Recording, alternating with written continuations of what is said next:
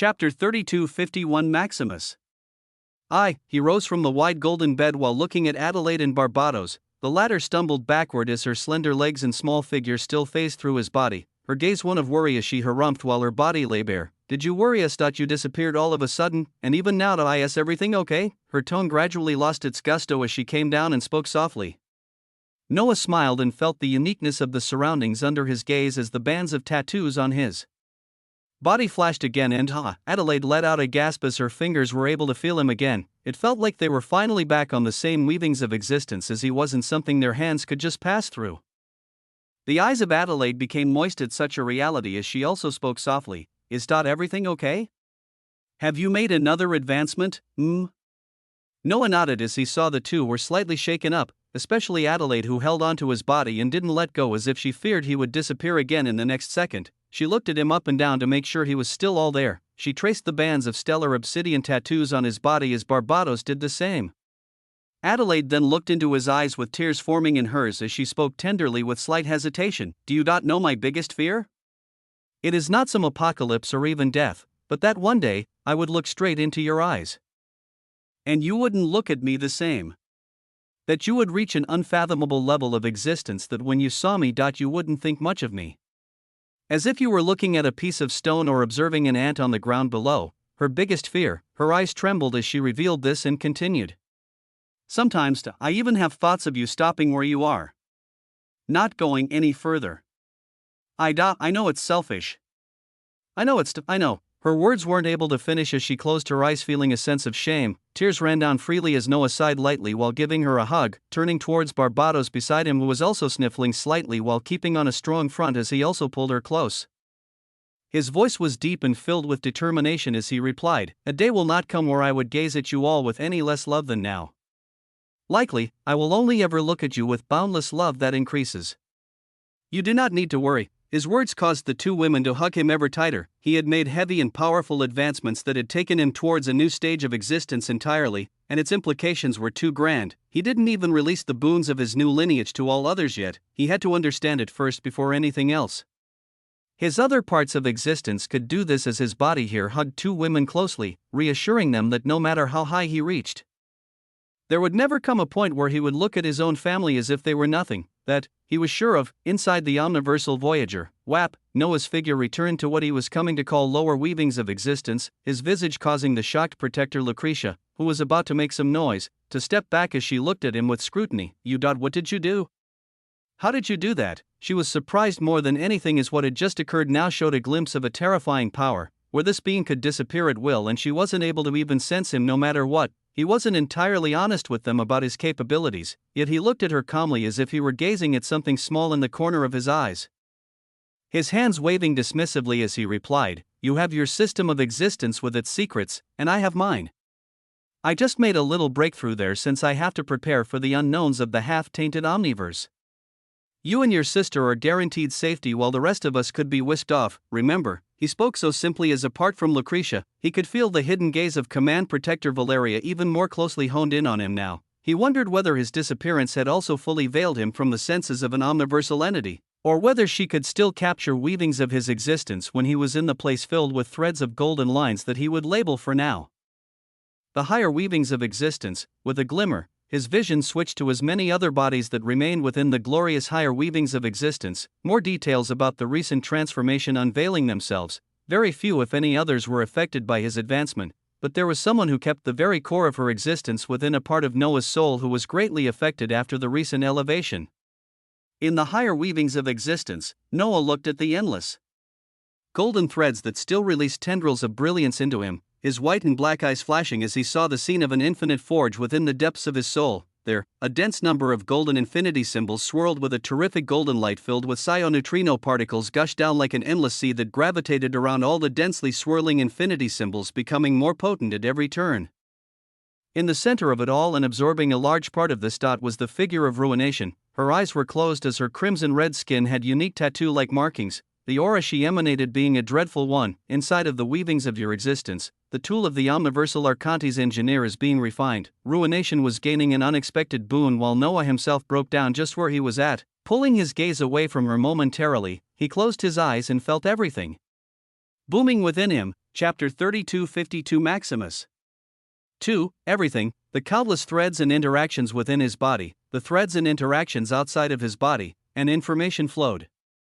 The efficiency of your existence has attained the absolute level of 100%, your resistance to existence-based weavings has reached 51%, you have attained the existential veil of transcendence. The existential veil of transcendence. Noah focused on this new quality of himself to interpret exactly what had occurred, his will finding an intricate weaving of his quarks, leptons, and scion neutrino particles dancing around him in an unfathomable way to enact a thin film of golden brilliance around his existence. It was these waves of interactions that responded to the countless golden strings all around him, as if he had reached a new frequency or wavelength that corresponded to these higher weavings of existence. This was the reason he was able to appear in this fantastical space and even absorb the tendrils of golden light from these immeasurably stable strings. For any entities who have not escaped the grasp of the lower weavings of existence, their very perception of you will be dulled to the extent that your very records can cease to ever exist under their gaze. The manipulation of your weavings of existence when facing others will be nearly impossible, with the degree of variation changing based on the level of their existence. Entities extremely accomplished in the breadth of their existence and yet still incapable of escaping the confines of the lower weavings of existence are still capable of affecting and perceiving you to an unquantifiable extent. He gradually understood, his actions of changing his very makeup of existence had opened up a pathway to a new state of existence extremely early. This place he was in, the golden threads endlessly stretching out around him, it was a form of transcending into another echelon of existence based purely on his makeup and not on his actual power. Other entities with an extremely high level of existence were not able to grasp something like this, with an example being Command Protector, Valeria, or any other omniversal entity. Their existence itself was extremely potent and vast in its breadth, but they had yet to fundamentally change the very makeup of existence or reach a stage where they naturally underwent such a change. Maybe further on, Noah mused as he looked at the golden threads around him. Yes, he theorized that likely, within the omniversal realm, one's existence would be potent enough for them to be able to alter their weavings and arrive to a place like this. For Noah, he had multiple impossible factors to make it a reality this early on. His action of following threads of an outerversal morphon into the megalos beyond with over half of his existence to bring about the fruition of Ozymandias. Then, utilizing Ozymandias to come in contact with dark matter, and then owning something like the infinite omniverse with its Alethian havens, as when he mixed all of them, he synthesized a brand new particle. Only thereafter did all of these possibilities unfold. Who could say that they had all of these things? Who could have predicted such a sequence of events from the day that he obtained the spiritual land in the beast world that had not grown to become the infinite omniverse? A small and insignificant initial change to certain conditions can lead to unfathomable results over time. His existence buzzed as he repeated these words he heard of a few times. Behind him, his wings that burned with a colorless white and black grandeur expanded outwards gloriously, the countless threads of golden strings in this area of higher weavings of existence overlapping on their feathers as they gave the illusion that they covered everything. Causality, cause and effect. When looking at the overall weavings of existence, the infinitesimally small actions and conditions initiated a long time ago always led to increasingly unpredictable results. Noah learned this when looking at the chaos theory. Noah heard of this again when looking at the three-body problem. At this moment, his existence sought greater control of this unpredictability as the organ of the Archontes engineer, Invictus Maximus, has been fully realized, an organ of his very being, something he saw a glimpse of what seemed like forever ago when it was actually not all that far away, something that gave him a glimpse of countless possibilities. It blazed with brilliance behind him as after extending outwards, the blinding wings retreated to wrap around his body fully with unmatched radiance. His eyes pulsed as waves of information began to rise. He saw himself, his initial conditions, where he was currently at. He then saw the countless unpredictable future results around his figure. His body pulsed with black and white radiance as multiple illusory scenes played out around him. In one scene, he saw himself standing in an expanse of shattered domains of existence. They looked like massive stretches of obsidian shattered glass, heavy tendrils of outerversal authority surging all around. He saw Command Protector Valeria rushing ahead like a blinding light as a golden will began to manifest above her. The three royal existential omniversal simians following her closely as from behind Protector Lucretia had her eyes closed as if she were trying to sense something, and around them, flashes of obsidian radiance whipped out at such terrifying speeds that their existence could barely be observed. This was a possible result of existence based on where he currently stood. Other scenes showed variations of this, some being favorable, while others showed the deaths of some of the protectors he was with. At his stage of power, with entities of terrifying levels of existence around him, he could glimpse future conclusions, and if he altered initial conditions powerfully enough with his knowledge, would he not be able to guarantee a certain result? His newly formed organ of the Archontes engineer blazed. Invictus Maximus had only just begun to show a tip of its capabilities as its light only became ever more radiant. With it, he would always ensure victory, unconquerable. Invictus, Chapter 32:53 Tainted. Unconquerable was the goal, the end result after countless possible initial conditions and changes that could be made, and after attaining this current stage of power, all weavings came to a halt, all scenes faded. In the midst of countless golden threads, Noah turned to his right as there, shockingly, a figure of an entity could be seen, an entity he didn't sense the entrance of, nor warned about by his recently appearing Invictus Maximus or any other forms of his power. It meant that it was an entity far above him in leagues. He knew that in this place he termed the higher weavings of existence, there were bound to be other terrifying beings that had appeared before him, and he would slowly explore to see just what was out there. What he didn't expect was to be found within minutes of his entry.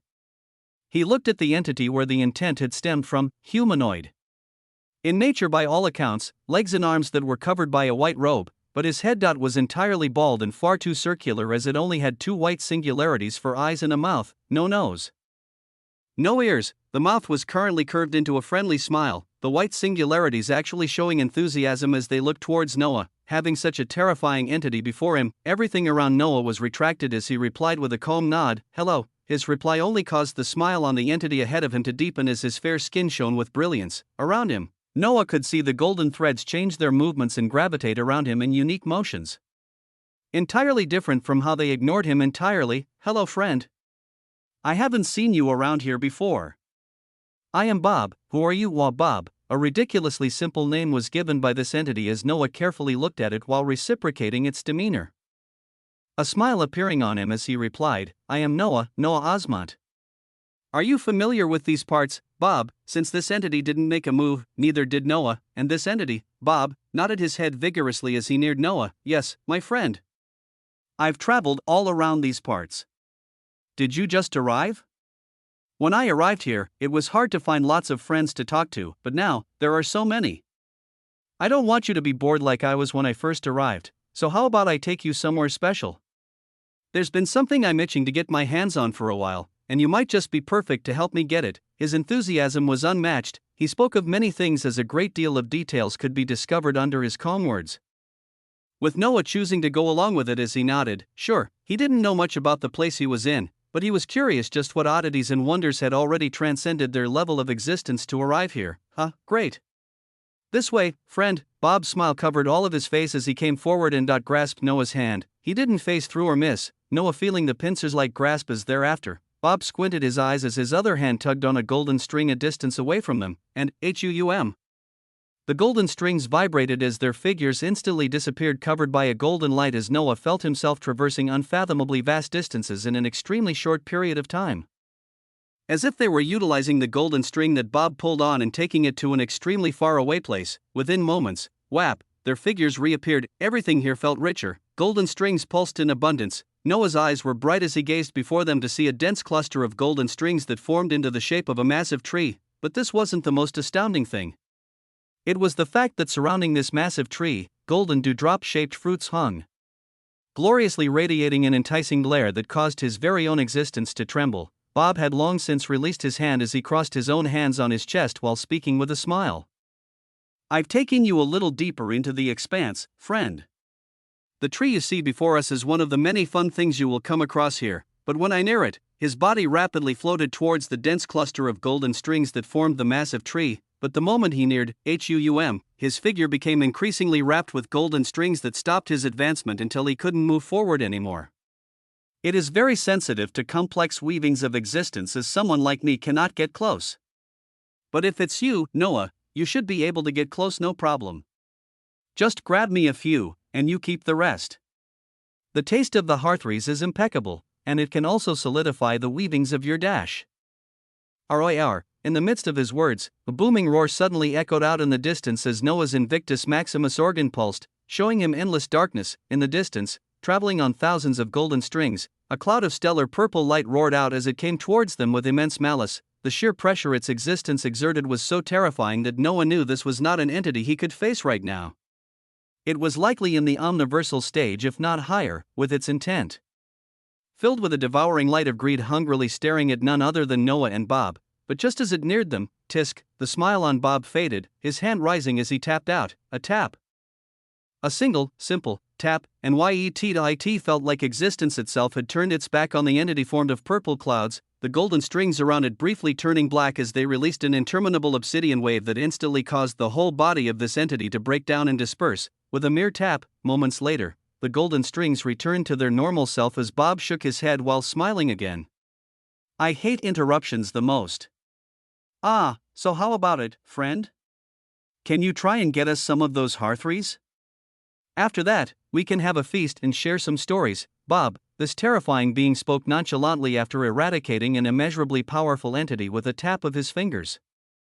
Noah's figure took everything in strides as he began walking towards the unfathomable cluster of golden lines forming into authorities as he replied, "Sure, Bob. Let's try and get these hearthrees." He spoke succinctly as he went forward, his weavings of existence working overtime as he wondered and sought to analyze, who the fuck was this Bob? Chapter 3254 Tainted. 2. Bob, the name buzzed in Noah's mind as on the infinite omniverse, another one of his bodies sat on a multicolored throne that was slowly becoming tainted with a glorious stellar obsidian light. The dimensionality and existence of that being seems extremely high, master. Prolonged contact with them may not be ideal. The words of the infinite omniverse rang out within his mind as even it couldn't make heads or tails of that entity as of yet, but since he wasn't designated as an enemy right away, Noah observed how things would play out. Meanwhile, the progress is astounding. He turned his attention towards his connection with the infinite omniverse as he sensed all the fantastical changes brought about by the constant flow of the megalos beyond into it. His body on the throne also carried the same obsidian bands of tattoos that simmered with brilliance, colorless white and black wings extending behind him as at this moment, within his atlas of existence, his third mundi of power pulsed. The system of existence of the engineer, a designation of someone who built and designed things. At this moment, he found its authority automatically moving and weaving across his connection with the infinite omniverse as seconds later, a blue illusory model of the whole infinite omniverse bloomed in his mind, the extremity vein, the Alathian havens rotating around it. The design of the current infinite omniverse has been deemed to not be one of utmost efficiency. A new design is proposed that would increase the output of authority and gradual elevation of existence by 584%. The system of existence of the engineer proposed such a thing as inside of Noah's mind. The Alathian havens were altered from simply rotating around the extremity vein. A new model showing the havens looking like wide discs that wrapped around the extremity vein, akin to the vein rising up and piercing the very center of the circular flat Alathian havens as they spun around it and generated terrifying waves of existence. The force generated from the interactions of fundamental particles of existence across all Alathian havens can be focused towards the very center and utilized for the refinement of existence, forging of armaments, and more. The authority of the engineer surged. It was a part of Noah as he fundamentally made all of it, and it buzzed with activity at this moment as after looking at all the proposed changes he was coming up with himself. He passed them on to the infinite omniverse, and the vibrant construct that was already rapidly changing trembled, even vaster and more fantastical changes of design beginning to take place. Across the megalozeneer, Noah opened his eyes and breathed out calmly as he walked past the throne that Protector Lucretia was sitting on while cautiously staring at him. "Where are you going?" She hadn't taken her eyes off of him ever since he phased out of an existence before her authority. Trying to grasp him as much as she could, Noah spoke without looking back. "We are about to arrive. What are you talking huum?" As she gazed towards him incredulously, the omniversal voyager they were on rapidly slowed down. The voice of the command protector Valeria echoing out across the vessel. "We're entering the bounds of the half-tainted omniverse. From here on out, we will proceed with caution. As we discussed, the goal is to not be discovered for as long as possible. The deeper we go in before discovery, the better. If we get found out early, the droves of agents of anti-life we will have to fight through will bog down a great deal of our authority, so avoid this as much as possible. Come on." The eyes of Lucretia squinted as she listened to the intent of her sister, rising and following the entity that continued to get ever so mysterious. Within moments, they had joined all the other members of the Equestris protectors. With the command protector Valeria looking her calm gaze onto Noah's figure that was holding the Kusanagi omniversal cleaver armament briefly before her authority rose around her in the form of twinkling golden light that gradually became massed obsidian. This light wrapped around all five of them as their eyes blazed with attention. Stay close. The words of the command protector Valeria were light as their figures disappeared from the vessel a moment later, appearing out into an area that held branches of obsidian vines pulsing with outerversal authority. Noah looked at the waves of authority with familiarity as it almost looked similar to the weavings of some parts of the changing infinite omniverse.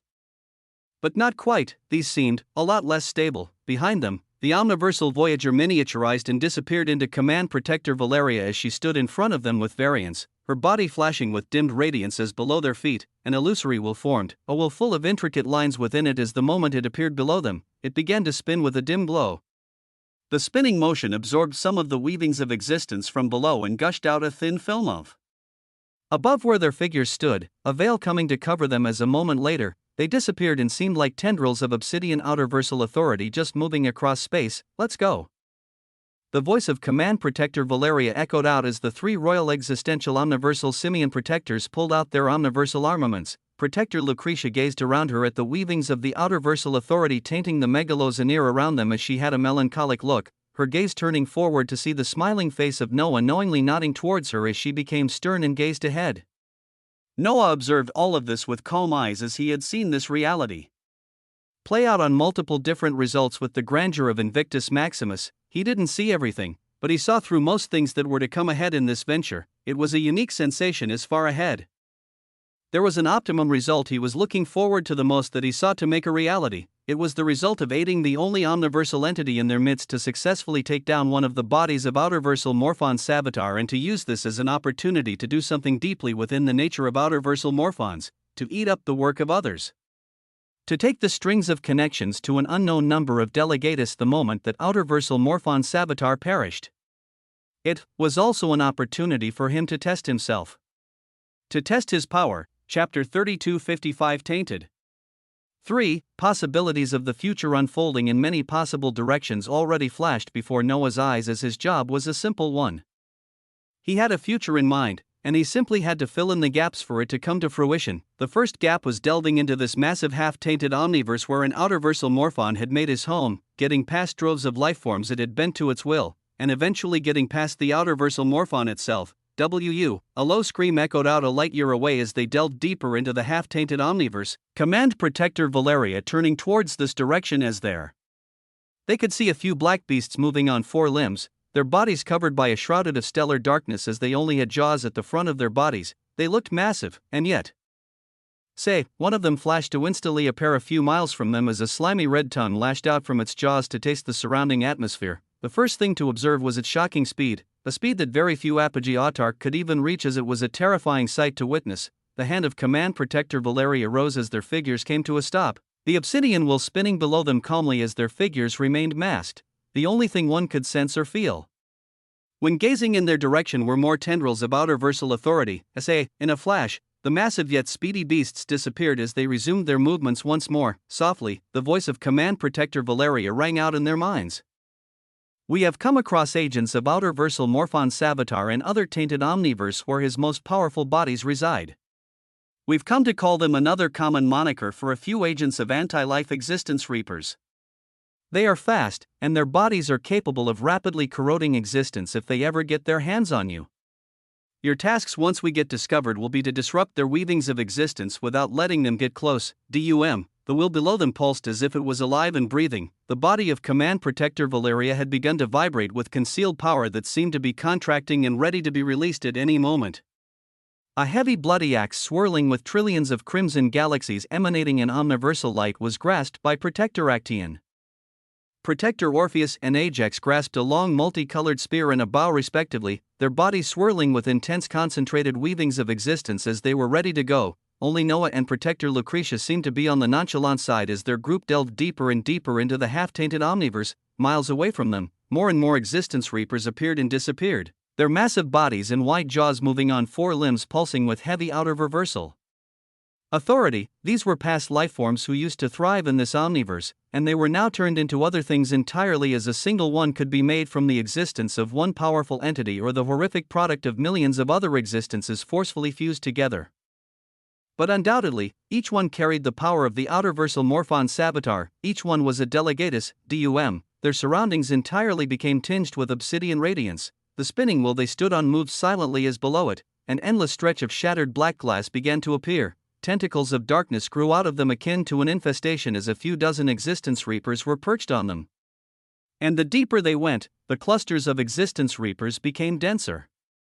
Hundreds, thousands, hundreds of thousands, DUM, the breathing of Protector Lucretia could be felt as the multicolored battle robe on her hugged her body ever closer. The three royal existential omniversal simian protectors grasped their weapons ever tighter as they were on high alert. At this moment, from where they came from, it looked like thousands of existence reapers covered everything, and yet they fearlessly delved deeper as if they were in a nest. Noah smiled at this scene. Why were protectors required to be powerful? This was the reason why. They delved into an omniverse tainted with outerversal authority, as they were surrounded by millions of entities that could hurt even an autarch with a mere touch. And yet they delved in without fear. Be ready, filled with power. Command Protector Valeria's voice echoed out once more. Even bigger existence reapers with tendrils of fur floated around aimlessly as one who was the size of a world passed just miles away from them. Its hairs vibrated as if feeling the surrounding existence, but they continued to remain veiled and passed it to go deeper, until, DUM, massive tendrils of darkness entered their vision. Titanic existence reapers floated as they radiated sparks of obsidian radiance, their very existence warping nearby space. Below them, stretches of shattered domains of existence lifelessly pulsed within thousands of other existence reapers, releasing a cacophony of roars. In the far distance, the pulse of what seemed to be like a breathing living organ could be felt, the dark matter core that was actively altering this omniverse, or what remained of it. Reaching this point was already an astounding enough result, as at this moment Command Protector Valeria came to a stop. The wheel below them stopped moving forward. In the next moment, in front of them, a massive furred existence reaper opened its jaws and roared out as a crimson tongue radiated waves in front of it, waves that instantly disrupted existence and revealed the five figures floating above an obsidian wheel. A buzz of outerversal authority began to rise. From all around, millions of existence reapers turned their jaws towards their direction. All the cacophony of noises died down as immense silence filled with blood-curdling horror came in, and at such a time, do not die. Command Protector Valeria spoke out coldly, as akin to an arrow knocked from a bow. She blasted off. Chapter 32:56 Tainted. 4. Command Protector Valeria was the first one to shoot off as she went towards the depths of this obsidian brilliance. Two massive existence reapers standing opposite her, as the hairs on their bodies instantly elongated and turned into millions of spears that surged towards her, and yet, her eyes only flashed with radiance. Within her depths, boundless weavings of existence surged as instantly, two spinning golden wheels the same size as the existence reapers formed, their glows unfathomable, glorious as with a single spin. RIP, they surged forward like discs of existence and sliced the massive existence reapers in half, her figure tearing across between them unabashed as not a single tendril of outerversal authority touched her. She went to seek Savitar, and those who came with her, Isaiah, were faced with millions of flashing obsidian lights of existence reapers who moved at shocking speeds. Protector Actaeon grasped his weapon tighter as golden brilliance surrounded him, along with a shout. For the Commonwealth, a bloodied axe was swung as a flash of obsidian reaper was pushed away. The other two royal existential omniversal simian protectors also moved as their potent existences sought to evade and destroy as many existence reapers as they could while pushing forward. Then, there was Noah. He had yet to make a move. Protector Lucretia kept her gaze on him as her body became surrounded by dozens of spinning golden wheels that would rebuff any existence reaper coming towards her. She wondered, what was this being's power? She was suspicious and curious. He said he wasn't a delegatus of an outerversal morphon, but why did he act the way he did? She wanted to see his power with her own eyes, as at this moment, she noted a flash of powerful obsidian light surging towards him, and it wasn't alone, as over a dozen other terrified existence reapers targeted him, and he opened his arms out with a smile as Kusanagi remained on his back. He actually closed his eyes as he didn't prepare any defenses. What the foo dash? Protector Lucretia was incredulous as she instinctively wanted to move to shield him, but the existence reapers were too fast. The furred limbs of the first one appeared on his chest like spears, as even at this moment, he did nothing. Lucretia nearly closed her eyes to not see the devastation in the next moment, but, as if he didn't exist. There was no point of impact. and the body of the Existence Reaper passed through his figure as if he weren't real. Saa. The dozen other Reapers sought to smash into him and the same thing repeated where shockingly, their attacks passed through his body as if he didn't truly exist. His eyes opened wide thereafter as if he had confirmed something, and his smile was deep as he voiced out and laughed, "You cannot even touch me," the level of his power. The place he had reached, he was gradually ascertaining it as at this moment, his carefree demeanor and laughter caused a cacophony of noises as tens of thousands of Existence Reapers felt mocked and challenged. They turned into flashes of obsidian light that came at Noah from all directions, and fantastically, Saa. They all phased through him. His arms were spread out wide as he smiled, glorious. His voice was magnetic. Behind him, colorless white and black wings unfurled. He felt the tens of thousands of Existence Reapers targeting him and the hundreds of thousands buzzing in the background, ready to join the fray. He saw them all as if they were small particles constantly moving across space and interacting with each other. Interacting with him, but their wavelengths could never reach him. They were on a whole different level of existence. His wavelengths though could reach all of them with surety. Invictus Maximus blared, and Noah opened his lips with unfathomable tyranny and regality. Fatality, a booming circular wave released from his wings with him at the center. It was so fast that it covered the surrounding thousands of miles in the blink of an eye. The speedy obsidian flashes of light that were covered by this wave of brilliance stopped, and a moment later, poof, their bodies exploded into clouds of stellar obsidian particles, all tens of thousands of Existence Reapers who were closest nearby. Every single one, without fail, exploded into a cloud of obsidian particles as Noah beckoned them all towards him, and the next moment these clouds turning into streams of black light that were pulled into his wings. The value of your outerversal descent system of existence has increased by 44. The value of your outerversal descent system of existence has increased by 68. The value of your outerversal descent system. Prompts came and went as all around, a heavy silence remained as Protector Lucretia looked towards Noah with incredulity. The three royal existential omniversal simian protectors drew cold breaths as Protector Actaeon voiced out in shock, "What the hell, newbie? You've been holding out on us?"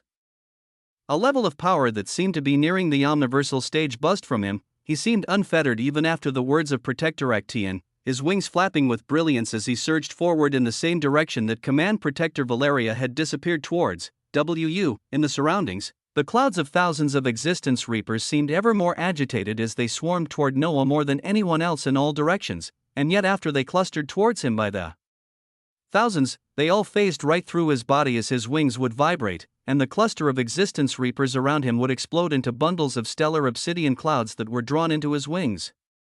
It was a devastating scene of power, one that left others shocked as he crossed into the depths of the half-tainted omniverse, the pulsing of a dark matter core seemingly radiating an enticing light in the distance while he felt the booming clashes of utterly terrifying power. What else could they be but the impacts of an omniversal entity and an outerversal morphon? There, light years away, a scene he had only observed in possibilities showed itself, the massive figure of a skeleton with countless limbs rising from it. Terrific flames burned in its sockets as in the surroundings. Hundreds of drained shattered domains of existence lay, seas of obsidian radiance surged around him as from them. Millions of tentacles filled with dark matter pierced into existence. "I am the one who walks, WAA, a puny thing like you actually dared to aim at a part of me," a voice dripping with intense power and majesty, filled with deep ancientness and hatred. It stemmed from outerversal morphon Savitar as before him. The small figure of Command Protector Valeria stared forth coldly. Chapter 3257 The One Who Walks. The one who walks, it was a unique distinction to hear, and the entity who stated it could not be taken lightly as his form was grandiose, a massive purple skull that cried out utmost glory, with thousands of limbs protruding from behind this skull. Dazzling purple flames burned in its sockets as around it. Debris of decimated existential domains lay, they pulsed weakly with an obsidian light of corruption as behind this skull. A swirling mass of obsidian light that seemed to be absorbing everything for many light years stood, the glimpse of the dark matter core. Command Protector Valeria looked at it all with a calm gaze as her body swirled with the grandeur of a fabled omniverse. She stared deeply into the eyes burning with purple flames as she voiced out, "I wouldn't aim at any part of you if you just stayed away from our lands. Must you all be here?" Her voice held no fear. She had built up her existence to such an unfathomable extent that even though she knew the enemy before her was a terrible one, this was just one of his bodies. She could handle a single body. The purple flames within the one who walks sneered as its wide jaws crackled. "How can we not be here, puny thing? Your omniverse are akin to untapped fruits waiting to be plucked. This one is almost ripe as your interruption is very much unneeded. His voice held unmatched confidence and might, and yet Command Protector Valeria was undaunted as from behind her, an illusory cerulean wool rose to her left, and a crimson wool rose to her right. They both pulsed with intricate interweavings of lines between them as they emanated ecstatic waves of power. They released a potent glow of existence that covered her body with celestial auroras of red and blue radiance. That easily kept the obsidian radiance of outer-versal authority at bay. The purple flames within the socket of Savitar flared at this scene as his booming voice echoed out once more. "Do you know why they call me the one who walks?" he asked, and before him, Command Protector Valeria scoffed with a reply. "Many of your bodies within Tainted Omniverse have asked this question. You seem to really like this accolade, Kaka." Her reply caused booming cackling laughter from Savitar as his many limbs clapped and made horrific sounds. "Yes. If you have heard of me from those who managed to survive my assault, then you may know. But first and foremost, the one who walks makes it so that others will no longer be able to do so." Obsidian radiance flashed immeasurably quickly. It covered the whole half-tainted omniverse in an instant as wondrously, invisible black lines stretched out and covered everything, lines pulsing with dark matter that imposed an undeniable authority. "Of all those here, none will be able to walk away, O peon of the Commonwealth. I do not sense from you the quality of existence my other bodies feel from those above-average peons I have faced before. As sad as it is for you, this is likely the end of your path. Do not worry, I will take from your body and change it to something far greater. This, I promise you."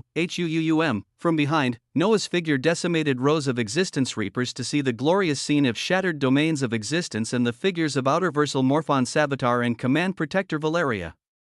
He arrived just in time to hear the words of the one who walks as he also turned his flames towards him. Oh, seeing the interminable destruction and ease he held, the flames of Savitar were aroused. An oddity. You are with her and smell so foreign, and yet familiar at the same time.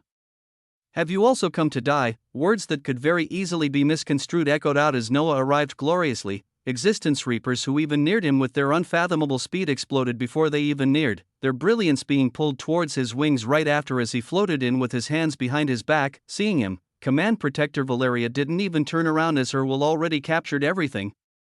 Her intent surging towards him. "I won't be able to protect you much, so you best have tremendous confidence to be here. If you have any designs or plans, it's best to share them now, otherwise, let me take care of it all." Just like the outer-versal Morphon, she blazed with confidence. It didn't just stem from her omniversal stage of power, it was something deeper, her system of existence. Noah could now feel it closely as within him, his third mundi of power moved innately. Ingenier was already breaking down the system of existence that Lucretia utilized, and it was the same for Command Protector Valeria. Noah smiled as he replied while floating closer. "You don't worry about me and face him as you would. I will provide support to ensure his fall." He spoke confidently as prompts began to fall before his eyes. The system of existence utilized by the core forces of the Commonwealth has been broken down and quantified. The system of existence that the most prominent entities of the Commonwealth followed. The system of existence of Kuklos is being documented. Kuklos, a word closely related to the weavings of the wheel.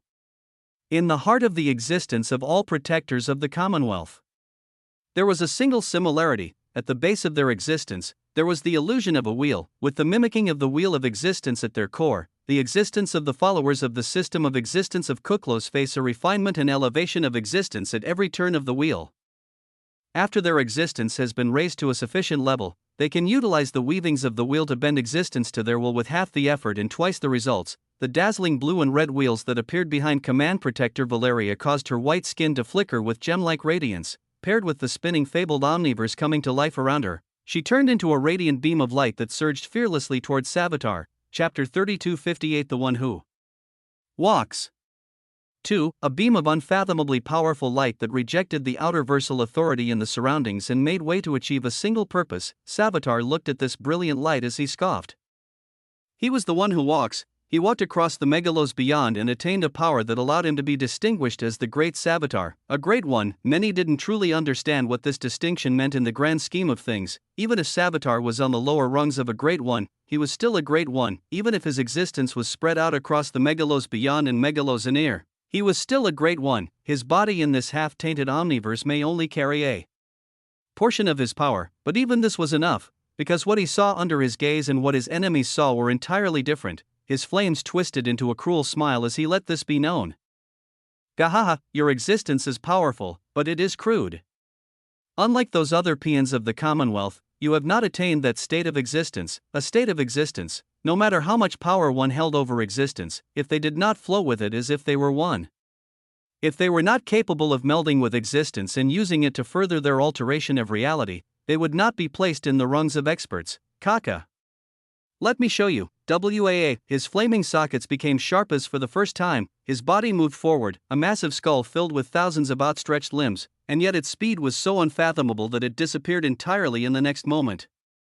Command Protector Valeria kept her calm as the potent glow of existence around her only solidified further, but her gaze changed in the next moment as she turned around. The thousands of limbs of Savitar were like spears as they bloomed half an inch away from Noah's figure that was floating calmly, too fast. No matter her power, Command Protector Valeria would not be able to reach her on time. A single limb of Savitar was faster than all others as like a sharp spear, it thundered above Noah's head and crashed into him instantly. The only thing that would be left would be decimation, that is but a glimpse of the pain to come for you, little peon. You have other compatriots just like him. Yes? They will follow you indeed. His words didn't finish as he noticed something ecstatic. His limbs smashing onto Noah's figure didn't cause the complete erasure of existence, and wondrously, it was like his spear-like limbs were hitting a very stretchy net, much of its force becoming dissipated as the impact that did arrive only smashed his target downwards rapidly as he smashed onto a shattered glass domain of existence in the distance. Boom, and even on this shattered domain of existence, his body bounced as if it were a balloon. His figure was still intact. On his face was a profound expression and a smile as he confirmed a single thing: the existence of Savitar was too profound as he was still able to affect his existence. And yet the extent of this effect showed that much of the power of this being would be dissipated, and what remained, Noah brought his hand to his forehead where the sharp point of the limb of outerversal Morphon Savitar had hit. There, a drop of incandescent golden blood dripped, his fair skin split open slightly as it already began to heal. Potent obsidian waves of light sought to ravage this wound and make it even more disastrous, and yet they were devoured seamlessly under the skin as they disappeared. You have caused me to bleed. His finger traced the closing wound as his words caused the one who walks to gaze down at him blankly. Above him, his thousands of limbs rose instinctively as two massive crimson and cerulean wheels smashed towards him while spinning. The fur on his limbs buzzed like a rough hide as they grasped the intricate structures within the wheels, bearing their heavy weight as the purple flames within its sockets kept their gaze locked onto Noah. But the weight of the wheels was unfathomably heavy, the existence they carried being undeniable as a dozen limbs were twisted and broken from the pressure. Yet Savitar didn't bat an eye. Interesting. Instead, obsidian singularities filled with dark matter began to appear in masses all around, in this whole space and as far as the eye could see, and from these singularities, cylindrical beams of scorching obsidian radiance erupted out in two directions, forming what seemed like two pillars of pure outerversal authority connected to a singularity anchored in space as they began to rotate and spin. Shirring, they covered all nearby surroundings. They constantly spun like milestones that would crush anyone on their path. Command Protector Valeria's red hair fluttered gorgeously as her body twisted sideways to evade the swing of one of these obsidian pillars of pure outerversal authority, her figure shooting back towards Savitar as she kept part of her gaze on Noah. Below her feet, a golden wool bloomed and expanded, smashing into and stopping the spins of nearby pillars of obsidian radiance while her hands twisted the crimson and cerulean wheels that Savitar held off with his limbs bearing down with even greater pressure as she voiced out coldly, "Your opponent is me, O one who walks." Her might was indomitable even in the face of this outerversal Morphon, and yet even at such a time, what state of existence are you talking about, outerversal Morphon Savitar? Noah's voice echoed out in its midst as the wound on his forehead had already closed, the state of existence that Command Protector Valeria had yet to reach. The flames of Savitar flickered after receiving such a nonchalant question in the midst of all of this, and in the next moment, his massive figure disappeared into the surrounding space once more before hundreds of his limbs turned into spears that bloomed in front of Noah, but now, they were painted with thunderous flames of obsidian brilliance. Savitar's voice echoing out as these spears came in contact with Noah instantly, "You are interesting. It is a shame only this small body is here. I would love to inspect you with my main body too. How about you make a trip to the megalos beyond with me? I will answer all your questions there." Even as he made a horrendous attack, he spoke so simply, and Noah, with his existential veil of transcendence, got a chance to test exactly what the limits of his defenses were. Chapter 32:59 State of Existence. As Noah tested the limits of his existential veil of transcendence, There was another gaze that was directed towards the half-tainted omniverse, and this gaze was one filled with interminable brutality and concentrated shrewdness. Far above the half-tainted omniverse, a cloud of darkness could barely be seen as it had melded into the tendrils of outerversal authority in the surroundings. Even against the existence of another entity with the Great One distinction in the half-tainted omniverse below, this cloud of brilliance was not discovered. I have you to thank, my little delegatus.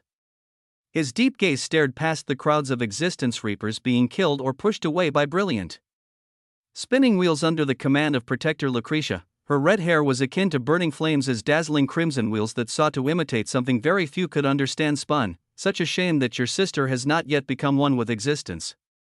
One with existence, a terrifying state of being where the concentration and the interactions that one's existence had with the surrounding reality was so in tune and full of resonance that they intrinsically became one with their surrounding existence. When they acted, they would come to find that very little of their authority would be required to achieve the same result. If they had to release an attack that could wound an enemy at the omniversal stage, they would come to find that they could release the same attack, but with barely 1/100th of the required authority to cast it.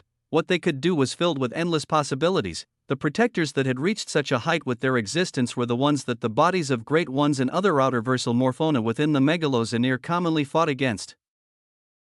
Very well, I would lend a little bit of aid to ensure that this body of Savitar's is cut off. He will suspect something, but he won't be entirely sure as by the time he even reacts. I would have bound all of the delegatus connected to this body of his. The cloudy gaze flickered as at this moment, it did more than just see. From above the half-tainted omniverse, a terrifying but silent authority began to leak out and cover the domain of the one who walks. It released waves of resonance with all nearby weavings of existence to the point that it seemed like they were fully part of it. What say you, oddity? The one who walks rebuffed the terrifying wheels of Command Protector Valeria. His gaze on the figure of Noah that continued to pull his interest in a way that he could not fully understand. For some reason, the very weavings of dark matter inside of his existence felt an enticing pull that wanted to bring this entity to him. The more that his limbs clashed with him, the one who walks made a single definitive conclusion. This oddity had the power to defend against his terrifying waves of outerversal authority, but he did not have the power to wound him. It was as if he had reached a terrifying state of defensive existential prowess, but his offensive side had not caught up just yet. How come? What exactly did you attain that makes it so that without even a fabled omniverse like the rest of the peons of the Commonwealth, you can survive against existence-altering strikes filled with outerversal authority? The more he thought about it, the more enticing this oddity seemed. Around this space, the obsidian beams spinning around singularities carried horrific intent as Command Protector Valeria destroyed some while evading others, her body beginning to expand an utterly gorgeous omniverse that erased everything it came across. Omniverse. Could one even wrap their mind around such an idea? For the power of a single being to emulate the might and existence of an omniverse, boom, the power Savitar displayed was shocking, with Command Protector Valeria showing her own glory. But at this moment, the purple flames in Savitar's skeletal sockets flickered as he sensed something that had melded into the very fabric of existence of this entire half-tainted omniverse, and even himself. Anger quickly rose soon after as Savitar felt his authority get restricted greatly. Silently, who? His booming shout echoed out, but there was no reply. The extremely perceptive Command Protector Valeria instantly felt the crushing will she summoned that were being held at bay move down with much reduced resistance, tearing through the beams of outerversal authority much quicker as she made her way towards Savitar with much more ease. It was a unique progression as it felt like half of the power of Savitar was effectively cut off. She didn't know if it was a scheme. She didn't know why.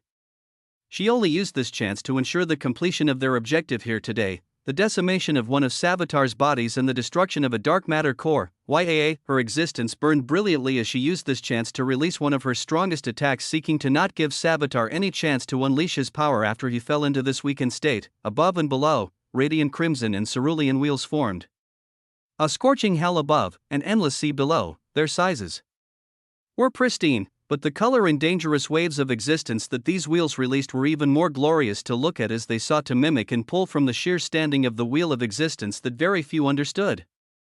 The wheel spun and applied an unfathomably heavy pressure on the massive body of Savitar, his limbs creaking and shattering as his outerversal authority was not capable of stopping its advancement as easily. It was a drastic change. Something had interfered and made things this way. Who? Savitar felt increasing anger as with his power, he felt the weavings of existence rapidly tilt away from his favor for this body here, and he at least wanted to know who was responsible. Chapter 3260 State of Existence. 2. At the same time, the figure of Noah below Savitar exploded with authority as his colorless white and black wings stretched out brilliantly, Invictus Maximus. They foresaw the assurance of a favored result. Under his gaze, his third Monday of power pulsed as ingenier blazed like flames that were only just beginning to burn. They clustered in his eyes as he saw the foreign appearance of an unbreakable outer versal authority covering everything like a ceiling.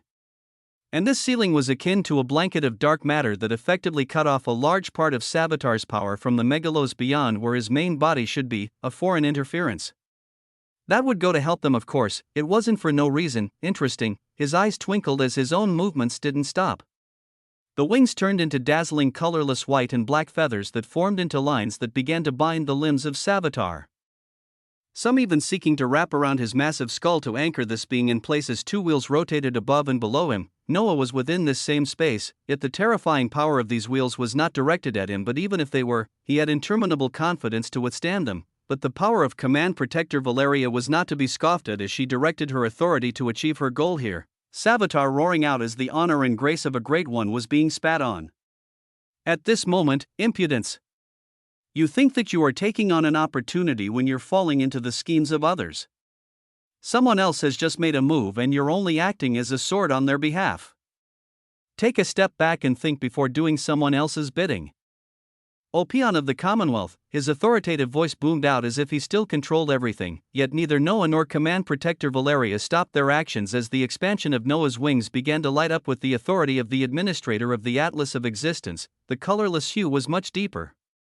It almost seemed liquefied and more real as the power of all three of his systems of existence were pulled upon to momentarily aid in holding down an entity who far exceeded the stages of existential dominium realm and should have been someone only those in the omniversal stage could handle, yet Noah's existential veil of transcendence made many things possible. Fools, the cruel voice of Savitar boomed out as its authority could not suppress both Noah and Command Protector Valeria, his skull beginning to gain visible cracks as the hundreds of spinning pillars of obsidian radiance stopped being anchored in space and converged towards his body like splicing beams of existence. Noah knew his words were not false. His mind already worked out all the possibilities as he already had an idea of what the foreign interference was, since it was a veil of dark matter. The culprit was another outer versal morphon, and out of many possible outer versal morphons, who else would know precisely where they were and what they were doing? He smiled silently as the face of Protector Lucretia rose up. Is this the influence of the one who bound you? He asked such a question to himself as he then placed himself in the perspective of the foreign outer versal morphon who leaked Savitar. What could he gain from this? From a body of Savitar being destroyed, Noah's eyes radiated unfathomable radiance. You are here doing exactly the same thing as me. What was he doing right now? He was also interfering in keeping the weakened body of an outer versal morphon in place so that after his death, the delegatus he had bound would be his. Now, it seemed there was another seeking to do the same thing, so who would come out on top? Who would claim the ultimate prize? I will not sit here and be disgraced by a bunch of kids being used by others. The deep voice of Savitar echoed out as he stopped struggling. His purple flames gazed above at Command Protector Valeria, who looked like a celestial controlling parts of the wheel of existence, and he then gazed below towards Noah and his wings that had turned into countless threads encapsulating him. A great one cannot be disgraced by those who are not. You all have managed to earn my ire today, and I will come to collect. The words were intense as the expression of Command Protector Valeria instantly changed, her intent booming out towards Noah. Release him. It was a shout for him to let go, for him to move as far away as possible. But even in this situation, Noah did not move a muscle and remained right where he was. His wings were telling him that this was where he had to be if he wanted to achieve his aims. The sockets of Savitar instantly extinguished all radiance as his intent rang out for the last time. Feel a glimmer of my wrath, BOM. He did not wait for his existence within this body to be extinguished. He ended it himself, and he did so in the most terrifying way possible. He detonated everything this body stood for. An entity with the distinction of a great one would rather detonate one of his bodies than face the disrespect and schemes of others. A blinding obsidian light that unraveled all weavings of matter exploded out. Command Protector Valeria grit her teeth as her figure flickered, stepping on the crimson wheel above as her figure disappeared and was teleported on the blue wheel below her, figure rising up and seeking to pull Noah away from the point of the explosion. At the same time, dozens of vibrant illusory wheels manifested around them like bastions of unbreakable shields. The impact was heavy, everything felt like it was broken. The wheels called out, shattered, and reformed rapidly as the obsidian light was so blinding that Command Protector Valeria had to close her eyes. The very weavings of matter felt like they were decimated. Any form of existence would feel a burning sensation as if they were being scorched out of existence. But in the midst of all this, as she began to feel her existence burning and her omniversal armament become torn, Command Protector Valeria felt a body cover her. She felt her head pushed into a strong chest, and her back wrapped by strong hands filled with unfathomable steadiness, and the burning of her existence stopped right after. All weavings of existence were in chaos as even she couldn't easily see what was happening, but above her, millions of dazzling threads connecting to Delegatus nobody else could see. But a single man flashed ever so briefly, and within this period of time, all of these threads were absorbed into colorless white and black wings as they traversed rapidly across a second Monday of power. Chapter 3261, The Oriole. A burning sensation. The self-implosion of one of the bodies of an outerversal morphon was not a simple thing, where even Noah, with his existential veil of transcendence, was affected by a large degree. Those who had not stepped into a higher dimension of existence, the place he called the higher weavings of existence, and the place referred to by the unfathomable entity, Bob, as the expanse. Could still injure him. If their existence was powerful and potent enough, they could still reach him. He wanted to gauge just to what extent they could still reach him, as the action that Savitar had taken made this abundantly clear. Two conclusions were made as Noah's wings were retracted gloriously, wrapping around the body of Command Protector Valeria while he withstood the endless burning rays of an imploding outerversal morphon, while also taking in the strings of connections leading to millions of Delegatus. Low-ranking omniversal stage entities will have the vast majority of damage mitigated against me, with any injuries dealt being inconsequential. The first conclusion. Noah smiled under the burning rays of obsidian radiance as he confirmed the previous statement. During this fight with Savitar, and bringing into account the power of Command Protector Valeria, and depending on the system of existence utilized by the enemy, the mitigation of damage can be further increased. Yes, he, as an outerversal morphon who was now getting to grasp dark matter, with his body even made up of psioneutrino particles formed from dark matter, was highly resistant to this fundamental aspect of existence. Thus, even though the implosion of Savitar was heavy as it dealt injuries that actually burnt a bit of existence, he could still stand it. Part of his feathery wings were scorched as they healed rapidly, and his skin carried third-degree burns that rapidly began to close up and heal. Behind him, the obsidian radiance calmly faded as not a single ounce of reality floated there. Their surroundings were filled with chaotic weavings of matter and dark matter, outerversal authority still ravaging everything nearby as slowly light returned. Noah's wings that covered him and a figure in his arms opened wide, light flowing down to dance on the crimson-red hair of Command Protector Valeria as her head rose from his chest and came to stare at him. Her beauty alone, with heart-shaking as anybody who had forged a fabled omniverse, emanated such pure grace and honor that very few could even stare at without bowing their head down, and yet she stared deeply and calmly into Noah's eyes as he stared back without worry. The honor of his existence, the dignity, they were all so high that she was shockingly the one who found her eyes pressured, her figure pulling away from his body as she gazed up towards the patch of scorched existence and the humming dark matter core in the far distance. After confirming the erasure of Savitar, she turned her gaze back towards Noah as her voice echoed out, "What are you exactly after? You unveiled my sister's situation, were unfettered by it, and you stood against an outerversal morphon to ensure its death. Your actions are contradictory, as I cannot leave it alone without understanding exactly what you want. Old man Eudemus has vouched for your existence." But, her eyes swirled with two golden wheels, she was slowly recovering her power as she wondered about the weavings of the man before her. Noah looked at this powerful protector of the Commonwealth before him as he smiled, his body fully healed as his wings retreated into his back and disappeared. His magnetic voice then echoed out with words that caused the eyes of Command Protector Valeria to tremble. "I can break off the connection between your sister and the outerversal morphon who had bound her." Words that were akin to a bomb echoed out. By sheer proximity alone, the moment that this body of Savitar died, all the connections it had would briefly fall into a limbo before they were destroyed. In the state of limbo, the closest and most powerful outerversal morphon there could obtain all of these connections, far above the half-tainted omniverse where one of the bodies of a great one had imploded. There was an entity, and he was the only one here with such an influence of an outerversal morphon who could pull the threads of connections. Even if it was only a mere glimmer of himself that was here in order to not be seen by Savitar himself, so the veiled entity who had interfered and blocked off Savitar's source of power prepared as the moment he affirmed the brilliant light of Savitar to be extinguished here. his authority spread out to capture the countless lines associated with him before they disappeared, and the lines never came, what?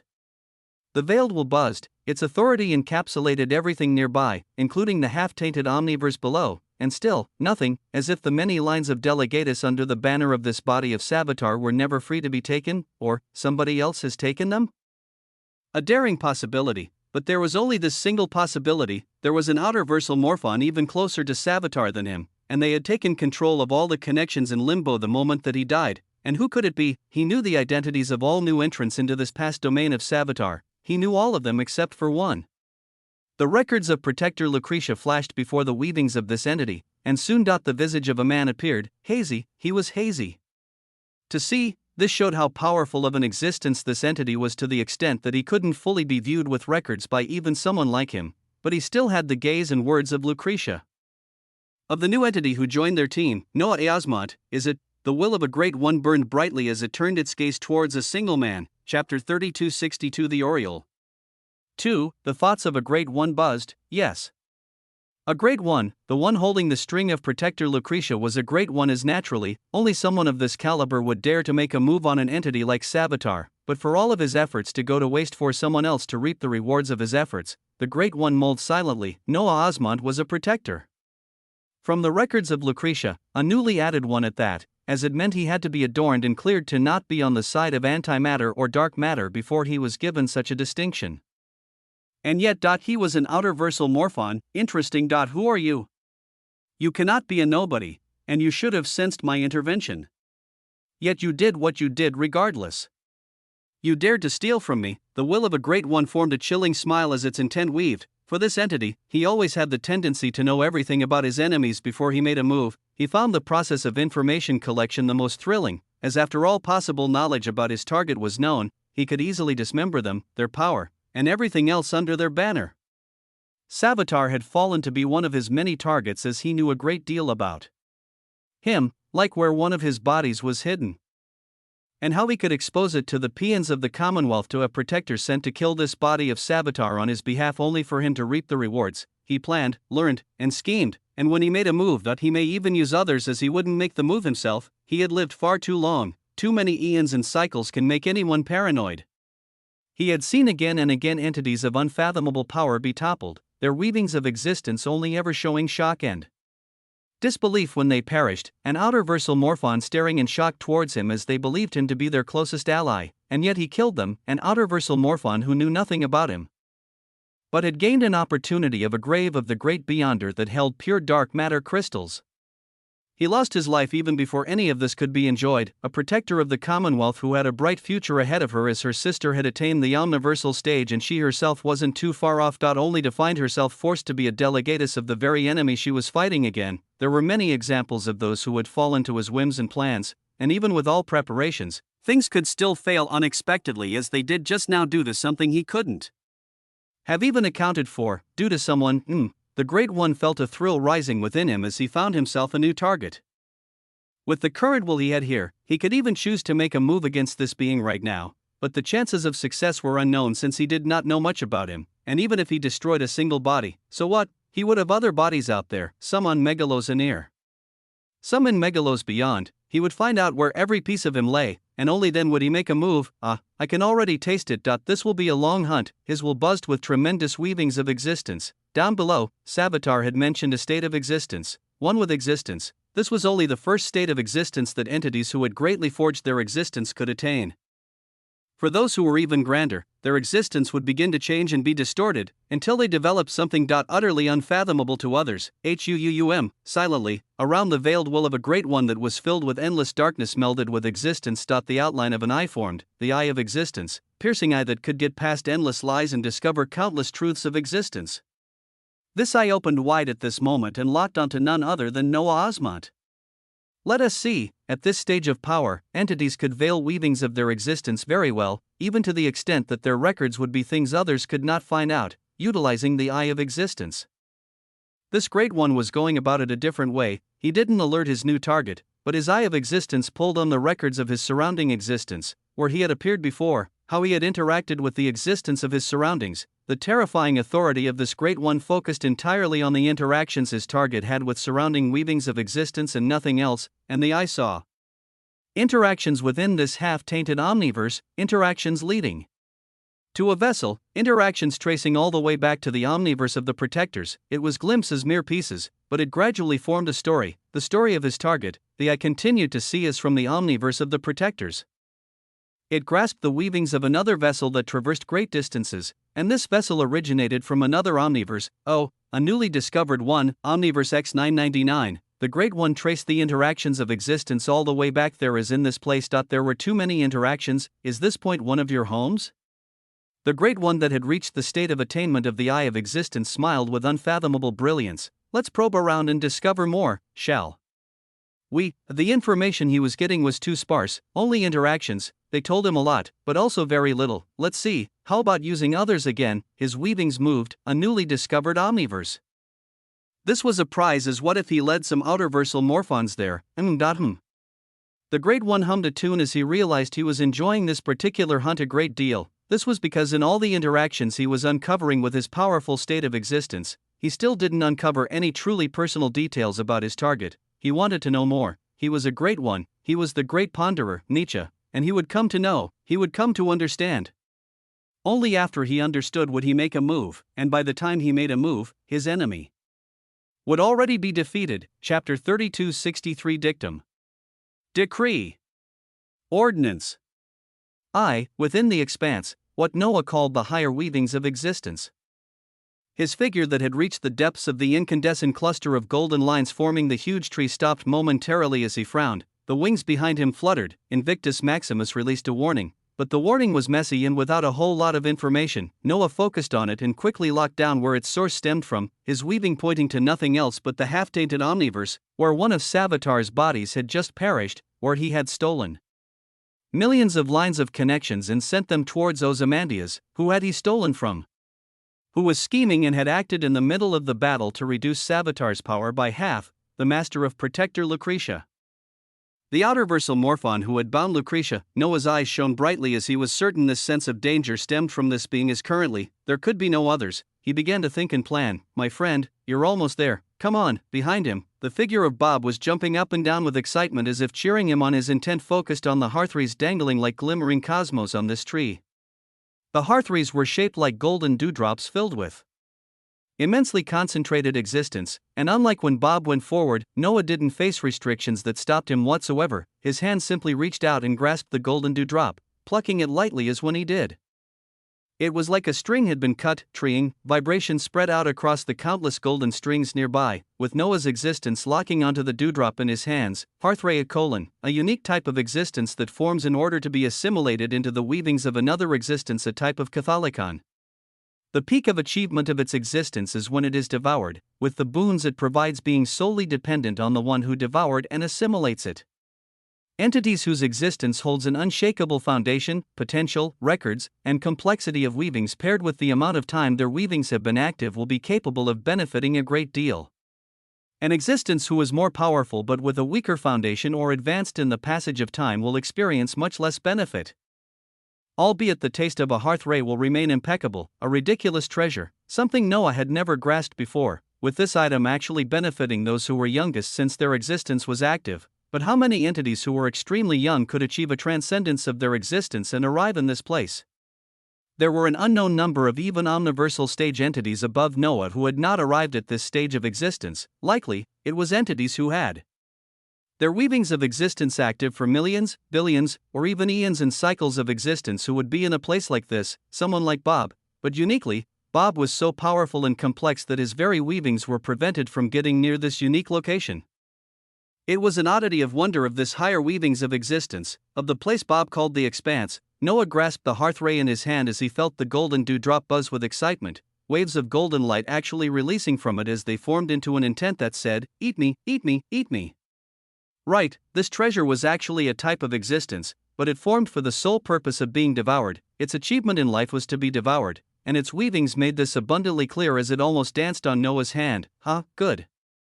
Grab some more, my friend. The more the merrier. Bob's voice echoed out from behind as Noah gazed at the vibrant countless strings making up this tree and moved towards all the areas holding golden dewdrops. It was serene, peaceful, as if he had become the farmer he always envisioned himself being at the end of everything, and he was harvesting fruits while literally surrounded by golden strings of radiance all around. His existence felt a sense of profound serenity and peace as he plucked one golden dewdrop after another, losing his own sense of time entirely as he felt like he was doing the most mundane and yet the most fantastical thing at the same time, the moment he came to grasp his sense of time once more. He found himself at the very top of the golden tree cluster of lines. All dewdrops were picked clean as they gravitated around him, overflowing from his arms and wings. The moment he plucked the last dewdrop, the last hearthray on this glittering tree, the countless threads of golden lines trembled before converging towards a single plasmic golden line, this line burning with brilliance as it turned its sharp end towards Noah and surged forward at speeds far faster than his existence could even keep up. In a flash, the plasmic beam of golden line smashed onto his body and passed through him before it disappeared into the distance. You have been recognized by the Hearthray's Lotus Primal Tree. Your existence has gained the quality of the Primal Tree treasure compass that will naturally be led to other Primal Tree tressors and other existential catholicons within the expanse.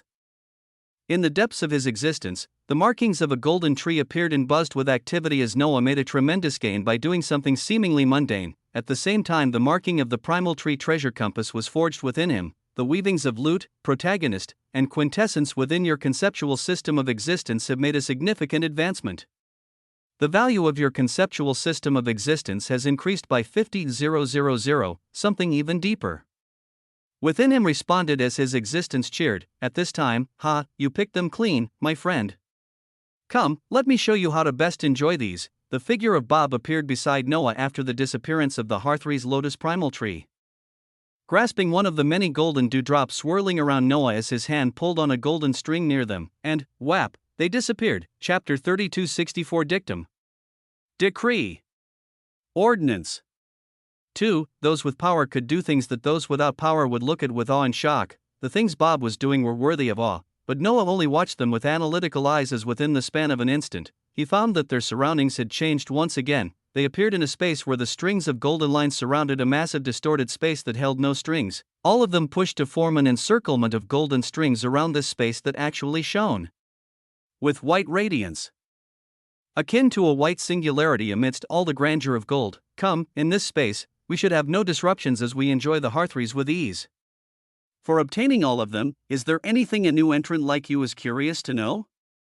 I am very knowledgeable, you know. Bob hit his chest with confidence as his circular head with the twinkling singularities and devilishly wide smile only became more regal and yet menacing. Noah floated into this space with Hearthrays swirling around him as he wanted to see how far he could take it with this unknown entity, and just what more he could gain from him. What do you know about states of existence, Bob? The thing that Savitar mentioned, only truly powerful protectors. Having. Hearing his question, Bob blinked while staring at Noah quizzically, his face flashing with golden brilliance as it instantly flashed with an unfathomable eye that seemed to observe everything before it disappeared. He then looked towards Noah as if he was observing a rare animal and shook his head with surprise. You really don't know because you actually haven't attained any state of existence yet. How did you even get here? The question from Bob was an important one as he sat down at the center of this white space, tapping his finger out to cause a crystal golden table to appear where all the Hearthrays around Noah floated towards. His voice then echoed out, there are multiple states of existence that one comes across as their existence becomes more complex and builds greater records. At some point, one will come to attain the state of one with existence. At this point, Bob took his limb out and stretched it as in the next moment, it melded in the surrounding space until the entire limb could no longer be seen, as if it entirely assimilated and became one with the surrounding space. This is a rudimentary state of existence, the first threshold to cross if one is to eventually transcend their existence and arrive here.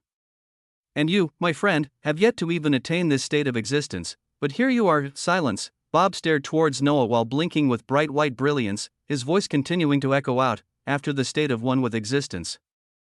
An increasingly complex entity is capable of attaining the state of the eye of existence if their very source of existence is strong and complex enough. In that state, the number of information about the weavings of existence at your fingertips is unfathomable. You begin looking at existence in an entirely different way.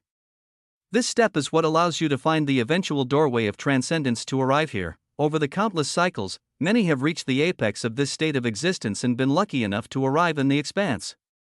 But there is one more state of existence that some truly terrifying entities attain before they step foot in the expanse, one with existence. Eyes of existence. Preset pathways that all others had to follow. And yet Noah had made a major jump and attained his entry into the higher weavings of existence without any of these. Without having attained any of these states at all, how difficult was what he had done? How impossible was it? And after these two states, there was still one more. They all dealt with increasing complexity and power of one's existence to reach an extremely high point before such states could be attained. For some, transcending their existence is immeasurably hard due to a great deal of complexity that others cannot even compare to. Such entities go a step further into the third state of existence.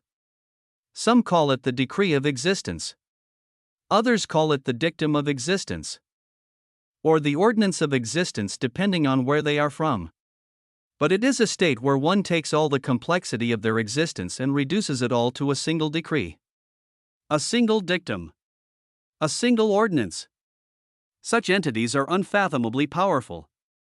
Should you meet them in this endless expanse and evoke their ire, say your prayers and prepare for endless darkness, my friend. W.A. Bob spoke with a smiling expression as he broke out into laughter while waving his hands. Don't worry though. Even if thousands of such entities appear before us right now, they won't be able to lay a hand on you with me here. The mystery surrounding Bob deepened as he uttered a heavy statement. He talked of entities so complex and unfathomable in power, and yet he stated that even if thousands of such entities appeared, they wouldn't be able to lay a hand on him. He crossed his hands and stroked his chin as if he were pondering at this moment, his intent echoing out, entities whose existence becomes unfathomably complex are very hard to kill. Within the expanse, and even out there in the megalos nihilos, megalos beyond, and megalos anear, you will come across resurgent existences. Entities who were once unfathomably powerful but faced destruction, and yet they didn't completely perish. The complexity of their existence and the records they left behind. They find a way to be reborn into another lifeform within their preset bounds of existence. Those are some truly scary buggers, the ones who have died again and again and keep coming back. I can't tell you the number of times I've had to kill the same entity over multiple cycles. But hey, forget all that. These hearthries before us are where existence is really at. The taste. Oh, depending on your foundation and how young you are, they should even help you go towards the first state of existence. Chapter 3265 Advancement. Bob grasped a golden dewdrop while stating such words. The hearthries may even be capable of aiding one towards the austere states of existence. Noah brought a golden dewdrop in front of his eyes as he digested the powerful waves of information that Bob had just released. The complexity of existence, the mention of megalos beyond that belong to dark matter, megalos anear to matter, and megalos nihilos to antimatter, the complexity of existence that allowed entities to grow unfathomably powerful even if they hadn't transcended their existence. In the midst of all of this, Noah felt like he stood at an incomparably small viewpoint. With his existence having managed to enter a wide field of play very early, he had been growing within the megalos anear. This whole time, and he had only just stepped into the vast stretches of the megalos beyond. As for megalos nihilos that should be the source of the worms of existence, he hadn't even seen anything of it. He felt like there was much to be done as he threw the hearthray that was buzzing with excitement into his mouth, and, an explosion of brilliance erupted within him. The moment it entered his mouth, the hearthray dissolved into threads of incandescent radiance that acted like catalytic enzymes, like catalysts that urged and initiated waves of reactions in his existence, with him feeling his breath and all possible scopes of parameters of his existence beginning to buzz. At the same time, it felt like the threads of golden lines were searching for something within his existence. They sought for age of his existence, they sought to understand his foundation, the complexity and records of his existence comparative to his age and potential. His age was unrealistically young for his current achievements, his foundation was incomparable compared to others, the complexity of his records compared to his age and potential? All of these were unfathomable to even quantify, but the hearthray sought for all of these details as the moment it held a certain degree of confidence. Such radiant golden light exploded out with such a disgusting level of concentration that his body turned to almost become translucent glass. Above him, the illusion of a golden tree that was extremely similar to the hearthray's lotus primal tree appeared. Its countless branches twirled and released strings of golden light that swung down and converged towards Noah's visage. Under him, another appalling concentration of existence formed as the illusion of a massive mountain formed, a purple mountain that anchored itself on the countless golden strings down below, their golden brilliance flowing into it as on the peak of this mountain endless purple clouds gathered. After a potent amount of such clouds formed, the mountain erupted with purple brilliance that surged like a billowing sea towards Noah's figure, all of it gushing into his translucent figure that was akin to a black hole that took in everything, countless strings of golden light above, endless clouds of purple light below. Bob looked at this scene as he nodded with appreciation, bringing a hearthrake into his mouth as he chewed on it as if he were chewing on a grape. His body only flashed with a slight golden radiance as no commotion happened around him. The manifestation of the primordial hearthrake's lotus primal tree and the primordial mountain of the expanse during absorption. Almost the highest possible result one could achieve. Almost, there were many factors that could influence just how fruitful the blessings of the hearthrace plucked from a hearthrake's lotus primal tree were, but if one exceeded the norms of these factors, they could bring about manifestations that would make their absorption equal something others couldn't even understand. Bob devouring the single hearthrake right now, for example, could have given him a benefit of 1 due to his age and other factors. But the single hearthrake that Noah devoured could be giving him a hypothetical beneficial value of 1 million. That was how wide the discrepancy could be when taking into account the complexity of one's existence compared to their age, among other factors. At this moment, in his translucent state, Noah reached out to grasp another hearthrake that was thrown into his mouth right away. Above him, the primordial hearthrake's lotus primal tree became more brilliant, and below him, the primordial mountain of the expanse became ever more luminous. His existence itself was suffused with effulgent waves of purity as ever so unconsciously, his translucent figure began to meld with his surrounding existence. It was the first step. He was already going towards one of the states of existence due to how horrific the effects of the augmentations to his existence were. You've taken the first step. And there are many more to come. In front of him, Bob continued to chuck more and more hearthrays into his own mouth as he truly did enjoy their taste. This delicacy was something he couldn't easily get due to the complexity of his existence, as it should not even be viable for him to attain it here. It wasn't for him, or those like him, so he smiled while he enjoyed the taste, his intent continuing to flow out regardless of whether Noah could hear him or not at this time. The expanse is a dangerous place, and also one filled with opportunities. It will be rare for you to meet those weaker than you here, so your existence will be tested. You are far from declaring the ordinance of your existence, but I can already sense the regality, dignity, and tyranny within that will make others your enemies rather quickly unless you bend your head. Will you bend your head though? He seemed to be musing to himself. He also seemed to be talking to Noah, and yet Noah's existence was currently wrapped up in such brilliance that it didn't even seem like he was capable of focusing on anything else. Over the cycles, countless entities across the megalos beyond, megalos anear, and megalos nihilos have arrived here. Over the past eons, they have sensed things. They know that something is coming as they have begun gathering themselves together. Strength in numbers, so they think. But even numbers will not hold a candle for what is coming, only your own existence. So do all you can to be ready. WAA. Chapter 3266 Advancement 2. After he stated these words, Bob seemed to have come out of a reverie as he realized over half of the hearthrays between him and Noah were missing, his hands having been fast to eat them all as he coughed at this moment while pulling his hand away. He had taken just a little bit too much for the sheer taste. Alright, that will be all from me. This space here can act as a refuge for you if you need it. Good luck, little one. You're the 9th one I've come across. And likely the last. His circular head shone as he began to hum and rise up, floating upwards, unnaturally. His head twisted as he looked above while voicing out calmly, "You like peeking at others, don't you? Why just hide over there and watch in silence?" He left the blank white space he brought Noah in, the space he stated that it could be a refuge for him if he needed it. Far above, where countless golden lines flowed, existence fizzled in and out as a hazy figure stared toward Bob with caution and calmness. "Sir, we are not supposed to intervene." The words from this hazy space were respectful and yet reproachful at the same time. Bob heard them while waving his hands dismissively. What? Intervention? I just met someone by chance, and his weavings followed me around for a bit. Are you trying to make trouble for me? His mouth, which was always smiling, turned cold as his eyes flashed. Above, the hazy existence instantly began to tremble while shaking their head. "I wouldn't dare to, sir." Then let's go." Without looking back, Bob flashed away and disappeared entirely. Above, the hazy figure stared towards the translucent visage of Noah briefly, almost as if they were debating something, but after an instant, they also disappeared. All that was left behind was a wide white space surrounded by endless golden strings around it. Inside of it, a translucent figure, encompassed by waves of radiance, could be seen an illusory primordial Hearthree's lotus primal tree above him and a primordial mountain of the expanse below him, in a half-tainted omniverse.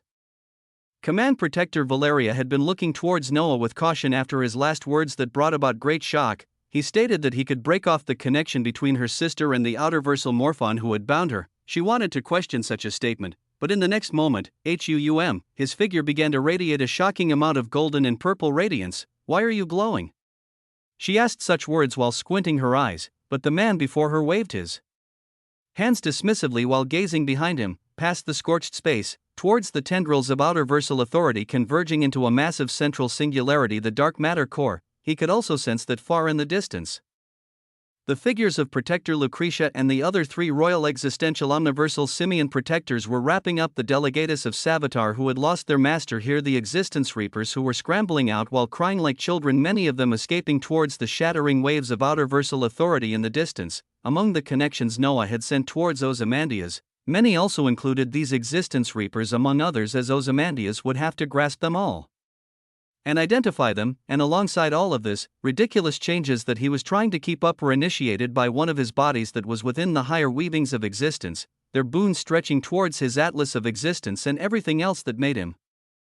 All of it happened at once, but even now, he had to move quickly to get something else he wanted. He began to drift towards the space with scorching obsidian radiance where one of Savitar's bodies had perished, going towards the tendrils of the distant dark matter core as he voiced out towards the Command Protector Valeria, "I'll help with your sister, and all I ask in return is to be the one that destroys the dark matter core.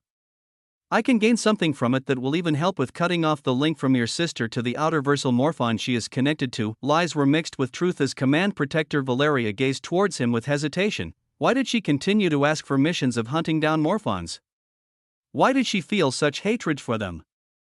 It was all for the sake of saving her sister from their grasp. If this entity could truly be true to his words, her gaze shifted multiple times over as she felt the auras of the 3 royal existential omniversal simian protectors turn towards this direction along with Lucretia. Between them and Noah's figure that was going towards the dark matter core, her body flashed as she turned into a streak of light that went to intercept the rest of the Equestris protectors. Within moments, she crossed the heavy folds of outerversal authority and appeared in the space where existence reapers were running rampant just moments ago, seeing the figures of protectors clearing any remaining ones away while coming forward as they stopped and smiled with happiness when they saw Command Protector Valeria.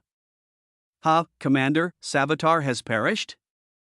I thought we would have to come aid you after we cleared his peons." Protector Actaeon radiated his intent wantonly as they gazed towards the distant interminable storms of outerversal authority. Lucretia also drew near her sister while controlling her buzzing existence, her eyes cautiously staring towards the direction where Noah had also surged towards, and Protector Osmond, a question she threw towards her sister.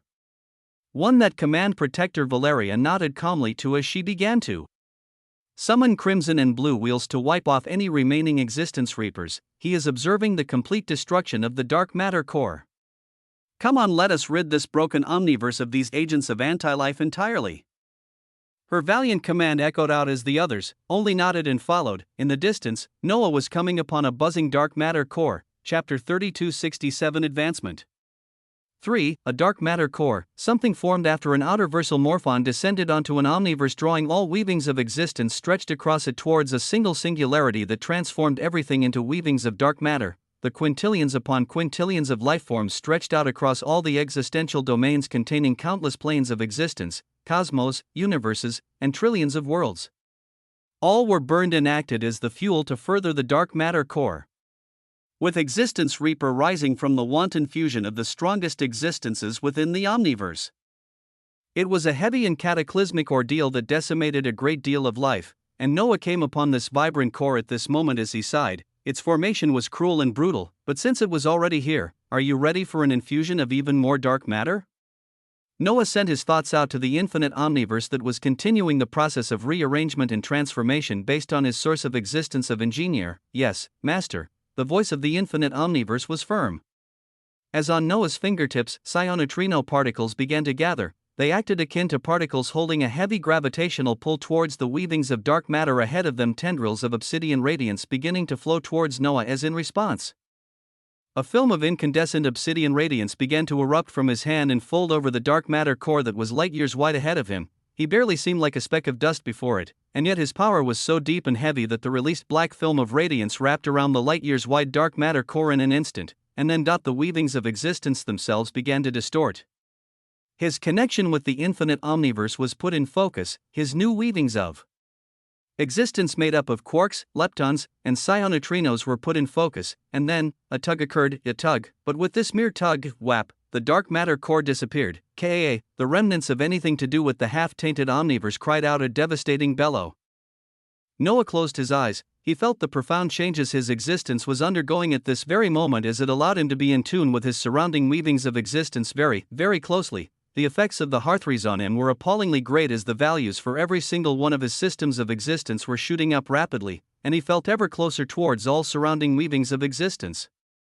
As if he could feel a wind passing through everything, and this wind tickled his very skin, so he could feel it all, the weavings of existence of quintillions that had perished within this omniverse. He felt their minute threads of pain and seconds before they were either eradicated or turned into something else. He felt the shattered domains of existence that seemed to be crying in desolation. The complexity of your existence is rapidly and quintessentially increasing, a prompt flashed in his mind, but he didn't pay attention to it. He simply felt, in the grand scheme of things, it could be easy for his mind to be numbed to the idea of the deaths of quintillions upon quintillions of beings, but it did occur. An outerversal morphon did cause it, of course. In their perspective, all of these lives meant nothing and were inconsequential to their grand plans, but there were families here with dreams. Parents who sought to protect their children. Children who wanted to emulate their parents. Kings and emperors who wanted to protect their people and enact dynasties lasting for millions of years. In all of them, as he felt the bursts of the end of their weavings of existence, Noah saw himself. His biggest fear was to be the father of a family in an omniverse like this where they now lay dead without even truly knowing what had killed them, only weavings of hatred and regret left behind. He felt it all very closely. And he made a promise to all these weavings of pain and decimation that he never wanted to experience himself. I will lay waste to the one who caused all this destruction, the one who walks, Savitar. At this moment, the omniversal Archontes engineer swore that he would erase the weavings of this existence. His body buzzed as it began to meld with the surrounding weavings of existence. Behind him, he felt the auras of Command Protector Valeria and the rest of the Equestris protectors near, their gazes falling on him as their eyes opened wide. They saw as in the next moment, his body began to disperse as if it held the same properties as the surrounding weavings of existence, everything about him glowing incandescently before it disappeared into the surroundings. This was different from his disappearance before on the Omniversal Voyager. They had seen him meld with the surrounding existence. This was one with existence. Protector Lucretia screamed out in shock. The others watched on in a daze as Command Protector Valeria's gaze became unfathomably stern, a place she was close to, but had not yet reached. This being, who wasn't even an omniversal entity, was grasping it at this moment as just who was he? Seeing the absence of the dark matter core also, Command Protector Valeria wondered, didn't this have anything to do with him grasping a new state of existence? There were too many questions and very few answers. After all of this, she had to sit down with him and get some answers. Far from the half-tainted omniverse that was breaking apart, across the Megalozeneer and its endless omniverse. Within Omniverse X999, there was a miniature omniverse inside of it that at this moment began to approach the same level of breadth and complexity as Omniverse X999 itself. Within it, a massive infinity-shaped extremity vein coursed with heavy and concentrated waves of existence, and surrounding this vein, rings of colorful, flat Alathian havens wrapped around it gloriously. Chapter 3268 Advancement. For, inside this wondrous omniverse, there was already a steady stream of stellar obsidian radiance that was flowing in from its very depths, from a connection to a distant entity in the megalos beyond, and yet at this moment, boom, a clap of thunderous sound boomed out as below the circling Alathian havens, an extremely dense obsidian core arrived, a dark matter core. The moment it arrived, it trembled in an unstable manner as if it sought to cause the very disruption of existence, but, from the massive extremity vein, a heavy pressure boomed down that utterly stopped any sense of instability in a domineering manner. From the extremity vein, colorless, blue, and purple radiance descended as the very concentrated weavings of quintessence, mana dynamics, and tyranny gushed down massive tendrils of their brilliance that wrapped around this dark matter core. These tendrils of light almost seemed like tentacles, almost like the features of the inhabitants of the megalos beyond, but they domineeringly wrapped around the dark matter core and stopped any sense of instability.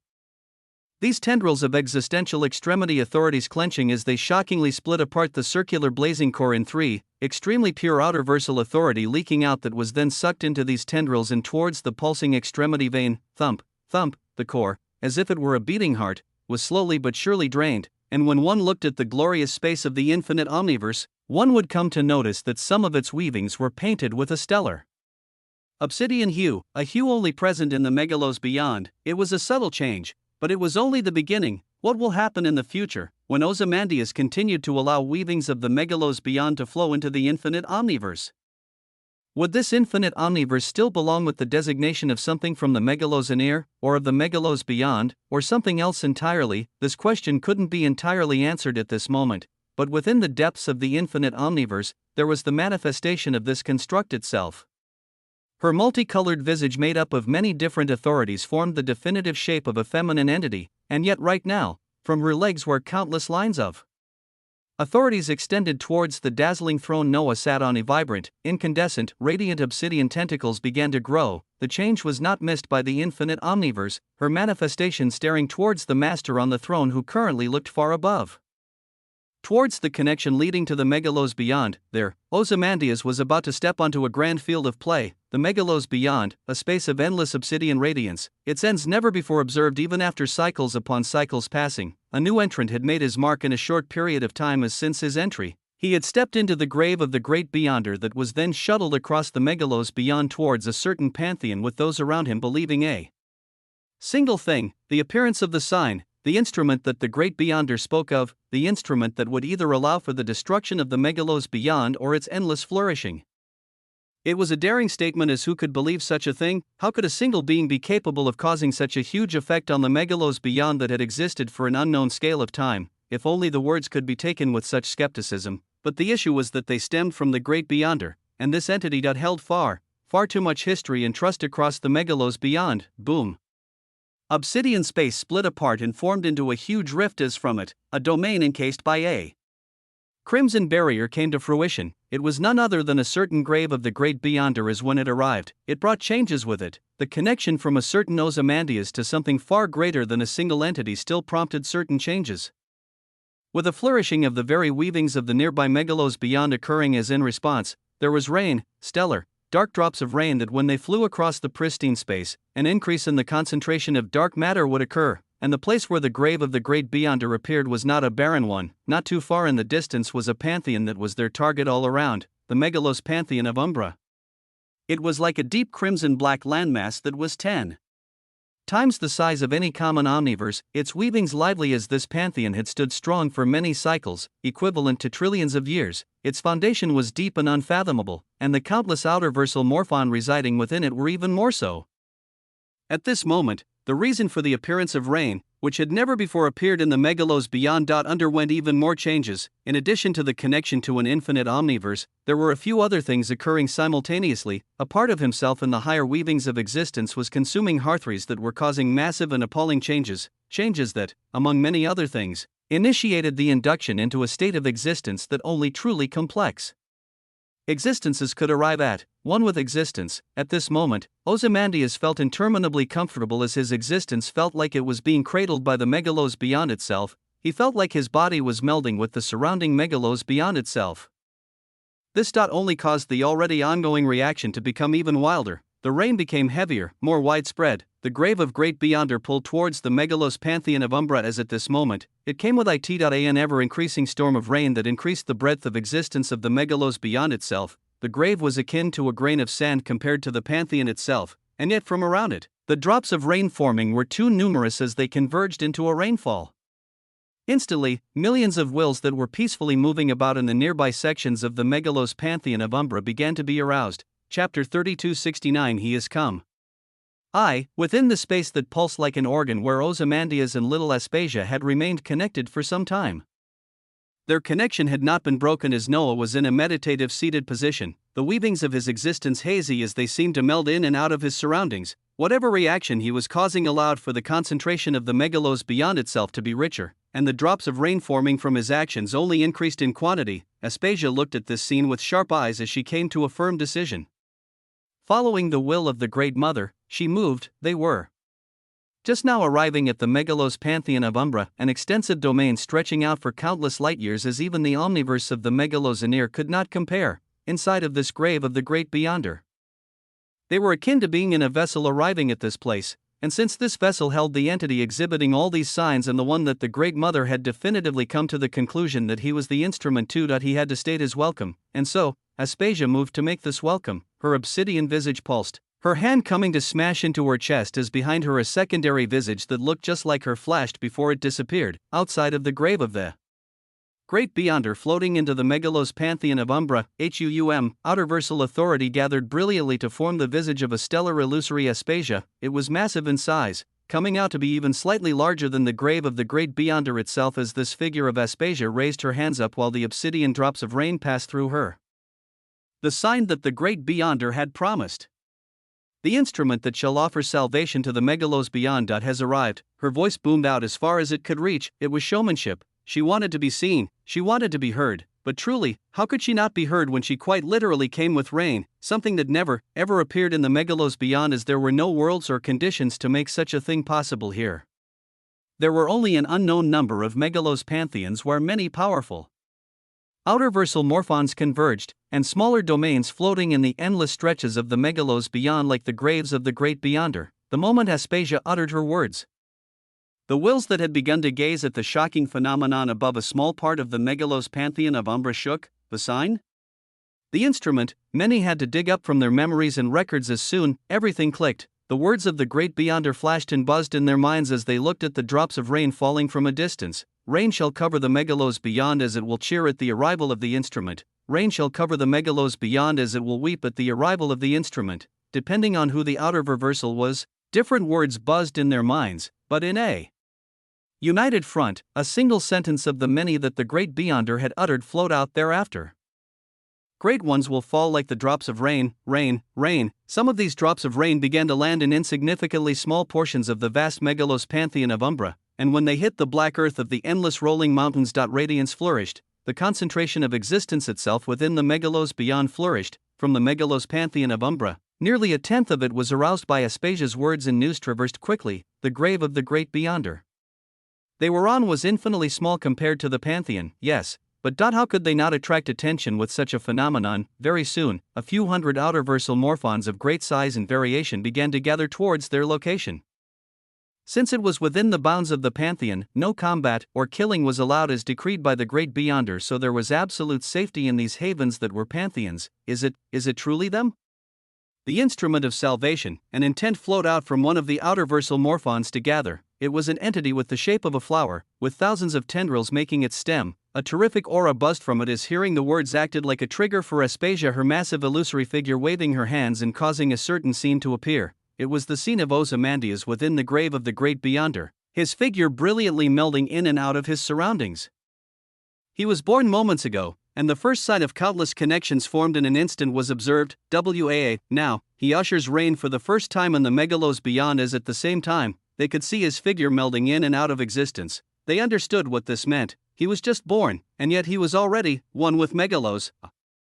One with Megalos. For those in the Megalos beyond, this was existence. At this moment, they saw that this newly born morphon who brought the rain was somehow already becoming one with existence, a state of existence that outerversal morphons who had grown increasingly complex could attain over time. This was undoubtedly the one that the Great Beyonder spoke of.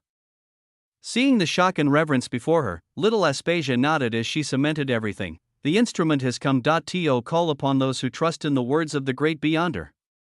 The instrument has come. For the crucible of the Beyonder within this pantheon, her words were resonant. The attention they caught was stupendous as in moments, thousands upon thousands of outerversal morphons began to surround the grave of the Great Beyonder, coming into the pantheon protectively, their eyes and intents expressing fervor. A distance away, there were thousands of morphons who stayed back, their eyes showing a cold light. They also believed in the words of the Great Beyonder. And in them, he also stated that this instrument could be the one to bring destruction. Their existence wholly denied this, as they did not wish to see his coming, nor his success. Gradually, two groups began to form as the grave of the Great Beyonder descended onto the Megalos pantheon of Umbra. Chapter 3270. He has come. 2. The sign, the instrument, he came and brought down rain, like fire. Such news spread across the megalos pantheon of Umbra. Within its depths, countless intricate structures weave together as at this moment, truly powerful beings began to move. Within moments, a billowing aura that caused others to shudder bloomed in front of the thousands of groups of morphons. It was an entity that seemed like an amalgamation of tentacles that formed a massive ring, trillions of tentacles overlapping together to form a circular ring lifeform. Such a being held heavy prestige as the moment he appeared. Hushed whispers echoed out, "A great one, the great wheel." An outerversal morphon alongside the same prestige as the observer of old and young and other great outerversal morphons. His tentacles pulsed as he spoke out while feeling the drops of rain and the illusory image of Ozymandias. "Let the instrument present itself. If it is so, I will personally lead them to the crucible." A great one had spoken. Little Aspasia felt his power and nodded. Her weavings traveling back towards Ozymandias as among those outerversal morphons she knew, the Great Will was one of the compatriots of the Great Mother, an ally. Within the grave of the Great Beyonder, Ozymandias received waves of intent as his eyes fluttered, countless flashes of information crossing within them as there were simply too many things he was doing at once. Millions of lines of connections from Savitar were added to him all at once, this phenomenon only causing his interaction with the megalos beyond to get even more pronounced on top of the changes brought by the link to his infinite omniverse. This was the direct cause of the increased rain alongside his own existence elevating, of course.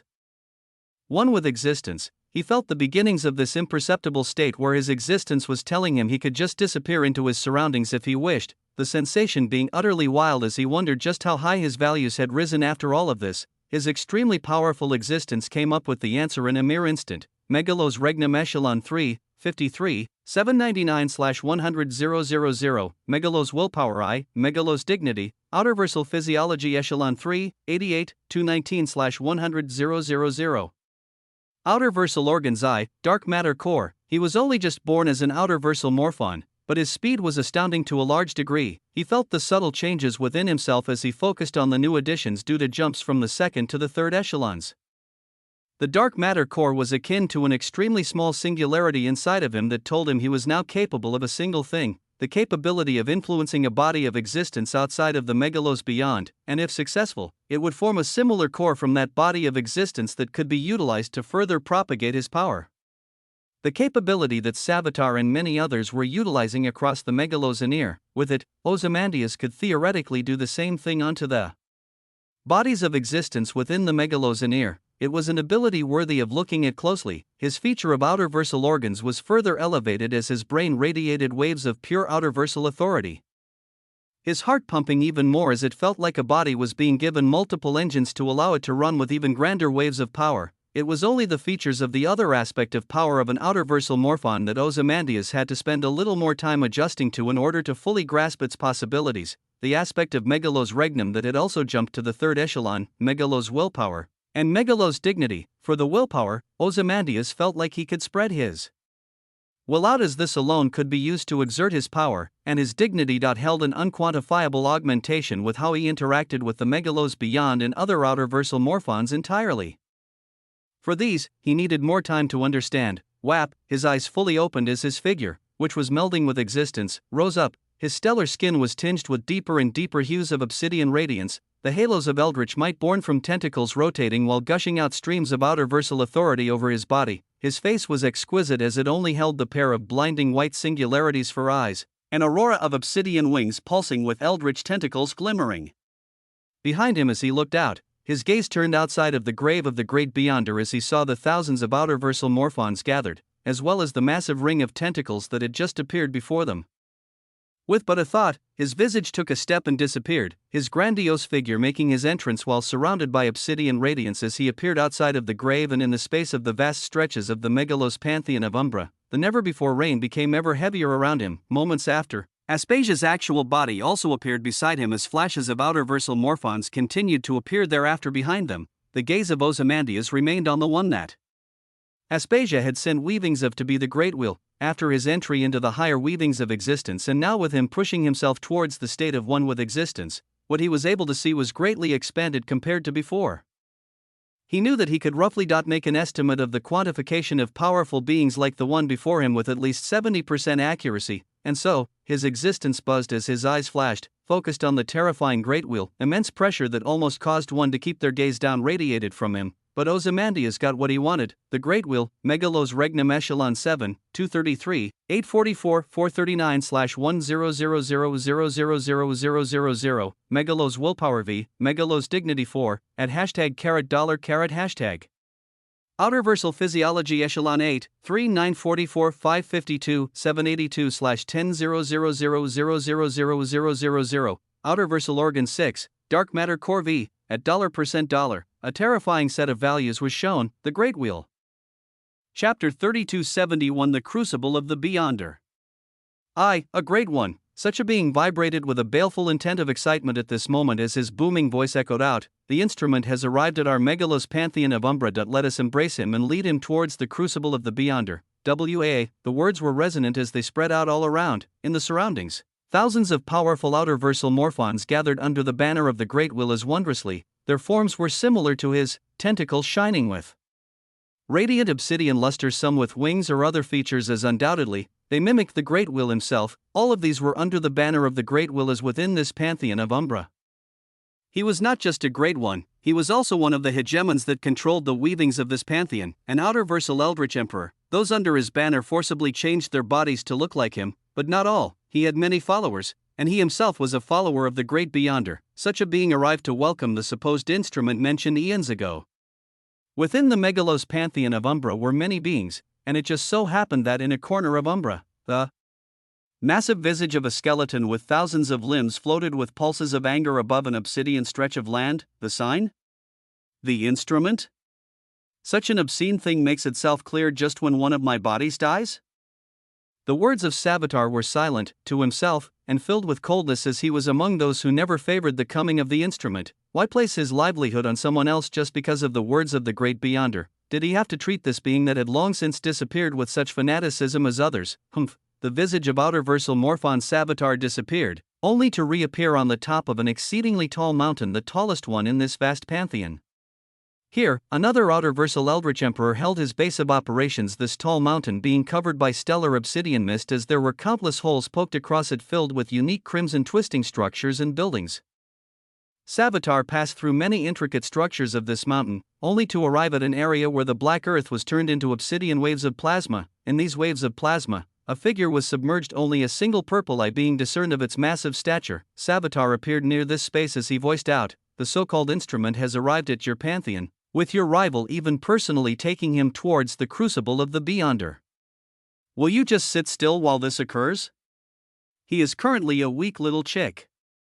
Even after these crucibles and even in this next cycle, he will still be weak enough for any great one to kill," Savitar voiced out to the other great one under the wide stretches of obsidian plasma. Within, a sonorous voice emanated out, "The decree of no morphon perishing within the sacred lands of any pantheon is what keeps the order of our Megalos beyond. I will not be one to break this order. As for the crucible, who knows if he even survives it? If he does, he will need to leave this pantheon to go to others to overcome their crucibles too before his standing can be cemented. You are right in that he is currently weak. We can always make a move then, O one who walks towards the end." The words showed their annoyance and distaste as Savitar only harumphed, staying here briefly before he disappeared. Within the Megalos Pantheon of Umbra, more and more outerversal morphons were aroused from obscurity as in the obsidian space painted by a stellar crimson hue. Clouds of massive morphons surrounded similarly formed entities whose bodies looked like the ring coalescence of countless tendrils, the followers of the Great Wheel. They passed over massive colosseum-like structures that rose up like towers and skyscrapers, with some areas being covered by leafless trees making up forests stretching for light years, the dark forests of the Pantheon of Umbra. Over 50% of this entire pantheon, which was 10 times larger than any common omniverse, was covered by ancient leafless trees. They now crossed over, and as they did, drops of rain followed the instrument as many morphons watched on in awe. Aspasia followed closely near the instrument that followed the lead of the Great Wheel. His mere presence there causing the drops of rain to fall on the leafless trees as the obsidian trees brimmed with life thereafter, tiny, inconspicuous leaves beginning to rise. All of this was privy to the eyes of the watching morphons, as whether they favored the instrument or they were on the side of heretical morphons, they could not help but admit what they were seeing was the real deal. They were crossing over all these lands to head towards the center of the Pantheon of Umbra. Where the crucible of the Beyonder lay, as this was another place to cement the standing of the instrument, it was said, the crucibles of the Beyonder would be the trials that would forge an instrument to aid in the flourishing or destruction of the megalos beyond. Or destroy this instrument entirely, the crucible of the Beyonder. It was a terrifying region of space taking over a small portion of a few major megalos pantheons, with many outerversal morphons not even knowing how the great Beyonder constructed them and made them the way they were. Each crucible was different. But the great Beyonder had left behind words that stated anybody else who passed the trials of the crucibles he laid out were destined to be morphons whose names would ring out. Across the megalos beyond and even outside of it, and over the cycles, some had managed to pass any few portions of the crucibles as they gained partial rewards. Millions of outerversal morphons who were most astounding in the megalos beyond had their power attributed to those who partially cleared a crucible. Or multiple of them. In history, the number of beings who fully cleared a crucible numbered no more than 10, regardless of power, no more than 10, chapter 3272 The Crucible of the Beyonder. 2. This was because an outerversal morphon who was just born, or even a great one, could all challenge the crucible. Its challenge was tailored to the challenger, as the level of difficulty would change drastically depending on who was challenging it. As for the rewards, they were the unfathomable transcendent megalos abilities that made the great Beyonder so powerful. Those who managed to clear even a portion of the crucibles would gain small sections of these transcendent megalos abilities, as even these alone were enough to make them renowned morphons. The crucible of the Beyonder in our pantheon of Umbra is also known as the crucible of the Amaranto's dream of the megalos, aptly named for the transcendent megalos ability one can gain if they successfully clear the crucible. The Amaranto's dream of the megalos, this was the transcendent megalos ability one could inherit from clearing the same named crucible. Led by a procession of terrifying outerversal morphons, Ozymandias and Aspasia followed behind the devout followers of the Great Mother and arrived in front of a massive crimson rift at the center of the pantheon. The Great Wheel's tendrils vibrated with power as his deep voice echoed out, "The crucibles of the Beyonder are a work of art none of us can replicate," with each one leading you into an isolated megalos domain intricately designed by the Great Beyonder. Passing the challenges of the crucible fully grants one the full transcendent megalos ability, and passing it a third or halfway will grant a partial transcendent megalos ability. For some, they do not get far as they gain nothing, and one can even have their existence extinguished within the crucible if they are too weak. O instrument. Do you wish to proceed in at this moment, or shall you wait for the passage of time as you acclimate to who you are? I know you were just born. Even those who had lived for many cycles didn't manage to clear the crucible depending on their power. Someone that was just born now, how exactly would their challenge go? How low were their chances? And as all eldritch eyes came to land on Ozymandias, he voiced out with immense calmness and confidence, "I will enter now." Unfathomable confidence radiated outwards, and the ardor in the eyes of some of the outerversal morphons only increased. This was truly the instrument. He had to be. The massive great will buzzed as one could almost sense the smile on its tentacles. Very well. The great Beyonder was an eccentric being, as all challenges made within the crucible are shown to those outside of it, almost as if to spur those watching to attempt it as well. We will be watching with anticipation out here. O instrument, around the massive crimson rift, twisting pillars rose up and twisted back into the red earth, with massive obsidian obelisks and structures circling around it as if felt like an eldritch city was enacted around the crimson rift, a city for morphons to make merry and observe any attempts at the crucible of the Beyonder, with endless stretches of structures continuing on from here and across the rest of the megalos pantheon of Umbra. At this moment, millions of morphons had turned their eyes to this place, and many more would undoubtedly make their way over. Little Aspasia clasped her hands as Ozymandias moved forward. "We wish you glory and a swift return, O dream of the Beyonder." The distinction of the dream of the Beyonder that Ozymandias gained after meeting the Great Mother, Aspasia uttered it at this moment, and it rang out in this space of the pantheon of Umbra, whispers of it beginning to spread, and valiantly, without an ounce of a doubt, Ozymandias, the dream of the Beyonder, went towards the massive rift of the crucible. As he disappeared, whap, existence and the surroundings buzzed. The blaring rift pulsed and radiated waves of wonder, far brighter than when anyone else had entered it before. Was this not a further affirmation of his identity? Above the massive rift, a light shot out to form a massive illusory screen that showed the outline of the dream of the Beyonder. On the sides of the rift, more lights shot out as other illusory screens showing different perspectives also appeared. It was a show more expressive than any other challenges of this crucible. Let us observe and revel in the possibilities of what may be. The intent of a great one reverberated out. Oh, Outerversal morphons cheered as in the eldritch city filled with obsidian structures down below. Festivities began to pick up, drinks began to be prepared, foods prepared from the supple meat of outerversal eldritch beasts began to be prepared, and all eyes within Umbra began to focus on one place, a flash of obsidian radiance. By the time Ozymandias could see again, he found himself standing on a crimson crystalline earth. All around him, dense clouds of black mist covered everything, only lighting up a cylindrical path ahead of him. At the end of this path, there was a humanoid eldritch horror whose skin glistened with a mixture of gold and obsidian light. He only had eyes on his humanoid head that flashed with golden brilliance, and a stellar golden horn rising from his head that was actually the same size as him. A terrifying intent emanated from this being, and the surroundings masked with clouds of black mist that bloomed before Ozymandias. You have entered the Amaranto's dream of the Megalos, if successful in getting past all markers of the Amaranto's dream of the Megalos. The full transcendent Megalos ability, the Amaranto's dream of the Megalos, will be granted. With it, one can dream of the Megalos beyond. A single dream can last an instant, but span a whole cycle. The gains in power obtained in any Amaranto's dream of the Megalos are retrieved and assimilated in your existence. While others strive for power and connections, all one has to do is dream and it can all be attained. At the highest level of proficiency of the Amaranto's dream of the Megalos, even the transcendence of existence is feasible with but a dream. Terrifying weavings of intent came down. The possible gains to be made here were astonishing, as it was a technique left behind by the great Beyonder.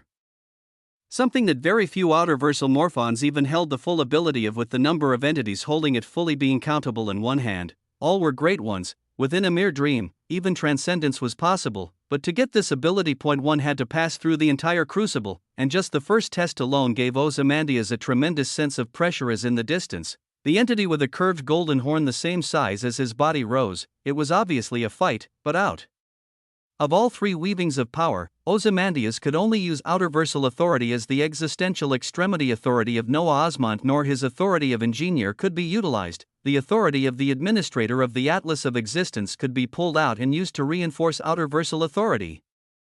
But at this moment, Ozymandias had to fight like an outerversal morphon, and since he was just born, he had no skills or abilities to speak of, as he had to bring his own based on his previous weavings of existence, and the fact that his current body was that of an entity that had transcended existence to reach the expanse. With all of these factors put together, could he not clear the immeasurably hard crucible that less than 10 morphons cleared? A crucible based on one's own strength. Guard the first gateway of dreams. WAA. In the distance, the titanic figure of the humanoid morphon whose body shone with crystalline black and gold luster released his intent. I have cultivated the transcendent Megalos ability of the existence-defying physiology of the Megalos to the first epoch. No outerversal authority at the fourth echelon or below can harm me. The intent was domineering, the power seemed unsurpassable. Chapter 3273. Appalling. The outerversal physiology and Megalos regnum of Ozymandias had only just reached the third echelon. On the illusory screens were the Great Will and hundreds of thousands of his followers and those standing against him. The words of the guard who had attained the first epoch of the existence-defying physiology of the Megalos rang out for all of them to hear. Even just attaining proficiency of the first epoch, no outerversal authority at the fourth echelon or below could harm this creature. The crucibles of the Beyonder were unique in that sometimes the challenges within would have weavings of the rewards of other crucibles. The existence-defying physiology of the Megalos was another transcendent Megalos ability that could be gained within another pantheon far from the pantheon of Umbra, and yet the challenges within the crucible here had entities who cultivated such a technique as the ones to overcome. The difficulty was that much greater. But when outerversal morphon heard to intent of the guard, they couldn't help but draw sharp breaths. A newly born morphon had to face someone who had cultivated the first epoch of the terrifying existence-defying physiology of the Megalos as the first challenge? What the hell would even come after this? But there wasn't even any time to wonder. The one who guarded the first gateway of dreams moved to instantly appear in front of the dream of the Beyonder with appalling speed. His obsidian gold hand formed into a fist that thundered down the head of Ozymandias. Aspasia unconsciously let out her intent as she realized that in all her calculations, she truly had not considered the scope of power that the instrument could unleash. He wouldn't falter here and lose face under the gaze of all these outerversal morphons, right? He needed to keep his momentum and only build from it, as he couldn't fall. Oh Great Mother, do not allow him to fall. She made a silent prayer as on the illusory screen the extremely fast fist of the guard already reached the stellar obsidian head of the instrument, and BZZZT, as if an immovable force had met an unstoppable object. A paradox of a clash boomed between the two sides as the figure of the guard was pushed back as if he had smashed into an elastic material within the crucible.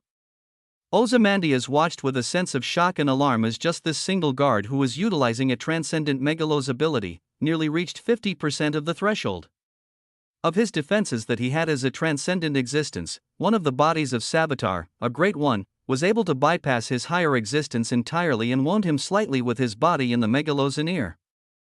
While this guard wasn't able to bypass them at all, the power expressed was truly shocking, as was it all attributed to the transcendent megalos ability. It made him even more expectant of the Amaranto's dream of the megalos and its grand promises, while he was also reminded of when he used to dream many months ago.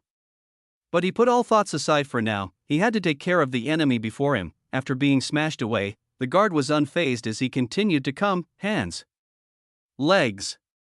His golden horn, he seemed to be a pure sheer physical force of nature as he constantly turned into a streak of obsidian gold light that smashed around Ozymandias. The only caveat was how the guard wasn't able to get through. The outer-versal morphons watching were shocked as whispers spread. Just recently born without his physiology cultivated and nurtured by the megalos beyond, and yet, he is comparable if not exceeding the defenses granted by the first echelon of the existence-defying physiology of the megalos. Some faces showed their surprise and belief. Others were stern while they only observed with heavy expressions, and Ozymandias himself had finished theorizing on how he could attack as an outer-versal morphon. He felt the many lines of connections he had stolen from Savitar and other connections he held that allowed him to course with potent outer-versal authority. He felt the massive connection with the infinite omniverse that was doing a feedback of granting him waves of psi-neutrino particles that seemed to hold even purer waves of dark matter. And his weavings commanded out, start the weavings of a database of outer-versal skills to match his fearsome form of an outer-versal morphon, a way to express his outer-versal authority as an attack. Instantly, his mind felt like an open field ready for any design, as when it came to capabilities filled with eldritch horror, Ozymandias already had an idea of how he wanted to express his power.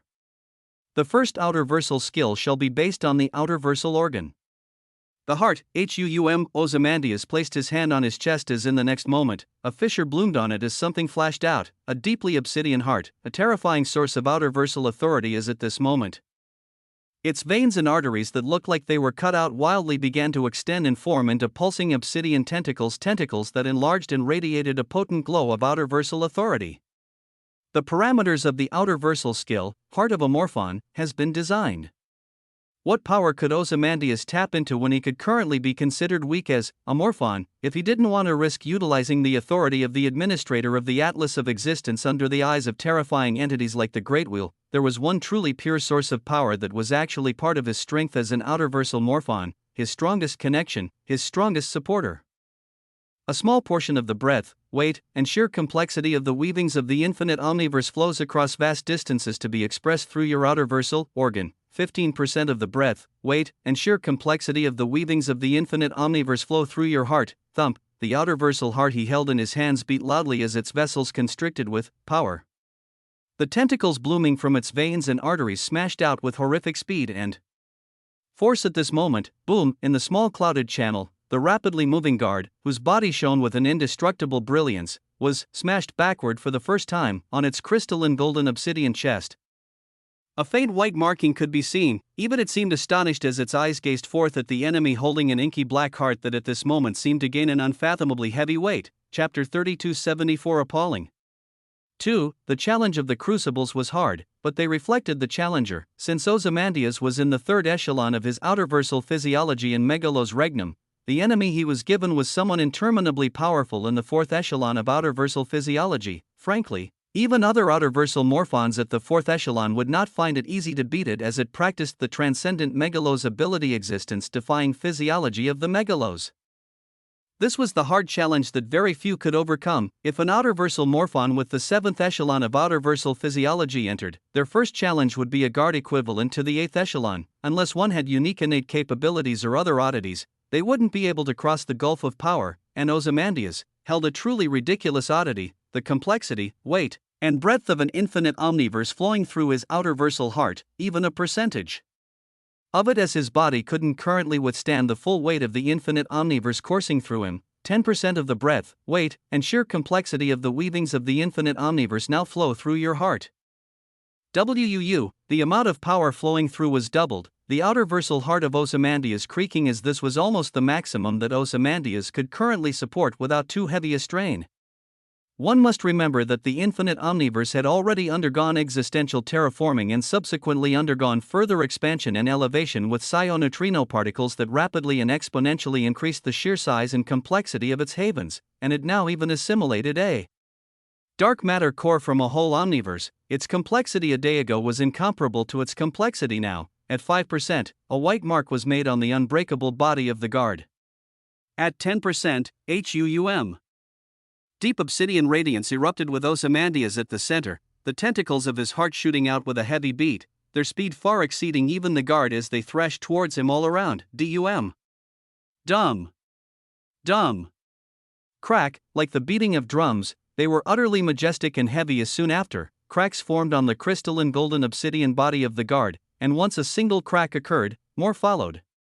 DUM, a final beat echoed out, the tentacles of the outer versal organ retracted as the black mist cleared. Those watching were flabbergasted as they had watched the first challenge of this crucible many times. They knew that to clear it, an outer versal morphon had to show their power and prestige by at least breaching the defenses of the first guard of the Amarantos dream.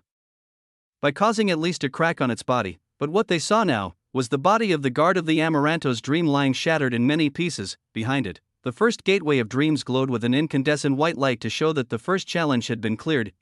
There was an eerie silence in this region of the pantheon of Umbret at this scene, the outer versal morphons observing with awe and other complex feelings as Ozymandias coolly floated forward, the tendrils of his heart pulling him along as they gathered the broken pieces of the guard of the Amarantos dream and walked through the gateway silently. The second gateway of dreams is filled with heavy weavings of megalos regnum that make it hard to even take a step. And one will face many more guards of the Amarantos dream. Passing it would grant one a portion of the Amarantos dream of the megalos. Will the regnum of the dream of the Beyonder be as astonishing as his physiology? An intent echoed out. Little Aspasia looked around at the intense of amazement and doubt as she clasped her hands on her chest and spoke resonantly, naturally, WU, a single word of decisiveness. It was followed by the scene on the illusory screens changing and showing a luxurious mountain surrounded by obscuring mist. At the foot of this mountain, Ozymandias stood with an obsidian heart in his hands, 9 massive tentacles weavings from this heart as he gazed above towards the peak of this mountain where an obsidian gateway lay, but from the bottom of the mountain to the top, WAA, the figure of multiple guards of the Amarantos dream appeared. Their golden horns rose towards the misty skies as there were at least 50 of them, and the misty atmosphere of the mountain seemed to be pressing down with a heavy weight.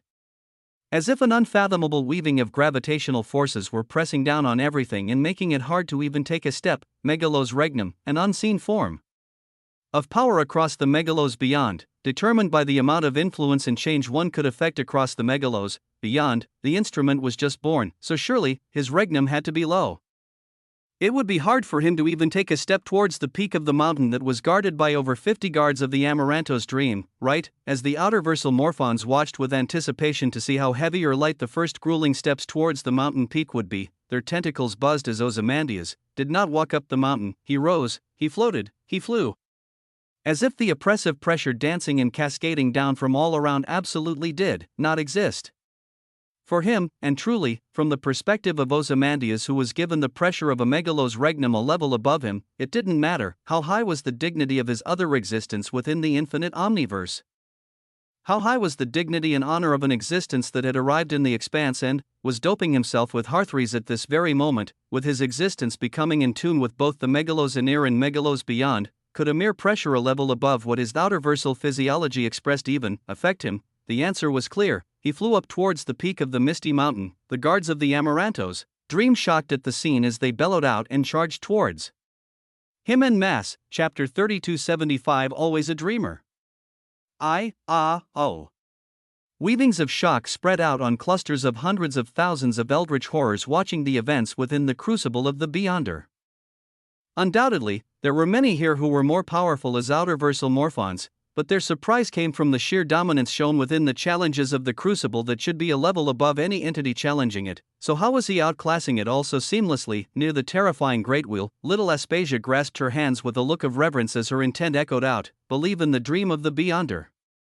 Believe in the instrument that shall usher in glory for all of Megalos beyond. Her gaze was reverent, her intent spread to others as they couldn't help but watch the illusory screens of the crucible with rapt attention. At this same time, a few light years away from this location, in another area of the Pantheon of Umbra, the figure of Savitar had its eyes gazing all the way from this far distance, and yet he could see everything with clarity as he scoffed, "The instrument that shall usher in glory? What a load of shit." His eyes contained particularly great distaste as at this moment, space fluctuated behind him to cause the appearance of a morphon shrouded in black smoke. They were shrouded so heavily and fully that the figure within couldn't even be seen. Savitar became stern at the appearance of such a figure as the purple flames in his skull blazed heavily. "Rare to see you in these parts, O great ponderer, the great ponderer." Nietzsche, this being shrouded in mystery even caused Savitar to feel uneasy. Very rarely did he make a move, but when he did, all things he wanted fell into place. Old friend Savitar, what puts you in such a foul mood? Surely this so-called instrument can't be the cause. The black mass, with an indescribable form, released their intent as Savitar scoffed and said nothing. How could he state that one of his weaker bodies in the Megalos Anir was just killed in one of the most ridiculous ways possible? He kept it to himself as uniquely. He didn't even know the threatening being who appeared right beside him was one of the major causes for why he lost one of his bodies. Well, whatever has you sour, I came with an opportunity today. The location of an omniverse within Megalos Anir. Oh, the attention of Savitar was aroused, his flames kindled on his sockets as the great ponderer continued, "A newly discovered omniverse by the peons of the Commonwealth. They're wrapping up their little day of discovery as the wills of the pillars of the Commonwealth are about to leave it. Likely a few weak protectors will be left behind." The flames of Savitar rose higher as he replied, "If the Commonwealth already has their presence there, I won't even be given time to form a dark matter core. Is that all you need? There would be many juicy delegatus there for you to grab." The words of the great ponderer caused Savitar to pause. Right, he had just lost a few million delegatus with the death of one of his main bodies. He could recoup his losses here, and make an exit before the truly powerful peons of the Commonwealth arrive, but as always, his flames burned suspiciously towards the great ponderer. "And what do you get out of this information? You could do the same for yourself and harvest this omniverse for its life." Yes, the great ponderer never did anything without meaning. What did they want out of this? Naturally, I gained something. By the time the peons of the Commonwealth react and send more of their nearby forces, they will take those of nearby omniverse. And once they do, I plan to attack an omniverse with a particularly delicious peon I've had my eye on, that I can't share with you. But yes, I will benefit too. The words of the great ponderer were straightforward as Savitar nodded. He had to quell some of his rage and recoup his losses. Very well. The one who walks agreed as the shrouded figure of the great ponderer buzzed with brilliance. Unknown to Savitar, his target lay within Omniverse X999, Protector Noah Osmont. At the thought of this being, the great ponderer recalled how not too long ago, he had displayed how he had attained the state of one with existence to the Equestris protectors where his delegatus was hidden, and here, he received reports that shockingly, the newly born instrument had attained the state of one with Megalos. Two different pieces of information. They only fluttered across his mind briefly before they passed. There was no possible trigger to someone caused the great ponderer to even associate these two events. His focus at this moment was the protector that had stolen his hard work. The one he currently hunted is after Savitar made a move against Omniverse X999, he would come to understand more about Noah Osmont, and as always, only after he fully understood his enemy would he make a move. Only then, and by the time he made a move, his enemy would already be defeated, for he was Nietzsche. His existence buzzed as he also observed the so-called instrument in the distance. He also had to make plans on how he could benefit from this. Based on the momentum the instrument carried, should he be a supporter or a heretical morphon? His weavings flashed with brilliance as they observed the instrument shoot up the mountain, the unbreakable guards of the Amaranto's dream surging towards him like pillars of obsidian gold radiance, and yet his heart smashed out its tentacles with heavy waves of force that smashed them away as they sunk into the earth of the mountain. When they rose from their craters, their bodies already held fractures. When they sought to stop him again by throwing their bodies and long golden horns towards him, boom, they were smashed for a second time with even greater ferocity as when they smashed onto the mountain again. Their bodies were already in crystalline pieces. His relentless advancement could not be stopped as he neared the peak of the mountain. The moment he passed it, regardless of whether he passed the remaining challenges of this crucible, he would gain a portion of the transcendent Megalos ability, Amaranto's dream of the Megalos. Chapter 3276 Always a Dreamer. 2. A mere portion, and this alone was capable of bringing to fruition a powerful outerversal morphon. The great ponderer himself didn't have the full Amaranto's dream of the megalos, but he knew how stupendous it had been for him during his rise to power. Now, it wasn't as terrifying as someone on his stage truly needed the full technique. If the instrument could obtain it, would he be able to transmit it to others? The great ponderer pondered, boom. Boom, the tentacles of his heart seemed slimy and filled with obsidian stellar blood, and yet they smashed onto the hardened crystalline bodies of guards who practiced the existence-defying physiology of the megalos and splintered them to pieces.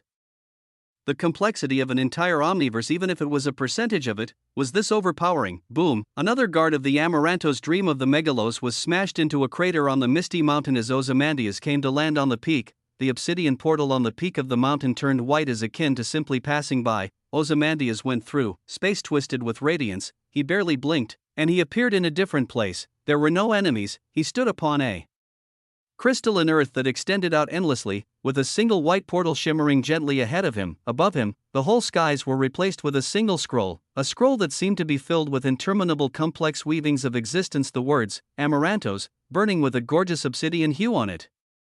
It should have been a partial reward for having arrived where he had arrived, but it was grander than that. In front of Ozymandias and those watching outside of the crucible. Intents made themselves clear before him. The crucible of the Amaranto's dream of the megalos has deemed it unnecessary to continue challenging you after the dominating weavings displayed. The full transcendent megalos ability, Amaranto's dream of the megalos, can now be inherited. The eyes of Ozymandias pulsed. The hand grasping his heart lowered itself as his chest opened, his heart flowing back in as its tentacles reconnected to his body. He was speechless. He had overpowered the initial stages of the crucible so much that it didn't pose him the remaining challenges. The crucible itself gave up. From the dazzling scroll covering the skies above, a blinding golden light shot down and bathed Ozymandias with glory. Within the megalos pantheon of Umbra, the tentacles of the Great Will vibrated, his forces and other outerversal morphons were flabbergasted. What was this? The crucible deemed it unnecessary to even continue the challenge. When the hell had this happened before? Yes, he showed such dominance in the first and second challenges. But really, hidden mechanisms that were never discovered were shown here today. So the crucible can also be cleared this way, an intent echoed out amidst the shock as the outerversal morphons clamored. Unfathomable, unbelievable, unfair, different cries rose out, but the results were undeniable. Little Aspasia spread her hands out as she echoed out with sharp eyes and a glare. Behold, the grandeur of the dream of the Beyonder, the dream of the Beyonder, the sign, the instrument. He made himself clear and present under many eyes today with a shocking show of power, all eldritch eyes watching as he inherited the full transcendent megalos ability, Amaranto's dream of the megalos.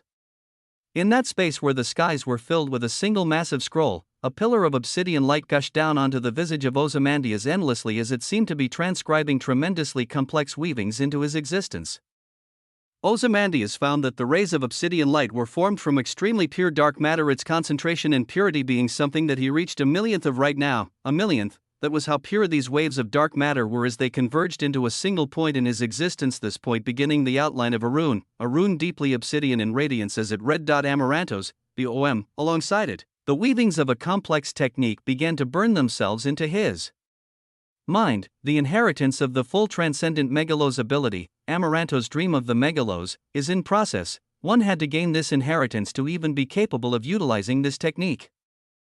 Once the terrifying rune of Amarantos began to form, one had to utilize swaths of their outerversal authority to power it up, and they could begin traversing on the tremendous path of dreaming of the megalos beyond. As the rune formed in Ozymandias, the full transcendent megalos ability, only 3 great ones have attained it, outside. The intensive outerversal morphons raged with abundance as they discussed some lesser-known secrets. The weavings of the great ones have stated that for all of them, the first dream was a special one. Only an instant was guaranteed to pass for the megalos beyond, and yet their dream across the megalos beyond could span entire cycles if they were lucky. WAF Amaranto's dream of the megalos was another terrifying capability. What will the dream of the Beyonder dream of? If he truly wasn't the instrument as many of them now believed, what would this being dream? And how shocking would his gains be when he still had very little proficiency in this transcendent megalos ability? The morphons and many other eyes watching wondered. But in that unique space, Ozymandias found himself deeply attracted to the rune of Amarantos, not because of its shocking power, but purely due to its complexity. Within this complexity, he saw some similarities. The subject field of all of this was dreams, and he had always been a dreamer. He had dreamt of dimensions. He had dreamt of himself spread out for light years. In the Amaranto's rune, he saw similarities of this dream as instantly, from his connection to the infinite omniverse, the already changing dream Alathian haven that was uniquely shining with obsidian sandy gold radiance pulsed. It was already influenced by dark matter through the psi-neutrino particles, and now, it felt the pull of something very similar to it carrying even purer weavings of dark matter. Boom, the entire dream. Alathian Haven and its ascendant existential extremity authority erupted into a grandiose pillar of sandy obsidian gold light that surged across the infinite omniverse and towards Ozymandias. Across the megalos anear and into the megalos beyond, it arrived with fervor into Ozymandias, who was already bearing 10% of the complexity of the infinite omniverse, and it pierced into the obsidian rune of Amarantos, a rune that began to flicker with a golden brilliance as with such a massive influx of authority, Ozymandias didn't even need to unleash any of his own, all he had to do was to dream. Yes, he could dream, but his dream would be unfathomably vast. The massive rune began to flicker as the words of Ozymandias echoed out within him. Dream of the megalos beyond, dream of the megalos anear. Chapter 3277. An endless dream. I dream. The very weavings of Ozymandias echoed such a command as within him. The forming rune of Amarantos burned with a fearsome obsidian gold light as from the infinite omniverse, the weavings of the dream Alathian haven tunneled into it endlessly. The transcendent megalos ability, Amarantos' dream of the megalos, was something unfathomable that allowed one to experience weavings of existence that were dreams. And yet the gains of these dreams could be retrieved and assimilated into one's existence. The time of the dream varied, as a single dream could last seconds, days, or years, and it could be equivalent to seconds, years, or even entire cycles. It was all unknown, but from the few who had attained this technique, it was known that the first dream would only ever take an instant. No matter how much time passed within the Amarantos dream of the megalos, at this moment, Ozymandias started his first Amarantos dream of the megalos as the forming rune of Amarantos exploded out to cover him with a storm of sandy gold brilliance, and thus an instant began to tick. Boom, his eyes snapped open. His form was that of an obsidian worm that rose in a dark earth, his segments wiggling around to observe his surroundings as he was just born, and yet he knew who he was. He was Ozymandias, and this was but a dream. He didn't have his power, no state of transcendence, no state of existence, no infinite mana, no connection to the infinite omniverse. He rose up to look around him and found a few other worms like him waking, their bodies as morphons looking feeble and sumptuous, and so, his body zapped towards the nearby wriggling morphons as he began to devour them one by one, his outer versal physiology and regnum beginning to rise maddeningly. In this dream, he didn't feel any connection to the infinite omniverse or anything else, as he could only depend on himself. After devouring all the newly born morphons near him, he bid his time and recalled the sensation of Aliyah, of the innate nature of morphons spreading their weavings to connect to others. He didn't go too far as he began to fish for connections in the dark earth he was on. A month passed before he was able to find his first delegatus, a weak flower tentacle that grew from the dark earth he was on. With a single delegatus bound, he was able to feel as if his vision had greatly expanded, his will spreading out towards nearby flower tentacles as his delegatus began to increase rapidly. His megalos regnum slowly strengthened. His outer versal physiology began to ebb forward steadily, slowly. Years passed in this glorious dream. The small body of a worm was no more, and a renowned outer versal morphon had begun to rise in the land where the dark earth was contained in a small portion of the megalos pantheon of Gamma. Under him, his delegatus extended not just within the megalos beyond, but even within the megalos anear. His body was now a massive segmented worm with thousands of tentacles pulsing eerily around him. And the morphons under him reached thousands. He obtained a great deal of knowledge regarding outer versal morphons, and also about the crucible that stood within the megalos pantheon of Gamma, the crucible of the existence-defying physiology of the megalos. He didn't have anything relating to Noah Osmond or Ozymandias, but he had the will, he had the memories, he held the dignity. 100 years passed. His power grew to attain the fifth echelon of outer versal physiology as at such a time. He delved into the crucible within the pantheon of Gamma. Given the power he had cultivated all these years along with astounding techniques he designed from previous weavings of existence, he challenged the crucible, but it was truly too arduous without the power he commanded outside of this dream, and he was only able to complete half of the crucible. Thus, he was awarded with half of the existence-defying physiology of the megalos, but even this half, when it began to be cultivated, required tremendous amounts of nectar of existence among other resources. But the results allowed his power to scale tremendously. He began to gain some true renown on the megalos pantheon of Gamma, his power at unprecedented levels. As hundreds of years passed, he became known as the Worm of the Deep. On the 2500th year, his power reached a point where all of a sudden his weavings buzzed as they felt unfathomably sleepy. Unfathomably so, an endless slumber overcame him as he fell asleep and began to dream. Inside of an omniverse, a golden-furred simian arose from a verdant pool filled with terrifying waves of existence, 9 apogee autarchs and an omniversal entity looking at him at the center of the pool as they breathed a sigh of relief. You survived the ambush of the Morphons. Protector Alexei. You had us worried for a second. Protector Alexei opened his eyes wide and stared at his hands, the golden fur on them, his reflection in the verdant waters that looked like a simian. It was not who he truly was. Because he knew that he was in a dream, but this dream had gone from the megalos beyond and stretched into the megalos anear. At this moment, he closed his eyes as he felt at the base of his existence, there was a massive wheel turning, a system of existence based on the wheel of existence, one seeking to emulate its wonders and be close to it. Inside of him burned an astonishing bloodline and system of existence as he rose from the verdant pool while smiling devilishly. I was truly worried for myself too, my brother. He spoke jovially towards the omniversal stage entity as the endless dream continued. As a protector of the Commonwealth, one so close to the omniversal stage, he was privy to many secrets, and he became so unfathomably in tune with the system of existence of the royal simians. The existence of the followers of the system of existence of Kuklos held a refinement and elevation of existence at every turn of the wheel.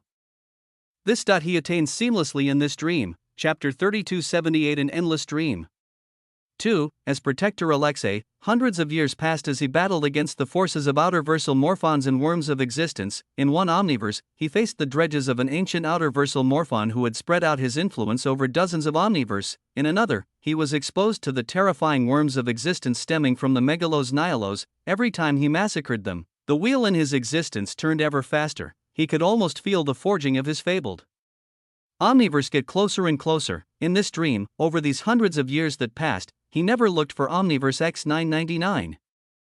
This was because of a critical piece of information he had received early on a certain day hundreds of years ago. His brother on the omniversal stage had told him something the Omniverse our Commonwealth has discovered. The most recent one is Omniverse X577. Why, yes, within this dream, it was unknown exactly how many years ago it was before Omniverse X999 was ever discovered. In addition to this, another terrifying piece of information was uncovered during another discussion with the brother of Protector Alexei. He had just returned from a campaign, and his expression was a cold one. Seeing the gaze of the golden-furred Protector Alexei, the brother had sighed and spoken. As you get stronger, it will not just be outerversal morphons you will have to fight off. Eventually, our own people will fall under your scrutiny. Today, I tracked down Protector Voidsurge, who had recently made tremendous advancements in a short period of time. He wouldn't let me scour the weavings of his existence as ultimately, he exploded out with outerversal authority and the illusion of a massive, tenebrous, tentacled wheel. It was not the wheel of existence we all follow, but the wheel of enticement. The Great Wheel. The Wheel of the Distorter, a terrifying hidden issue, was revealed within the bounds of the Commonwealth with those who sought the glory of the Wheel of Existence. Some were led astray as when they sought the wheel, they found something else entirely. This was something to be mindful of. Life continued, until, on a certain day, Protector Alexei led an incursion against a half-tainted omniverse that had a new player who had never appeared before, an outerversal morphon that looked like a massive snail. When Protector Alexei and this morphon came face to face, terrifying weavings of existence flourished as a great battle ensued, and in this battle, his fabled omniverse actually began to form as he condensed all of his existence into a fine point. But before the transformation could be completed, in the middle of battle, Protector Alexei began to feel a heavy pull of sleep. And darkness overcame him entirely, and he continued to dream. His consciousness arose once more. He found himself staring at endless obsidian radiance all around, with his surroundings filled with auras of terrifying creatures. Another dream. In this dream, Ozymandias was something else entirely. Oh, great deceiver, are you sure of this? The instrument has garnered a great deal of power. Multiple great ones stand to support him, with the Great Mother being the one who was the most fanatical. Near him, an entity that looked like a star formed from tentacles spoke towards a terrifying outerversal morphon that had the head of a bull and the body of a human. A great one. The great deceiver, at the intent shown his way, this entity harumphed as he replied, the great beyonder has far exceeded all of us as his means are unfathomable. He left this astonishing legacy not just for the instrument. Attaining it. Will also aid us in our incursion across the expanse. We need more to become one with megalos. More to transcend their old shells and become something else. So yes, I am sure, the area they were in was hazy, but he stood behind this terrifying great one as he looked at himself at this moment, an outerversal morphon who also held the head of a bull and the body of a human, someone known as outerversal morphon Lexo, an attendant of this great deceiver. He held terrifying waves of megalos regnum, and the connection he had under him. Spanned hundreds of millions. Fantastic, his thoughts were vibrant as he prepared for a long dream. In front of him, the great deceiver turned his will unto him as he spoke out, Lexo, contact the great ponderer and dash.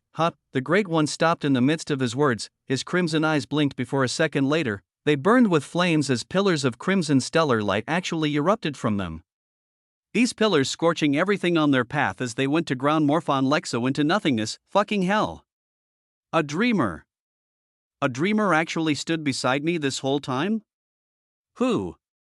The shouts were filled with rage and waves of wrath, the third dream being stopped extremely short as this time, the pull of a deep slumber was not felt. Ozymandias opened his eyes once more, but he found himself in an infinitely vast stellar obsidian space, and in front of him 3 blinding singularities could be seen. Due to the erasure of your existence, the Amaranto's dream of the megalos has been brought to an end.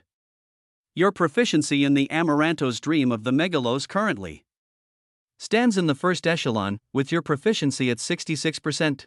Based on this, the weavings of the Amaranto's dream of the megalos you can obtain are extremely limited, all memories of the dreams are retained. The weavings of a single dream can be retrieved fully, and half the weavings of another dream can be retrieved. The 3 dreams of the megalos capable of being chosen are as follows: the worm of the deep outerversal physiology echelon V, megalos regnum echelon 4. 155 million pure delegatus channels. Half of the existence-defying physiology of the megalos transcendent megalos ability, protector Alexei system of existence of Kuklos echelon 4. Musings of the formation of a fabled omniverse, outerversal morphon Lexo outerversal physiology echelon V, megalos regnum echelon V, 277 million pure delegatus channels, chapter 3279. The wheel turns. The first Amaranto's dream of the megalos had ended. And due to the low proficiency of this dream, many things were limited for Ozymandias. In that endless dream, he could be anything within the megalos near and megalos beyond. He could start at a grand position and live for a varied number of years depending on the proficiency of this transcendent megalos ability. After some hundreds of years passed, a certain dream he had would forcefully come to an end before he was ushered into another, and if he died, then the entire Amaranto's dream of the megalos would end, and he faced further limitations with what he could bring back. As at this time, he was at a crossroads. A choice had to be made, but it wasn't an entirely hard one. Quickly, the thoughts of Ozymandias went through as he looked at the 3 blinking singularities in front of him. The full weavings of the worm of the deep have been retrieved. From the Amaranto's dream of the megalos, the following weavings will be granted: outerversal physiology echelon V, megalos regnum echelon 4. 155 million pure delegatus channels. Half of the existence-defying physiology of the megalos transcendent megalos ability. Half of the weavings of protector Alexei have been retrieved. From the Amaranto's dream of the megalos, the following weaving will be granted: system of existence of Kuklos echelon 4. The dream of outerversal morphon Lexo has been forever lost. The choice was made. He was only in the 3rd echelon for both outerversal physiology and megalos regnum since his age was truly too pitifully low as an outerversal morphon, and yet, in that unique space, his eyes opened wide as he awoke from a dream. The complexity of his weavings burned as he felt like he had truly lived all those thousands of years. The memories of the golden-furred simian and the secrets of the protectors floated in his mind, the memories of the pantheon of Dhamma and the worm of the deep flowed across his mind freely, and in addition to all of this, the radiant rune of Amarantos in his existence began to spin and pulse as it released a cluster of weavings of existence. Weavings of outerversal physiology echelon V and megalos regnum echelon 4, weavings of 155 million pure delegatus channels, and even half of the existence-defying physiology of the megalos transcendent megalos ability. All of it was topped off with his 4th mundi of power in the atlas of existence connected to him and another part of him in the megalos near beginning to buzz with radiance. it had detected the weavings of another sufficiently different system of existence. Thus, the complex boons of the system of existence of Kuklos flowed through WU. The massive rune within him spun terrifically as it let everything out, and at the end of it all, it became entirely still and dimmed. Around it, swirling waves of golden obsidian sandy light flowed from the dream Alathian haven, but it didn't react in any way as if it needed time. Another Amaranto's dream of the megalos would not be available to undertake right away or too soon. Ozymandias forced to wait for an indeterminate amount of time, and so he would wait, but as he did so, his physiology began to churn, and the aura around him became extremely potent and concentrated. He was taking all the gains that would elevate him towards the fifth echelons of outer versal physiology in Megalos Regnum. At the same time, near the dim rune of Amarantos, another rune began to form, deeply obsidian, crystalline in nature as if it could never be broken. It read, "Defy, the transcendent Megalos ability, existence-defying physiology of the Megalos," but it seemed that it was only half completed, yet even this, Ozymandias would take. A span of an instant had passed, and the instrument woke up from his dream. What did he gain? The Great Wheel had its trillions of tentacles pulse as it thought with a smile. The Great Wheel. The one that was termed the Great Deceiver by the Commonwealth and one of the dreams of Ozymandias. The one that, instead of the wheel of existence itself, protectors and powerful figures seeking the wheel found themselves deceived and bound to him. He watched with interested eyes as the aura of Ozymandias began to rise maddeningly at this moment. Above his body, the faint outline of millions of thin golden lines appeared, all of them shooting out and extending in different directions. Intensive shot began to echo out in the surroundings, a single dream that passed in an instant. And yet, he gained tens of millions of pure channels of delegatus. How hard did one have to work to gain delegatus? A grueling search and fishing day to day for either the Megalos beyond or Megalos anear, with very few ever capable of extending their reach to the Megalos Nihilos, as they simply held no compatibility. But an entity who had the transcendent Megalos ability of Amaranto's dream of the Megalos? He dreamt once and attained such shocking results. This was why the abilities of the Great Beyonder were simply too insane. Amaranto's dream of the Megalos was termed to be one of the topmost transcendent Megalos abilities purely with how tremendous the gains could be made from it were. His physiology. His Majesty it is crossing the echelons seamlessly. The voice of Aspasia rang out as her eyes shifted around while portraying as much reverence as possible, keeping her promise to the Great Mother of elevating the aura and standing of the instrument as much as possible. He had to have as many supporters as possible. A single dream of his brought this. Would he dream of becoming a great one in a single dream and attain such a state right after this? An unknown voice echoed out, but the moment it did, the signs, another came down. The signs, another voice chimed in. The words that the Great Beyonder left behind were filled with mysteries, and many did not fully understand them since they were uttered cycles ago. But there was one sentence that, at this moment, seemed to make things very clear. Born in one instant, a great one in another instant. Chapter 3280. The Wheel Turns. 2. As if the words of the Great Beyonder that rang out across the Megalos beyond all those cycles ago were reverberating right in their ears. The sentence represented how fast it would take the instrument to become a great one. It seemed that by their standards, it would be akin to the blink of an eye. Many of them had lived for multiple cycles, countless years. To them, a single year was extremely short. Some slept for thousands of years in deep slumber. So now, they fantasized just how quickly the instrument would take to jump onto the distinction of a great one. The eyes of the followers of the Great Beyonder twinkled with unquenchable fervor, while in the distance, the eyes of the heretical Morphons became even more stern. Within the same Megalos pantheon of Umbra, he succeeded and became even stronger. I can't continue watching this shit. Lead me to this newly discovered omniverse. X999, is it? The interminable body of Savitar spoke towards the shrouded figure of Nietzsche. The great ponderer, this being nodded with a thoughtful expression as a brilliant obsidian light flowed from him and towards Savitar, a unique set of coordinates being given within the Megalos anear relative where many of Savitar's bodies were in tainted omniverse. With a flicker of weavings, everything was set as, at this moment, Omniverse X999 became a target of a great one. His purpose this time wasn't to even form a dark matter core, but to simply recoup his losses as his purpose. Was slaughter. The wheel of existence moved and turned as it wished. Some could seek it, some may not even know of it, but ultimately, too many weavings were bound by it. After countless turns, after an unknown number of cycles, at this moment, the wheel turned once more, silently, in a manner that truly very few would even be capable of perceiving and understanding, but the wheel turned regardless, as if ushering in another chapter. Within the Megalos beyond, the stretches of obsidian radiance were simply too vast. The ends were not discovered even now, as even for the truly powerful that had transcended their existence some did not know, in a corner of the megalos. Beyond that was filled with absolutely nothing, boom, a singularity bloomed, an interminably potent singularity that was filled with terrifying concentrations of the megalos beyond bloomed. It was the birth of a morphon, and yet this birth, caused the surroundings of the megalos beyond to shudder as naturally a storm began to form. The singularity released a heavy pulse of weavings as instantly, all surrounding weavings became more potent, richer, so rich that by the time the massive singularity attained any indiscernible form, the surroundings had become extremely chaotic and rich as droplets of pure weavings of the megalos beyond began to form, dewdrops, rain. When the raindrops fell on this being, he naturally absorbed all of them into his body as behind him, massive obsidian wings unfurled with glory, his form was still not so easily apparent. But from these wings a dense number of golden strings appeared, so dense that they numbered millions, these lines instantly shooting out horizontally towards the megalos beyond, downwards towards the megalos anear, and millions of golden lines shot up. They shot up unfathomably vast distances as they seemed to be seeking the megalos nihilos. Oh you. A fearsome cry filled with endless loathing and pain echoed from this entity. His golden strings became reinforced with all of this loathing, and the moment they found something to bind within the megalos beyond, they forcefully bound it. In a nearby megalos pantheon, a large obsidian deluge of a river snaked across a massive mountain.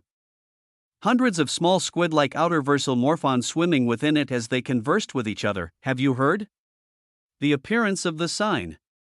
The instrument that the great Beyonder spoke of course. They say countless connections were formed just when he was born. That for the first time, rain appeared in the megalos beyond. Rain, the squid-like morphons extended their tentacles and talked to each other as, boom, the space above them split as golden lines rained down, and no matter if they were on the first echelon, or third, or fourth of outer versal physiology, their existence was instantly dazed and then bound as they became the delegatus of something else entirely. Far from the megalos beyond, within the megalos anear, Omniverse X999, inside of a space filled with an endless golden sea, a golden-haired man in white robes stared out with a determined gaze. Behind him, his people underwent complex changes of existence as they couldn't even discern his figure. Even if he were to be standing in front of them, they wouldn't be able to see him. This was a unique standing and power he held due to an unfathomable connection with his omniverse, as the omniversal Ankara, Imperium stared at the endless sea as at this moment, his surroundings were instantly eclipsed by terrifying waves of omniversal authority, ones with such purity and potency that it seemed like all possible omniversal authorities were converging around him. The weavings of existence in the surroundings instantly exploded with terrifying concentration and potency. Auras of pure weavings of existence began to form, these auroras quickly forming into miniature rivers before they expanded to form into a multicolored sea. At the center of all this, Imperium felt his existence stretched out as he began to meld with existence, as he became one with existence. At the same time, his existence was being compressed and refined into increasingly small particles before they exploded with even more mass and energy, a shocking transformation taking place as by the time it was done, an entirely different class of entity would take the stage, far from this location. Across weavings of existence and anti-existence, within the megalos nihilos, in a space of endless white space, so endlessly white that it would burn one's very existence, in such a place, a wriggling, worm-like singularity bloomed.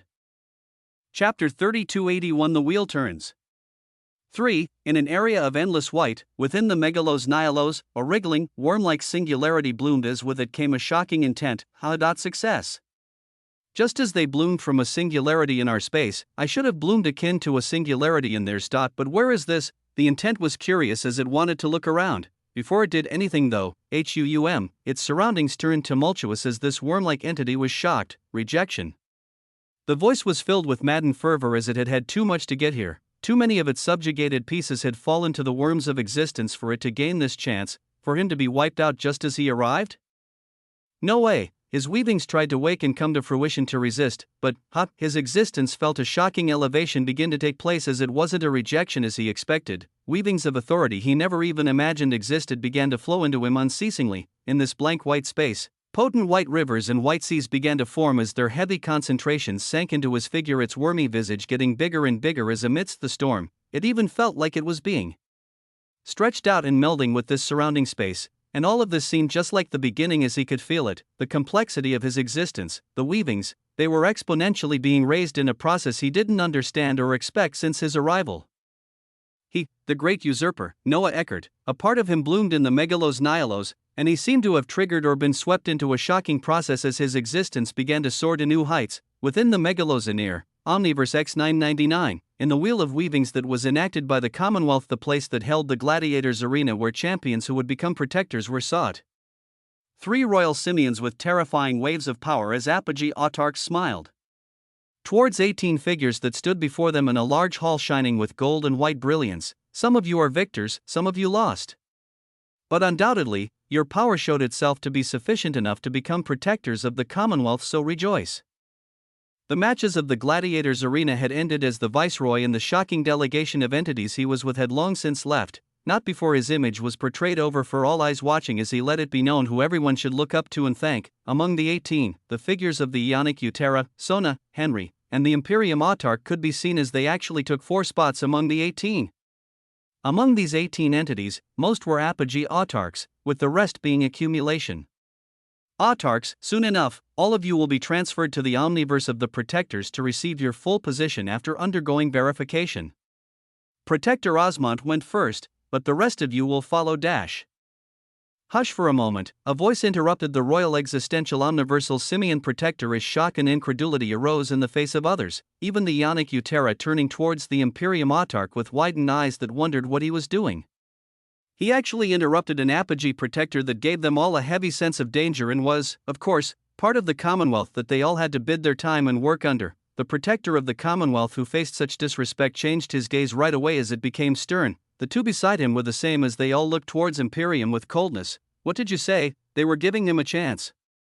For him to think and say it was a lapse in judgment, for him to bow his knees and get things back on track, and yet, Imperium seemed lost in thought as this body of his emanated silent but unique waves of power. Without even looking at the protectors, he repeated himself, I was telling you all to be quiet for a second. The buzzing of your annoying voices does not need to hold the same arrogance as it did before. Boom. The words held no hint of respect or decor as the bodies of the 3 apogee autarchs turned unsightly while they exploded with terrifying waves of power, and yet, Imperium tapped out 3 times, and an instant later, the blazing auras of the 3 autarchs were instantly recalled as if they never existed. Their eyes trembled as shockingly, the heavy weavings of over 9 autarchical omniversal authorities wrapped around them, not their influence. Not their weavings. But it felt the very grasp of existence itself that these omniversal authorities held wrapped around their sources of existence and forcefully bound them down. Imperium began to walk towards them as his eyes were hazy, but an undeniable aura began to leak from him. This omniverse was never yours to discover or play around with. I will now be taking it back. Those behind him were utterly shocked as Henry and Sona watched with sharp eyes, while the 14 entities who had participated in the matches within the arena and had been members of the Commonwealth this whole time. Boom. They looked at each other before they made moves towards Imperium, and yet the moment they did so, their bodies instantly came to a halt as it felt like every inch of their power had dried up. Imperium didn't even look back at them as it felt like all surrounding weavings of existence were under his control. He arrived before the 3 simian protectors who looked at him incredulously, not at all believing what was happening right now as in the next moment, Imperium used a finger to tap on their furred foreheads, and their eyes instantly dimmed and became dazed as foreign weavings of existence perused into them, their power not being able to stop it whatsoever. You will tell your forces that everything is proceeding as normal. As he spoke, golden tendrils of light began to leak as within them, the autarchical omniversal authority of Jugum flowed. These golden tendrils forcefully opened the mouths of the 3 simian protectors as Imperium didn't move to kill, only to control, and Jugum it was a heavy authority that meant dominance. Subjugation. The capitulation of existence entirely. Imperium radiated such a profound level of power and majesty as while he did this, nothing was found out by anyone else outside this room. Chapter 3282 The Wheel Turns. For, within moments, droves of golden rivers had flowed into the apogee autarchs as moments later, their eyes remained light as they instantly sank to their knees. We pay respects to the great Imperium, apogee autarchs, protectors of the Commonwealth. They kneeled down towards a native of Omniverse X999 as the ones in this hall watching were filled with shock and horror. Imperium only paused briefly before he turned around and released 14 more tendrils of golden light that rapidly shot towards the other 14 champions, the only ones left untouched being the Ionic Eutera, Sona, and Henry. They gazed towards him with caution and alarm as he voiced out, "You all belong to this Omniverse as I will spare you from domination." But in the coming future, you will have to fight for your home. I will bring all forces of the Commonwealth here under my control. And after that, we will dash. The gaze of Imperium flickered from calmness to sternness very quickly. He gazed out into the far distance as if he could see something nobody else could. It seems blessings and catastrophes come hand in hand. He spoke cryptically as he felt something approach the bounds of this omniverse, a power he had captured glimpses of in the arena when Osmond unveiled the agent of anti-life. The heavy aura of an outerversal morphon was coming towards the omniverse. Across the swaths of endless void governed by unbreakable omniversal authorities, Omniverse X999 had bounds where its vast domain ended. Near the ends of such a vast domain, a terrifying skull with thousands of limbs behind it neared. Purple flames burned in its sockets as it stared at the pristine omniverse below with a devilish gaze. I've taken a big loss recently, so let this be my gain. Slaughter is much easier than other methods as today. I shall reap some souls for myself. The one who walks had made his way over to Omniverse X999 after following the weavings given by the Great Ponderer. He didn't know that veiled and a distance away from here, a terrifying entity with an open eye of existence observed everything closely, this being the Great Ponderer himself. He had been observing Omniverse X999 this whole time to learn about his enemy protector Osmond, to learn everything about him and reveal which of the Great Ones he was or which one he was connected to. But he just came across a shocking confluence of existential authority in his observations, and much of his gaze was then restricted from there as he wasn't able to see everything even with the eye of existence. What was this? Just what was this odd omniverse, and what more could be found from it? Nietzsche observed calmly while veiled as voraciously. Savitar sank down to ravage and plunder. Many of Noah's ascendant existential extremity clones remained in the infinite omniverse within. Omniverse X999, as his power rose, the weavings he could uncover increased more and more, and what he could see extended out exponentially. What the infinite omniverse itself could see expanded tremendously. As another part of him devoured and assimilated Hearthries in the higher weavings of existence, he fully attained the state of one with existence as he was currently sensing the elevated form of power one could gain with it, but not too far back. An unfathomable change has occurred within the omniverse around us. Both he and the infinite omniverse sensed it. The omniversal authorities went wild.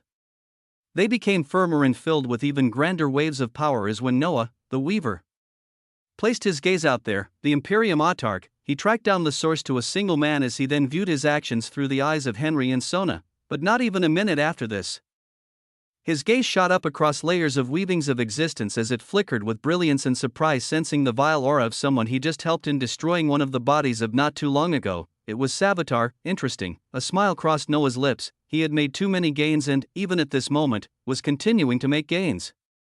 His infinite omniverse was the same as he simply needed time to digest all of them and then observe his new level of power. At this moment, he couldn't be grouped as an autarchical existence any longer at the existential dominium realm, but he also didn't fit in the omniversal stage as he didn't forge a fabled omniverse, but his power.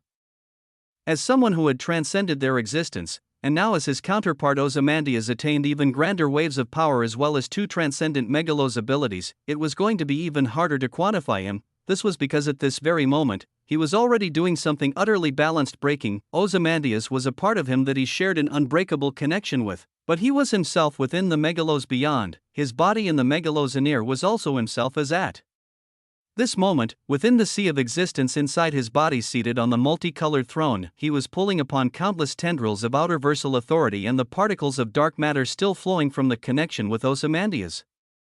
The heavy flow of the stellar obsidian radiance still flowing from the megalos beyond and into the infinite omniverse through Ozymandias. He pulled upon all of it as in the sea of his complex existence. The rune of Amarantos was nearly formed completely. Yes, the transcendent megalos ability that the great Beyonder sculpted in the megalos beyond would also appear in the megalos anear.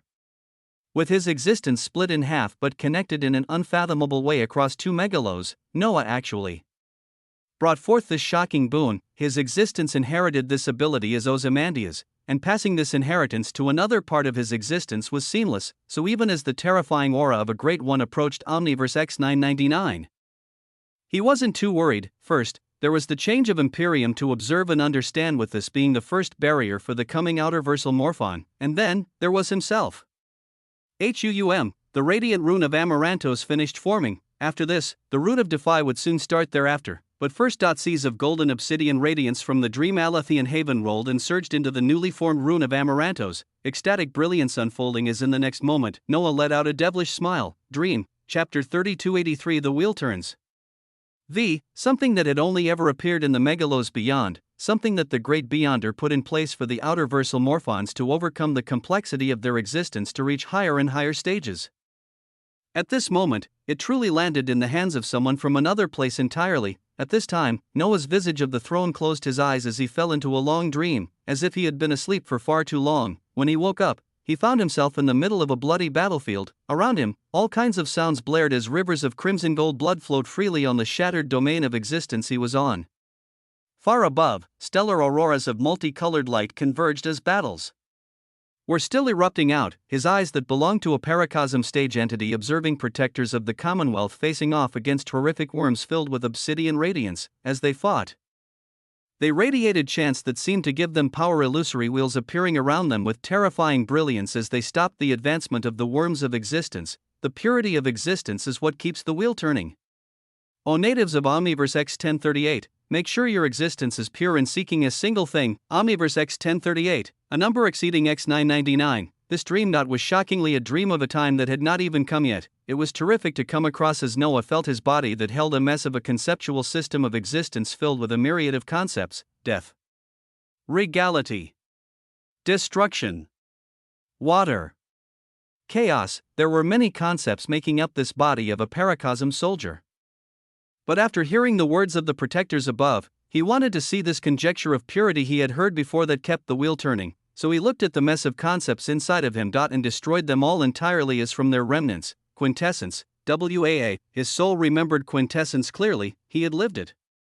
He had forged it, like a lost seed. It quickly began to bloom as in the future. He would only focus on quintessence for all his weavings of existence. The purity of existence kept the wheel turning. He would put this to a test as within Omniverse X 1038, life moved on, a year passed, and the paracosm body he occupied became an autarch. He was adorned with the distinction of the quintessential autarch. The protectors of the Commonwealth guarded this Omniverse as he found that at a certain point in the past, changes had occurred that allowed Omniverse to be discovered rapidly by the Commonwealth as their reach only became stronger. They pushed back the worms of existence within this Omniverse, but they seemed unkillable as they always came back and ravaged this Omniverse and many more. Their numbers propagated much more rapidly than before, and their power was even grander. The Omniverse. He was turned into one of constant wars and death. As in such a state, hundreds of years began to pass. The distinction of an apogee autarch was attained rather quickly as in these hundreds of years. Quintessence was solely focused on to the extent that its complexity even became capable of affecting the worms of existence that tore apart this Omniverse. In all these years, he was finally able to join the ranks of protectors as the first thing he sought to do was to track down Omniverse X 999. Would it have himself? Or did he not exist in this dream entirely? The day he became a protector, he expressed curiosity towards the older protectors of the Commonwealth stationed here about expanding his knowledge and visiting other Omniverse. Expressing curiosity about X 999 especially, the simian protector looked at him with a sharp gaze at such words before he replied, Omniverse X 999 is an anomaly that is still unsolved by the Commonwealth. It has disappeared within the megalos and eras. Even now, it is nowhere to be found. Shocking words, ones that acted akin to a trigger as at this point, the quintessential protector felt his mind become hazy. He almost felt like he was slumbering, and yet at the same time he was awaked up, but somewhere else. His gaze became divided. This dream still continued, but he felt a part of himself opening his eyes within another dream entirely. A dream still continued, but answer one started. This was in the megalos beyond. A star-shaped outer versal morphon opened its single eye as around him. The auras of terrifying morphons pulsed heavily. Among them, multiple intents echoed out, is it true? That the great Beyonder has constructed an unbeatable crucible on our pantheon. The words instantly caused Noah's single eye to shine brilliantly as he awoke fully. Another dream, and in this dream, it seemed to be countless cycles ago that before the great Beyonder had disappeared, memories flooded into his mind. He was outer versal morphon Starbright, a native of the megalos pantheon of Xerxes. The groups of outer versal morphons he was with were entities who frequently moved with him within this pantheon, and they were currently in the Undersun sanctuary that was akin to a citadel 10 times the size of an existential domain. Massive obsidian structures and statues filled this place as currently, it was abuzz with the news and weavings of the strongest outerversal morphon, the unfathomable great beyonder, the crucible. Apparently our pantheon is not the first. In the pantheon of Umbra, the crucible of the Amaranto's dream of the megalos was built. Nobody knows anything about it, as any who have tried it have failed. Oh? And the crucible here, the voices in intense rose with deep power and curiosity as a single answer came, the crucible of the sword of megalos. Noah's weavings buzzed as he came across the mention of a third crucible. All of it was mixed with unknown mysteries, as the being responsible for it all was present in his current dream. Who was the great beyonder? A dreamer questioned as he delved fully into another unfathomable dream. Present time, outside of the dream, a certain emperor traversed within the megalos beyond, in a megalos pantheon, within a large obsidian deluge of a river that snaked across a massive mountain. Hundreds of small squid-like outerversal morphon trembled as they gazed up to look at an amalgamation of black flames above them. They trembled not just because of the power he radiated, but also because this was the being who had forcefully bound them as delegatus not too long ago. Chapter 3284. The wheel turns. 6. He had bound them not long ago. And now, he appeared above them in a terrifying manner. They couldn't entirely make out his form apart from long-spanning obsidian wings that seemed to be melding into the megalos beyond itself, and when he stopped above them, they shockingly observed dewdrops to begin gathering in the surroundings before moments later, rain began to fall. Rain. Seeing this, they were utterly stupefied. Rain? Was this not the sign of the instrument that the great beyonder spoke of? Something occurring all the way in the megalos pantheon of Umbra. What was this in front of them? In the next moment, a deep intent that seemed that of a child and an adult rang out at the same time. You all were saying there is a sign? An instrument that someone spoke of? The voice caused them to shudder, down to the very depths of their existence. They felt like the intent of this voice alone could do far too many things as they were stupefied. Seeing their stunned state, this being clouded by stellar obsidian mist instantly flickered out with a few hundred black tentacles for all small morphons here. Let me see your memories. A calm swirling of outerversal authority, and within moments, the squid-like morphons were dazed while all parts of their existence were ready. The tentacles that bound them getting tighter as the one responsible radiated a shocking intent. Connections at birth? Rain? The instrument of the great beyonder.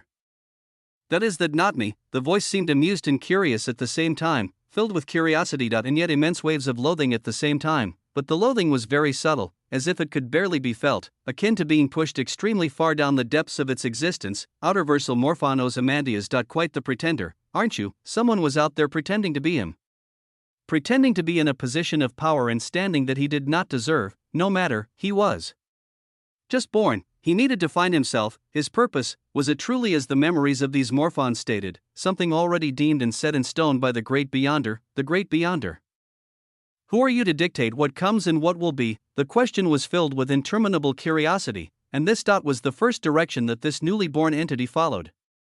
It wanted to understand more of the great beyonder. As it turned towards the depths of this pantheon it had appeared in, it would learn. It would grow. And in the future, it will meet this Ozymandias, but before them, boom, above its body, millions of golden lines gushed out again and spread out across the megalos to bind onto more delegatus, whether they wanted to or not. In the megalos Nihilos, in a region filled with white blackness, a few hundred massive worms with crystalline black scales and sharp white wings crossed through space rapidly. Hundreds of jagged teeth could be seen clattering on mouths placed on different areas of their bodies. No eyes present on these entities, yet their intent and weavings were filled with antimatter. The signal is close. Get into the Genesis formation and prepare for battle if need be. Yes, affirmative. Voices rose and fell after the first one as the massive bodies of worms radiated complex weavings that would make foundation autarchs tremble. They weaved across the white space as thin black lines emerged from each of them and connected to each other, their positions constantly shifting and moving as within moments. Boom. Their bodies faded away as a titanic illusory form of a 9-horned winged worm of existence emerged. A rare entity lost countless cycles ago and only mentioned by great entities within the megalos Nihilos. Its form emerged as hundreds of worms of existence formed a unique formation. The aura it radiated instantly shooting past foundation, accumulation, and apogee autarchical levels of power as it very quickly settled at the omniversal stage. Its speed also blazed as it tore across space to cautiously appear where they all felt the signal, and there, a distance away, they could see roaring waves of auroras and seas of antimatter. deeply white with a tinge of gray, and at the center of it all a black and white worm with feathery wings stretched out gloriously, 9 blazing eyes that shone like singularities currently opened and closed as if they were acclimating and looking around curiously. These eyes locking onto the newly arriving formation of the 9-horned winged worm of existence as the moment they did so, BZZT, the massive formation shuddered as the worms within were shocked by the aura of regality and domination radiated from the eyes of this being. It caused their very weavings to feel subservient as if it stemmed from the very depths of their existence. A single glance from it caused the 9-horned winged worm of existence to bow its head as its intent echoed out. We see the brilliance of the great worm and bow our existences, their intent echoed out with clarity. Opposite them, the feathery winged worm with 9 eyes blinked as it sought to understand already complex weavings of existence flooding into it. And seeing this new reality, Eckert could not help but utter out silently, "What the fuck is going on?" Too many changes were occurring all at once, but seeing the subservient cluster of worms of existence in the distance, strands of white tendrils of light erupted from his new body as they were filled with potent waves of antimatter. They went to latch towards the faint worms that made up the massive formation as, at the very least, he would subjugate them as he further understood where he was currently at and what these complex weavings of existence he received truly meant. Subtle changes bloomed, not just within Megalos beyond, but within Megalos Anear and Megalos Nihilus as well. The wheel had taken a turn, whether many entities knew it or not. As for what all the changes would bring, nobody could say for sure, but at this moment, there was a single man that was dreaming of the Megalos beyond, and dreaming of the Megalos Anear. Chapter 3285 I. The dreams were unique, the dreams were long. The proficiency of the Amaranto's dream of the Megalos was low as no one knew it wouldn't allow him to spend too many years within a dream. Going by the dreams of Ozymandias, a range of 2,000 to 3,000 years was the maximum currently, and he had to ensure that he didn't expose himself to any great ones or entities of similar power, as they would know he was a dreamer. An oddity that, similar to the last dream of Ozymandias, he would be killed and the dream would come to an end. So even though he appeared at a time when the Great Beyonder was active, he only collected information about this entity while preparing to obtain the biggest possible gain from this dream, the transcendent Megalos ability, the sword of the Megalos. He didn't have his infinite mana, his infinite omniverse, or his atlas of existence, but he could still bring a semblance of what made him outstanding into these dreams. He could take his power to be a level above others as gradually the weavings of these dreams became clear. He felt like he was walking across past records if the dream was in the past. And if the dream was of the future, he felt like he was walking across a possible future, a fragment of the weavings of existence. Because in the dream of the Megalos Anear, where he had risen to be a protector of the Commonwealth while he relied on quintessence alone, over 2,000 years passed as he elevated himself in power and battled outerversal morphons and worms of existence who seemed to be invading with even greater fervor. 2,000 years into the future, this was what entirely convinced him that this dream was a jump into a possible weavings of existence, a mere fragment that didn't take into account many things. Because how long had he been active since the blue planet faced an apocalypse? A mere few years. And look at the level of power he had reached. Would 2,000 years truly pass thereafter where nothing about himself could be heard? Where those of the Megalos beyond, Megalos Anear, and Megalos Nihilus still fought as the three-body problem continued to remain unsolved. In all these years, he heard nothing of the weavings of Noah Osmond as he treated this dream as a mere fragment of existence to further increase his strength and obtain as much information as he could for what possibilities there were. 3,000 years passed within the dream. And on that mark, the terrific voice of the Viceroy of the Commonwealth echoed out across the bases of the protectors. For too long, we have remained passive in defending against our enemies. We shall remain passive no longer. On this day, we have managed to create stable channels that cross from our lands into theirs, as we shall bring this war to them, a grandiose declaration, and within days, the forces of the Commonwealth were gathered within recovered tainted omniverse that swirled with heavy weavings of dark matter cores. In front of these cores, rivers of dark matter were being siphoned off as a massive obsidian gateway was formed, with the group of protectors that Noah belonged to contributing to the campaign against the outerversal morphons. Fantastic, aren't they? Go beside him, an omniversal protector of the Commonwealth standing shoulder to shoulder with him spoke while gazing at the massive obsidian gates. Apparently, the core forces of the Commonwealth have long since transcended their weavings of existence, and subtle changes have been occurring over these past 1,000 years that they took advantage of to seamlessly create stable channels across the Megalos. We may merely be pawns in this war, as those above us consider these incursions an expansion of the complexity of existence.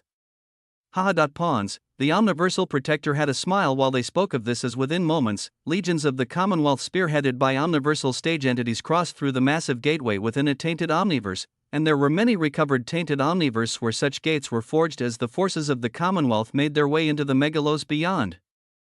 It was a terrific achievement. The clashing weavings of matter and dark matter could distinctly be felt by Noah as they traversed across immeasurable distances, and in a short period of time, boom, they made their entry into the megalos beyond. Alongside their entry, titanic golden wheels rose above them and spun with austere glows of power, the stellar obsidian radiance of the megalos beyond being pushed back as their group. Shockingly appeared above a pantheon, at the forefront, royal. Existential omniversal simians with terrifying waves of power led these armies with ferocity as below them, booming cries of outerversal morphons echoed out, monstrosities arose, eldritch armies assembled as the forces of the Commonwealth arrived to wage war right before a pantheon. And an existence-breaking battle unfolded, as Noah and the other protectors clashed, a unique weaving of existence unfolded. Noah stared towards an opposing outerversal morphon a distance away from him as it was a massive star-shaped morphon with a single eye. It was himself. In his other dream, the dream whose goal was a transcendent megalos ability that was actually more than halfway achieved, the moment their eyes met, an undeniable pull shut everything down as, after an excess of 3,000 years, the dream came to an end. Noah felt like he was coming out of an extremely long sleep, his eyes opening to observe an endlessly vast obsidian space. Within this space, only two singularities shone brightly. Due to the low proficiency of the Amaranto's dream of the megalos, the dream has been brought to an end after an excess number of years and an intersection of dreams occurred. Your proficiency in the Amaranto's dream of the megalos has been elevated to the second echelon, with your proficiency at 1%. Based on this, the weavings of the Amaranto's dream of the megalos you can obtain are somewhat limited. All memories of the dreams are retained, memories of the past, and memories of the possible future. All of it buzzed in Noah's mind as a choice had to be made. Chapter 3286-2, the weavings of a single dream can be retrieved fully, and half the weavings of another dream can be retrieved. The two dreams of the megalos capable of being chosen are as follows: the quintessential protector conceptual system of existence echelon 5. The formation of a quintessential fabled omniverse. Musings of the ordinance of quintessence. Omniversal armaments armor of the Commonwealth, spear of the Commonwealth, Omniversal Voyager 2, Outerversal Morphon Starbright Outerversal Physiology Echelon V, Megalos Regnum Echelon V 458,550,020 Pure Delegatus Channels.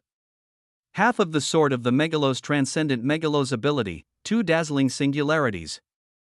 Noah only glanced at them for a moment before the choice was made. The full weavings of the quintessential protector have been retrieved. From the Amaranto's dream of the megalos, the following weavings will be granted: conceptual system of existence echelon 5. The formation of a quintessential fabled omniverse. Musings of the ordinance of quintessence. Omniversal armaments armor of the Commonwealth, spear of the Commonwealth, Omniversal Voyager 2, half of the weavings of Outerversal Morphon Starbright have been retrieved. From the Amaranto's dream of the megalos, the following weaving will be granted: 200 million pure delegatus channels. Half of the sword of the megalos transcendent megalos ability. Part of the dream of Outerversal Morphon Starbright has been forever lost. He was asleep for an instant, he dreamed for an instant. Noah opened his eyes on the multicolored throne as after this passage of an instant, his power was about to jump tremendously once more. He looked at his fair hands that held vibrant bands pulsing with the grandeur of transcendence of existence as if he was returning back to his old self. A dream of over 3,000 years was very real, but within a second, Noah was able to isolate those long memories and break them down as he returned to himself right after. This was the true reality. He wouldn't need hundreds or thousands of years to make progress here as in this passing of an instant. He made tremendous gains. Above the weavings of existence themselves seemed to have been violated as the colorless radiance of quintessence gushed down from a pulsing rune of Amarantos. Not just this, but three omniversal armaments were spat out as one was a multicolored armor, a golden spear, and a miniaturized vessel that could traverse across the omniverse of the megalos beyond. But the most astounding thing was quintessence, the single, pure concept he had focused on for 3,000 years, as by doing this, he even gained musings of the ordinance of quintessence, ordinance, dictum, decree. It was the stage after one grasped the eye of existence, where they could have a truly and unequivocally extreme weaving of existence that was termed the ordinance of existence. a state where one took all the complexity of their existence and reduced it all to a single thing. Noah attained mere musings of this possibility even though he had only just arrived at the first state of existence. Come, he beckoned to the terrifying weavings of quintessence as his first Monday of power began to seethe. Within the boons he retrieved was also an elevation of this system of existence, and a fabled omniverse. He could effectively leave the shackles of an autarchical existence of someone in the existential dominium realm, and step into the omniversal realm. But I never belonged to any of these realms to begin with. His thoughts were filled with unbound tyranny as he began to process the weavings of a fabled omniverse. His path was not a simple one where he would forge a fabled omniverse like all others and be considered an omniversal entity. This would merely be a part of him. Even during the dream of a few thousand years, he already theorized and planned for many things. His first Monday of power could take on the weavings of a fabled omniverse as he already had a grandiose plan of possibilities for the other mundus that made his atlas of existence, within the outerversal descent system of existence. He wanted to enact a fabled pantheon, within the system of existence of Kuklos, of Ingenier, and all others to follow. He wanted them to have something unique and of their own as when all 9 mundus of power were filled. What would the product be? This was something for him to design and look forward to. Quintessence is becoming undisputed within your conceptual system of existence. Around him, the obsidian rune of Amarantos flashed as rivers of colorless brilliance surged out and covered everything. Quintessence seeks to break down countless records and make them part of the quintessential fabled omniverse within the first Monday of power. Quintessence seeks to compress countless records into a single quintessential quark, and from this quark, bloomed the quintessential fabled omniverse. The methods of the Commonwealth: they took all their records and weavings of existence after they became complex enough, compressed it all into a quark, and then used the compression and explosion of power to bloom a fabled omniverse from a single quark. Countless quarks erupt from a single one, and this formed the basis of the fabled omniverse. But unlike the dream, Noah's system of existence did not just contain quintessence, his atlas of existence began to tremble.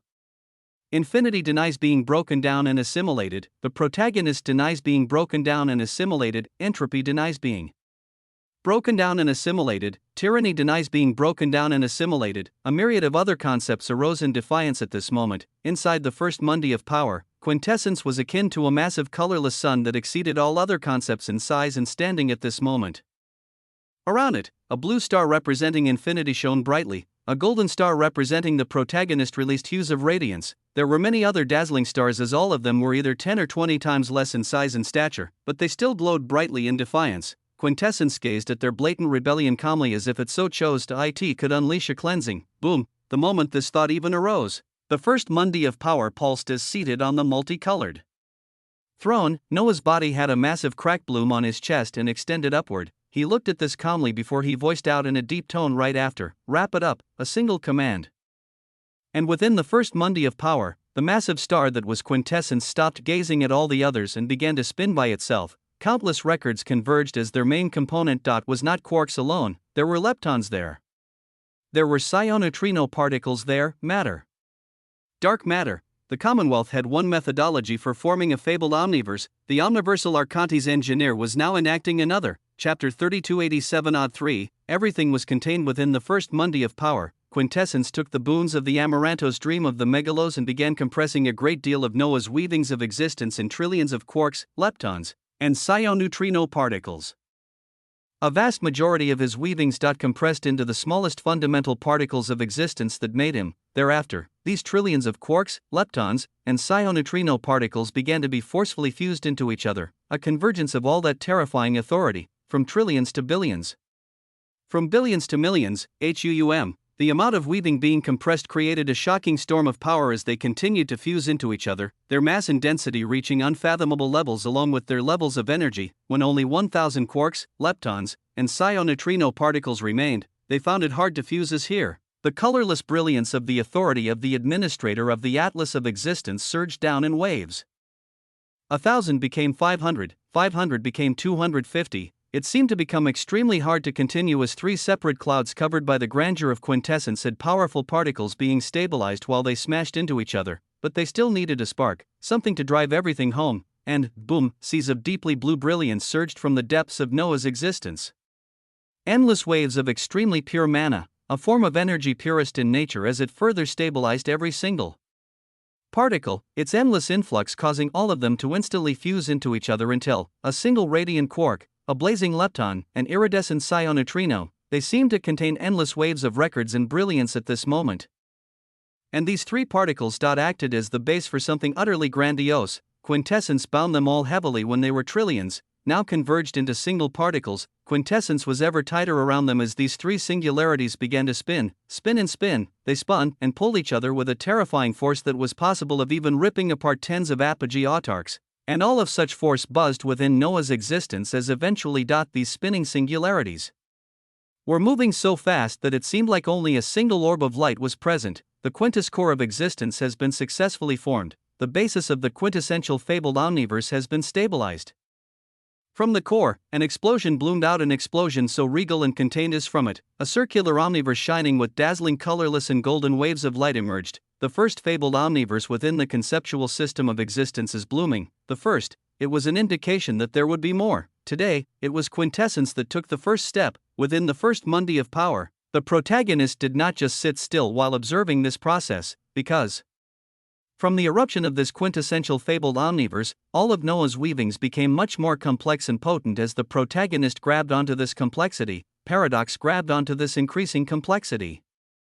Cheats grabbed onto this elevation of existence, infinity, uncertainty, relativity. Every single concept jumped on the train that quintessence led as if they were small, tiny stars before. They began to enlarge and shine brilliantly within the first mundi of power, seated on the multicolored throne. Noah's existence, which was already being exponentially raised by the constant devouring of hearthries in the expanse, proceeded to have another jump in complexity around his body that simmered with radiance. The illusion of a colorless gold omniverse flashed for the first time. It was a glorious result due to a single dream. As this unfolded, the rune of an obsidian sword formed within his existence near Amarantos and Defy.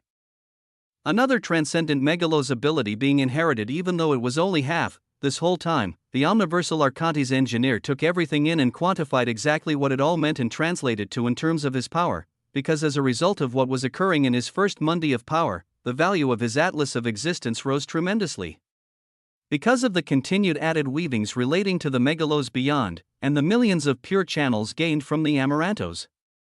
Dream of the megalos that were taken by Ozymandias. His system of existence of outerversal descent also rose tremendously. It was a rapid advancement that needed at least a few seconds to be digested. But were there even these seconds to spare? Outerversal morphon, it was a unique distinction, and one that was made even more unique when one attained the distinction of a great one. Even among such beings, Savitar felt like he didn't truly belong. His empire was not as great as others, his reach was not as extensive. Even his state of existence. He felt like he was infinitely close to attaining the eye of existence, and yet he never grasped it. Even now, the most recent failure only made his faults more glaring, as at this moment he just wanted to let loose, to release untold destruction as within him, within his outerversal physiology that held a burning skeletal heart within his skull. It craved destruction, it craved death and decimation to the extent that he had once lost himself in a state of frenzy and decimated an entire omniverse. This spoke more to the loose control of the complexity of his existence, but he wanted to be in that free state once more, recoup my losses and turn everything within into existence reapers. And just let loose for the first time in a while.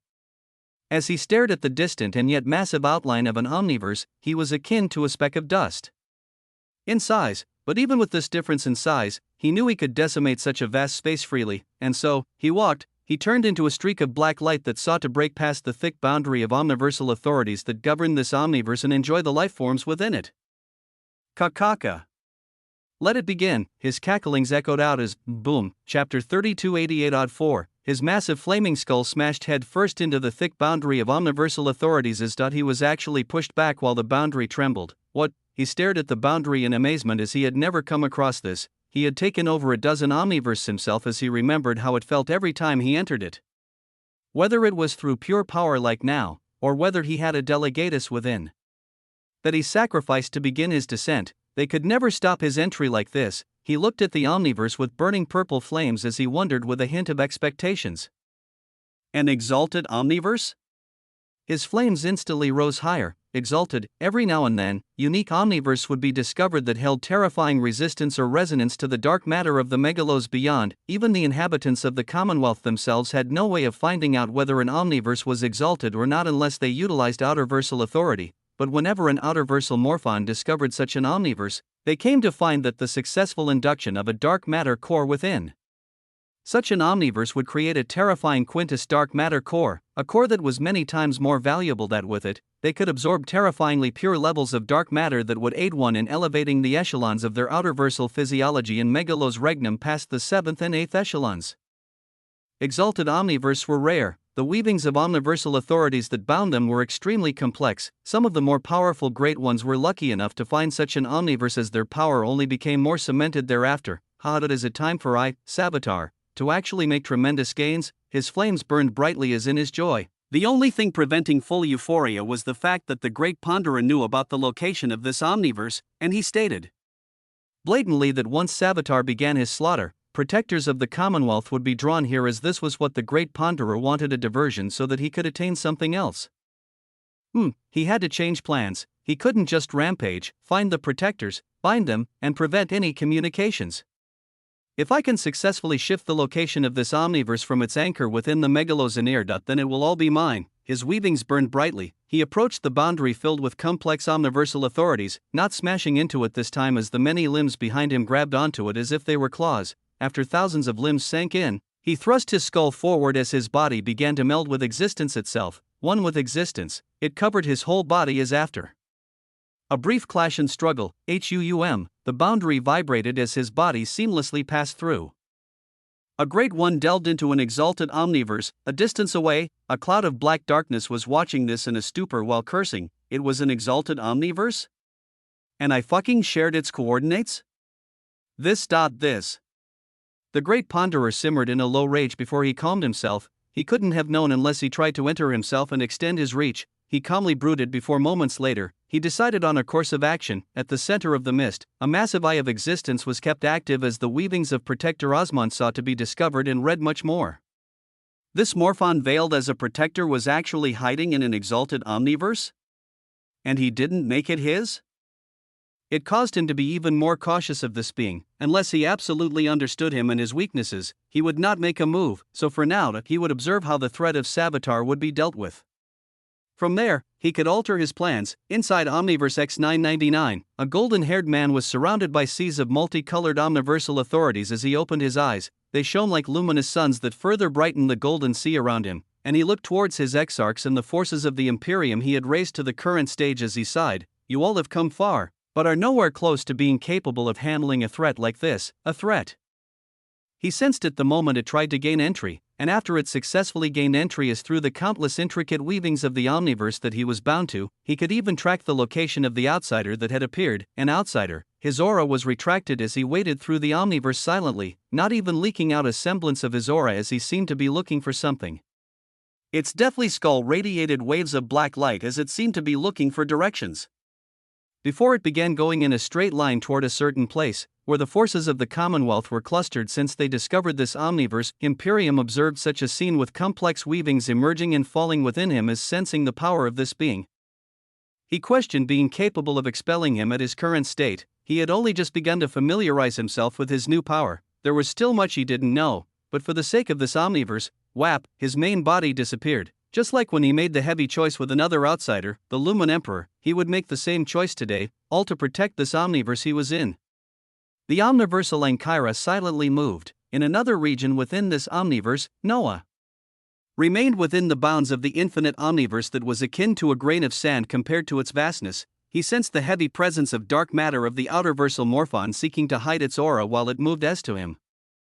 There was no way it could hide. The sensitivity to dark matter for the infinite omniverse was currently at an all-time high while it assimilated a dark matter core and continued to expand its breadth and complexity with the authority of the megalos beyond itself, and himself. A grandiose colorless gold omniverse swirled magnificently as his existence currently emanated terrifying waves of power. Power so suffocating that any apogee autarch may be forced to fall on their knees. Chapter 3289. Unlucky. He sat on the throne filled with countless multicolored threads that extended into the infinite omniverse. He laid back languidly as around him, 3 omniversal armaments swirled like galaxies around a colorless gold omniverse that twinkled with radiance. The armor of the Commonwealth, the spear of the Commonwealth, and the omniversal Voyager 2 to traverse across the megalos near. Multicolored radiance shone from each of them as these boons of the Amaranto's dream of the megalos were all things that Noah finished analyzing while he kept tabs on the rapidly moving signature of an outerversal morphon he recognized, Savitar. Noah had a smile on his face as he tapped the throne he sat on. The eyes of the Weaver saw across countless threads. As very quickly, a few possibilities arose. For this same Great One to appear in his omniverse, it was naturally connected to the half-tainted omniverse he raided with the Equestris protectors. There, he had aided in the destruction of the body of Savitar, but there was another hidden entity who also helped in this, the backer behind Protector Lucretia. Noah had stolen from whatever boons this being planned to get from one of Savitar's bodies perishing as he had gotten under its gaze, and now, you've even backtracked to the home of Protector Osmond. Noah stroked his chin as he thought languidly. It should be something easy with Protector Lucretia as his delegatus, but for thus being to not even come forward himself and to instead send Savitar, the same morphon he plotted against. You are a schemer, Noah spoke confidently as he rose from his throne, an outerversal morphon within Omniverse X999. An outerversal morphon likely outside of it observing everything. In front of him, space distorted as another version of him appeared before his main body. It was the ascendant existential extremity clone of Quintessence, standing stupendously in the fifth phase of ascendancy. Quintessence outshone all others as colorless gold robes draped over him, bands of stellar radiance covered his skin underneath, and his hair sparkled with the astral light of an unfathomable omniverse, a quintessential fabled omniverse, born from matter and dark matter, occupying vast stretches of space within the first mundi of power. This fabled omniverse made Quintessence paramount at this moment, as if Noah faced the worms of existence again. He wouldn't even need the authority of the administrator of the Atlas of Existence to be capable of wounding them. Noah looked at himself as the prompts he ignored came down all at once. The quintessential fabled omniverse has been forged within your existence as you have escaped the bounds of the existential dominium realm. You have touched upon the established ranking of the omniversal realm that cannot truly distinguish your complexity, the demarcation of power within the omniversal stages being studied and analyzed. The role of quintessence has been greatly expanded, and its effects on the weavings of existence are currently stipulated to be capable of altering the quality of the highest forms and most complex weavings of existence. Within him, all other concepts couldn't say a single thing at this moment as quintessence truly took center stage, but this was only part of Noah's achievements. The transcendent megalos ability, the sword of the megalos, has been fully analyzed. With the rune of this transcendent megalos ability as the key, one can release an output of 150% of their complexity of existence, and the surrounding weavings of existence covering the size of half an omniverse will naturally be drawn into this attack. If one has attained the state of one with existence, 90% of the cost of this ability will be paid for by the surrounding weavings of existence. If one has attained the state of ordinance of existence, the output of the released attack could be increased by a range of 100% to 1,000,000% depending on the type of ordinance. The transcendent megalos ability, the existence-defying physiology of the megalos, has been fully analyzed. With the rune of this transcendent megalos ability as the key, one can constantly change the quality of their physiology to resist and even eventually nullify weaker weavings of existence. Items, constructs, naturally occurring treasures of existence, and certain unique authorities are required in order to build up the existence-defying physiology of the megalos. The first echelon that can be successfully cultivated is the bastion of existence, with the second echelon existence-defying only available in the full inheritance of this transcendent megalos ability. In addition to a shocking elevation of quintessence, there were of course the two transcendent megalos abilities apart from the Amaranto's dream of the megalos beyond. These two abilities seem to be just as terrifying as the Amaranto's dream of the megalos beyond, and Noah put them into account when he looked at himself and his level of power at this moment. Atlas of Existence Echelon 2, 1 333 855/100 00000. Laborer, Administrator, Conceptual System of Existence Echelon 5, 19 930 375/100 00000. Dominium Organs, Omniversal Control, Omniversal Mantle, Fabled Omniverse, Outerversal Descent System of Existence Echelon 3, 754 448/5000000. Outerversal Siphoning. His existence was elevating rapidly and steadily. As his main body looked at his ascendant existential extremity clone of quintessence, he nodded while urging the rune of the existence-defying physiology of the megalos to begin churning. Let's go test this power against another body of Savitar. This time, it won't be a team battle. His eyes were bright as his clone of quintessence disappeared, and before his eyes, the transcendent megalos ability, existence-defying physiology of the megalos, seeks a source of authority, items, constructs, or any naturally occurring treasures of existence that can be broken down to cultivate the first echelon. The bastion of existence, the rune spun hungrily while asking for something, and Noah didn't answer it yet as, in the next moment, a crimson gold light flashed from his chest and formed into the visage of a dazzling bejeweled young woman whose entire existence shone with resplendence. Thousands of multicolored golden lines formed an almost see-through dress, tens of thousands of jewels covering the gaps as everything about her screamed richness and majesty. Chapter 3290 Unlucky. 2. Potent weavings of colorless quintessence wrapped around her as the complexity of her existence did not seem normal. Her crimson hair vibrated with an astral light as the moment she appeared, ruination reached out towards the sword of the Commonwealth. The armor of the Commonwealth, and the omniversal Voyager too. A crimson gold light flashed over them as they turned translucent for a brief moment. After this moment, existence distorted. Opposite these omniversal armaments, illusory replicas of them bloomed as they became ever so real with every passing second. Golden brilliance surged around them as from ruination, heavy weavings of loot unfolded. And in a matter of seconds, dazzling replicas of the omniversal armaments were forged, replicas, and yet after a while, one couldn't notice any difference between the armaments. Ruination nodded with a placid gaze as she then turned towards Noah with bright eyes almost as if seeking affirmation. Noah patted her head with a smile as he directed the target of the spinning rune in his existence to the newly duplicated armaments. Like a millstone, the rune of Defy released terrifying waves that actually began to break down the multicolored sword of the Commonwealth and armor of the Commonwealth along with the round vessel as if they were nothing, an ability that grew from being fed loot. It would undoubtedly reach terrifying levels of power soon enough as while this occurred. Noah cast his gaze away from himself and towards the distant omniverse. Behind him, Invictus Maximus buzzed with astral radiance as they occasionally seemed to flicker into and out of existence. What was to come? What was the cause, and what would be the effect? He went into a half-tainted omniverse with the Equestris protectors as this led to Savitar. He aided in the death of Savitar and devoured his Delegatus and the dark matter core, and this drew the attention of another terrifying outerversal morphon that was plotting behind the scenes. This morphon was then powerful enough to locate Omniverse X999 and lead Savitar towards it. Cause. Effect, it felt like countless intricate strings that were all moving together, and if Noah could manipulate them enough, he felt like he could control the possible future effects from whatever causation there were. This was the aim of Invictus Maximus.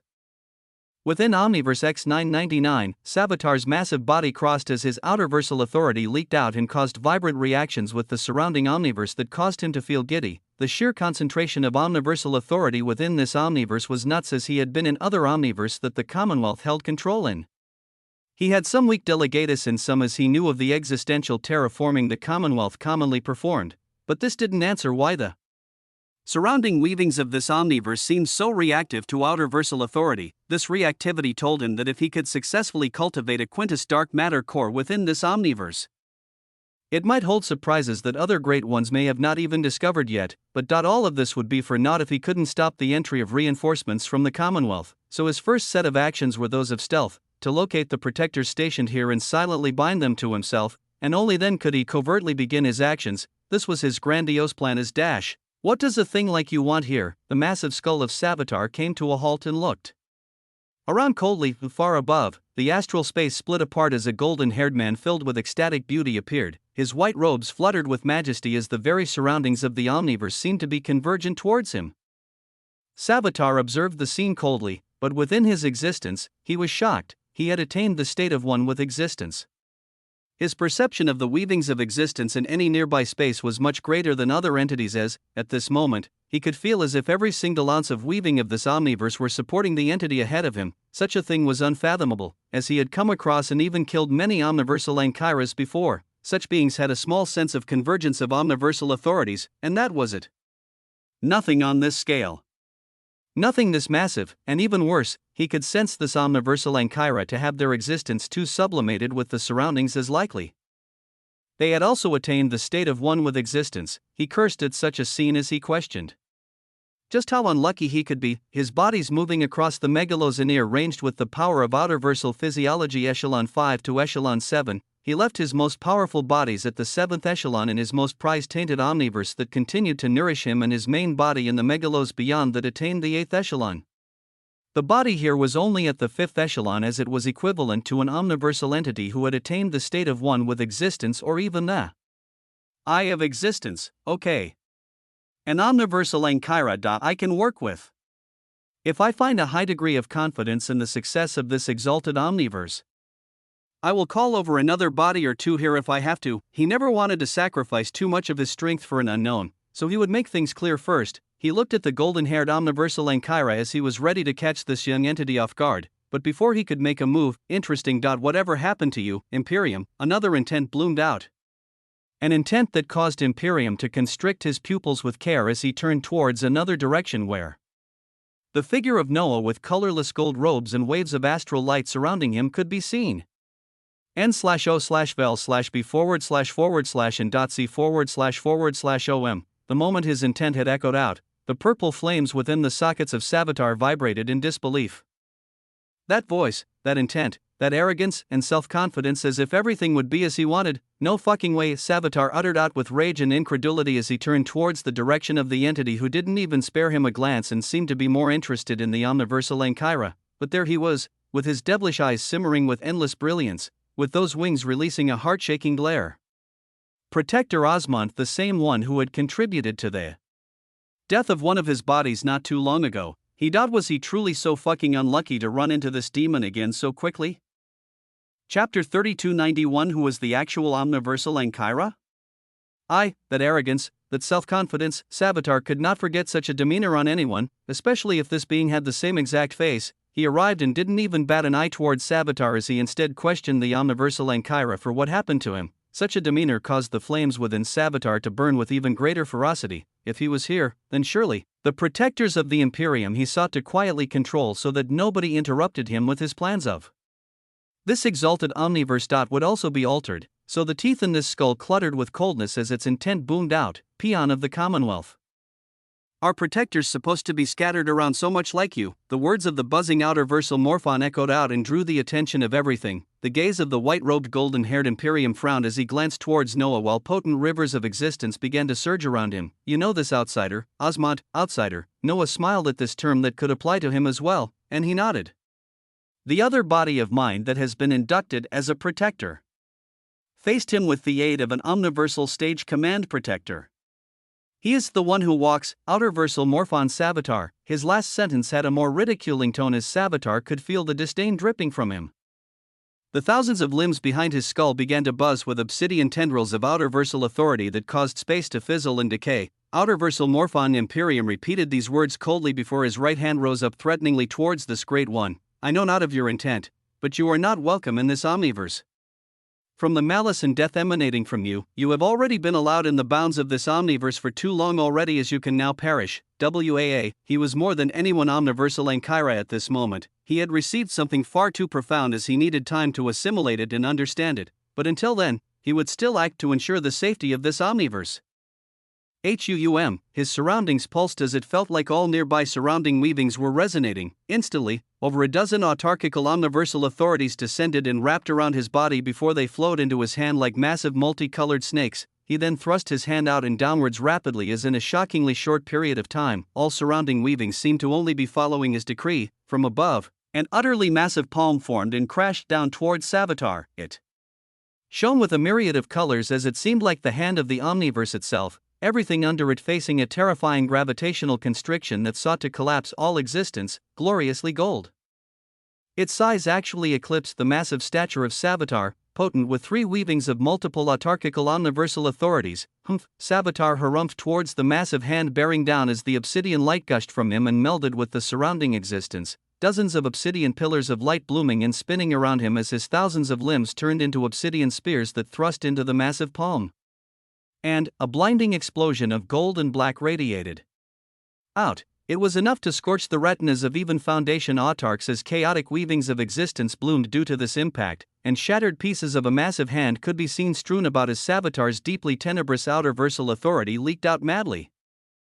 I'm fucking fed up with all this shit, his voice boomed out with cold rage. One tentacle after another began to emerge from his back. Imperium became stern as truly, he wasn't there yet, he needed time to assimilate the new power he had just gotten and then elevate his level of existence due to it, with his still not escaping the bounds of the existential Dominium realm. This was why even though he held a terrifying level of control over omniversal authorities and even the surrounding Omniverse itself, he wasn't able to deal a serious enough injury to this being. But what would be done now? He continued to gather power around him as he didn't let up, but the aura around Savitar only became more maddening. One of my bodies gets killed, and now any creature that hasn't even attained the fifth echelon of existence thinks they have the chance to oppose me. His purple flames buzzed gloriously with ecstatic power, tens of thousands of tentacles began to seethe from behind him. His power reached an unprecedented peak as his dominating voice continued, "Let me show you all what it truly means to be a great sword, WU."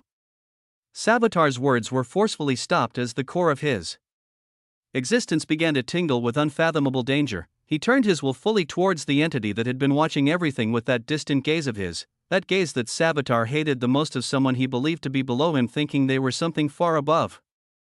A gaze he hated as he had seen such eyes from those distinguished as great ones. How dare this being have the same eyes? Eyes that seemed to hold an innate regal light of unfathomable glory and honor that others couldn't replicate, eyes filled with a sense of endless dignity that Savitar himself never seemed to radiate. Of the megalos, this foul being gazed towards him with such eyes as he uttered out, "Huh." Everything came to a halt around Savitar. He stared into the eyes of this being filled with dignity as he questioned a single thing. Did this being just say, "Sword of the megalos, sword of the megalos"? Was that not a transcendent megalos ability only attainable within the crucible of the Beyonder? The crucible of the sword, that was the last thought Savitar had before everything around him turned immeasurably sharp. Far above, a white gold sword of titanic stature began to form. Its sharpness seemed to permeate all around as it drew in complex weavings of existence, not just here, but across half of this expansive omniverse X999. Every shred of weaving was pulled to give the terrifying sharpness of this sword. Chapter 3292. Who is the actual omniversal Ankara? 2. An output of 150% of Noah's complexity of existence, in addition to the surrounding weavings of existence covering the size of half an omniverse. This made up the single attack of the Sword of the Megalos. Initiating and releasing it, Noah felt 5% of the reserves of his authorities leave him, but the results were utterly astonishing. What did his complexity mean? His quintessential fabled omniverse, quintessence itself, his system of existence of ingenieur, of outerversal descent, of the still-forming system of Kuklos, of his whole atlas of existence, and for added measure, a portion of the complexity of the infinite omniverse. The result was the horror above that seemed like a sword of existence that could cut everything. It was heavy, and it was fast as it swung down and only left behind a line of white gold light. By the time its brilliance could be followed again, the massive illusory white gold sword was actually behind the massive skull of Savitar. A clear white line bloomed vertically across Savitar's skull as it instantly split in half, its thousands of limbs and tentacles beginning to furiously burn with white gold flames as in its sockets. Purple flames blazed with shock and incredulity. That sword, that was the amalgamation of the shocking wonders of the great Beyonder. Something the most supreme morphon of their megalos beyond constructed that allowed existence to be weaved under the banner of the user, truly making it the sword of the megalos. As when striking out nearly all surrounding weavings of existence struck out with you, he had seen it on a few renowned great ones who managed to halfway clear the crucible of the sword. Why did this demon have it? He had to be boom. The limbs and tentacles on him furiously burned away as the terrifying effects of the fast sword unfolded, his skeletal figure that was bisected also becoming covered with white gold flames as it crackled and was burnt out of existence. In the distance, Imperium's gaze was a frozen one as he seemed to be questioning the reality before him. As everything about Savitar dissipated into white gold flames, the illusory white gold sword returned towards Noah's side briefly as he motioned towards it before it disappeared entirely. Silently as a minuscule singularity was captured in his hands from it that nobody noticed, as everything about Savitar dissipated into white gold flames. The illusory white gold sword returned towards Noah's side briefly as he motioned towards it before it disappeared entirely. Silently as a minuscule singularity was captured in his hands from it that nobody noticed. Under his eyes, millions of pure delegatus channels lost their controller as the hidden weavings of the outerversal descent system of existence pulled on them. His eyes going towards Imperium as he nodded with interest. You seem to have undergone some great changes in a short period of time. That has your status as an omniversal Ankara taken a big jump. he asked calmly as if he didn't just wave his hands and cause a terrifying outerversal morphon who had rebuffed Imperium's attack to perish. Imperium took in his words as he wondered, between the two of them. Who was actually the omniversal Ankara here, a distance away from the location where Imperium was looking towards Noah cautiously as if he were a monster, within Cappadocia that was one of the central points of existential terraforming. One of Noah's bodies was seated on a sea of red and blue waters as he sat in this place, observing the silent waves of terraforming as if he were keeping watch to make sure no massive instabilities unfolded. At this moment, his right hand unfurled to reveal a singularity as the wings behind him veiled everything in this space. From that singularity, the small trace weavings of none other than Savitar could be seen as Noah released them and even sent in pure waves of existence to nurture it, a small miniature skull with purple flames forming in front of him as they gazed forward with ferociousness. Noah looked at this trace remnant of Savitar as he shook his head. Frankly, I feel bad on your behalf, big guy. Don't you find it odd that I just happened to be in another omniverse you arrived in? Someone must have sent you here, right? His words caused the flames of the one who walks to flicker as the miniaturized skull floated back. You keep a trace of my will to mock me? For you to have the sword of the Megalos, what are you? Which grade one are you? A flood of questions came, but Noah shook his head while replying with an expression of pity. You are missing the point. I saved a trace of you in order for me to understand my enemy better. My true enemy, not you. 1620, the flames within Savitar's socket seethed as Noah continued, the one who sent you to this omniverse. Do you not even know that he was the same one who interfered and cut off half of your weavings that led to your death in the half-tainted omniverse? Boom, a pillar of purple flames arose as Noah watched calmly. What are you? What? The flames were furious but also analyzing everything. I caught the attention of whoever that being is after your death. He had to have been watching your demise while waiting to reap your hard work. What I find utterly cruel to you is that after causing the death of one of your bodies, he actually went on to use you to gain more information about me by sending you here. Of course, this is all conjecture and I could be wrong, but did someone send you here? I am picturing an enemy who doesn't like to make moves himself. He manipulates others from behind and schemes around a great deal. The skull of Savitar was shaking. Fuck expletives followed thereafter as purple flames burned brightly. He played me? He fucking played me? The flames rose and fell. Waves of wrath could be felt raging within Savitar as the miniature skull of his clattered and trembled. Opposite him, the omniversal Arcantes engineer smiled as around him, unique weavings of existence swirled. He had a veiled smile as he looked at the scene before him. Cause and effect. He wanted to see how much further he could take and control these weavings of causality as he voiced out, who is this enemy scheming against me? Scheming against you? Who is our enemy? Chapter 3293. The enemy of my enemy. I, in red and blue waters that stretched out mystically, with the allure of stellar brilliance shining all around, the omniversal Arcantes engineer coolly sat on these waters as he talked to a trace will of Savitar, his gaze firm as he continued, since he led you here, you must know a great deal about them. Tell me who he is so his schemes can be put to rest. Who was the outerversal morphon behind Protector Lucretia, who had managed to bend a protector of the Commonwealth? And how many more protectors were there that were his delegatus? Noah observed the buzzing figure of Savitar that was pulsing between wrath and hesitation, this being keeping his intent in without revealing anything else as Noah raised his brows and continued, will you not even reveal him? Are you fearful of him? From his actions, he treats you as a joke. He helps kill one of your bodies one day, and then goes to use and manipulate you the next day as if nothing happened. How low must he think of you? You are a great one, yes? For a great one to be treated like a joke. There are ranks to the great ones. A bellow of wrath and humiliation came through. The skull of Savitar bobbed and fell on the waters as weavings of wrath and shame circled around him. And he looked spitefully towards Noah while his purple flames burned. He manipulated me, and you think you can sit here and speak of what you think to be my weakness to manipulate me too? You will not get anything from me, O manipulator. The one who walks was firm. He reined in his rage and insecurities as Noah gazed at him calmly. Then, the hands of the omniversal Arcantes engineer arose as interminably pure waves of outerversal authority began to swirl around him. Is my identity what is causing you reservations?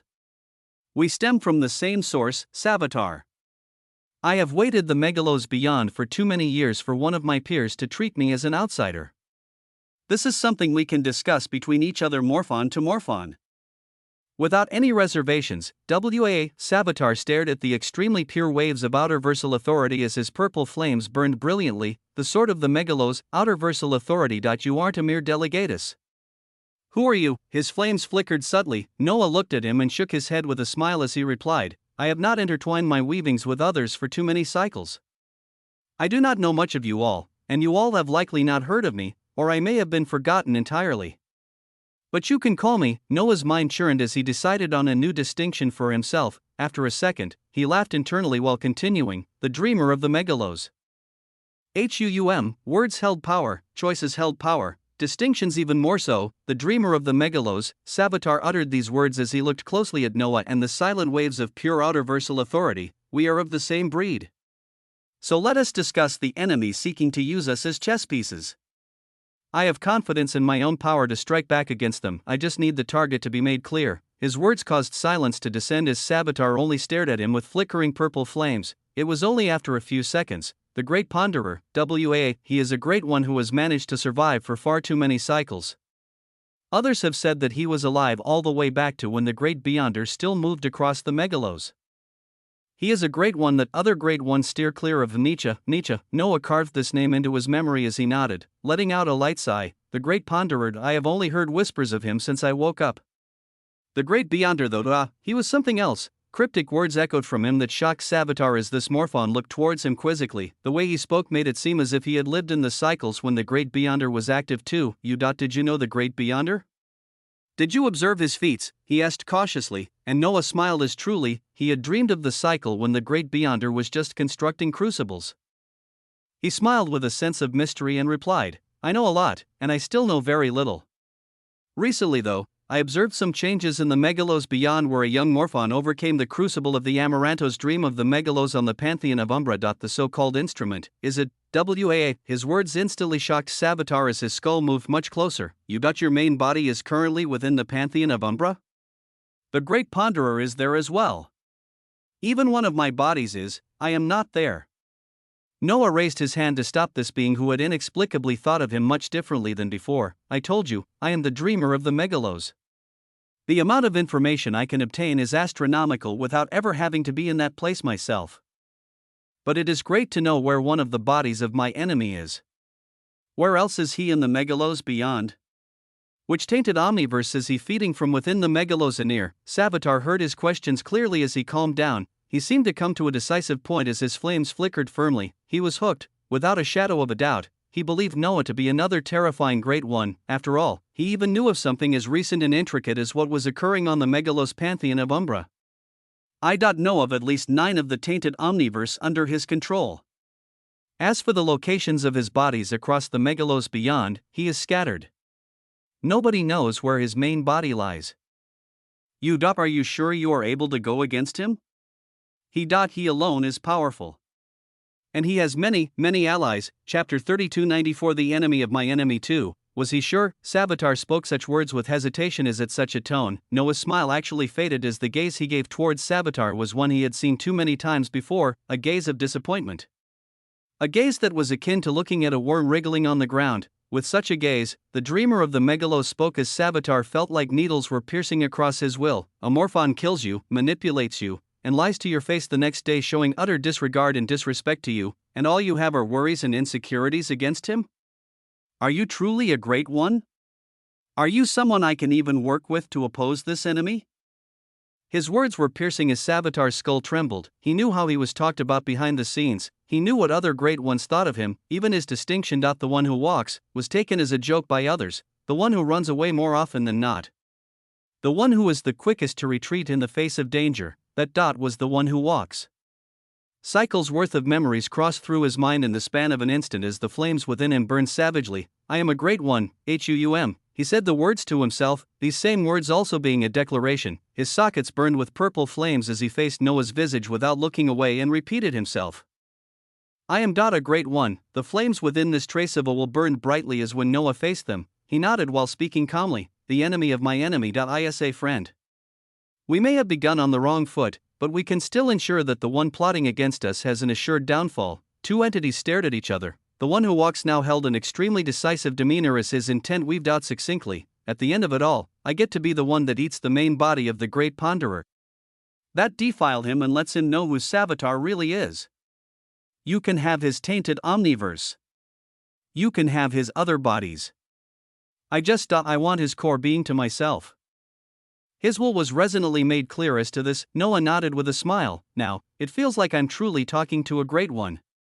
Come. He waved his hands behind him and caused a colorless rift to open, his figure walking through it as without hesitation. Savitar's will followed. A flash of obsidian radiance bloomed as on the other side of this rift. Sandy obsidian gold mountains rose and fell with profound turbidity. It was a small, carved-out section of the dream Alathian haven that was transformed with the psioneutrino particles to be a haven filled with both matter and dark matter. Arriving here, Savitar felt a shocking tug from the depths of his existence towards the seas of obsidian gold mountains as Noah's voice echoed out.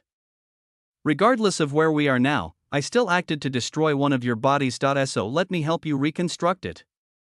Even better than before. And then we can get started. As he spoke, he waved his hands to reveal a golden dewdrop that caused the surrounding weavings of existence to shudder. It felt like it was something far, far too heavy to even exist here. And even Noah frowned in the next moment as he felt an indescribable force seeking to pull this dewdrop away. It was something from the expanse, a hearth ray. Quickly, he spoke towards the miniature Savitar, who shockingly arrived with a blank look of greed and fanaticism towards the appearance of the hearth ray, his skull opening its jaws to swallow it as if he were past.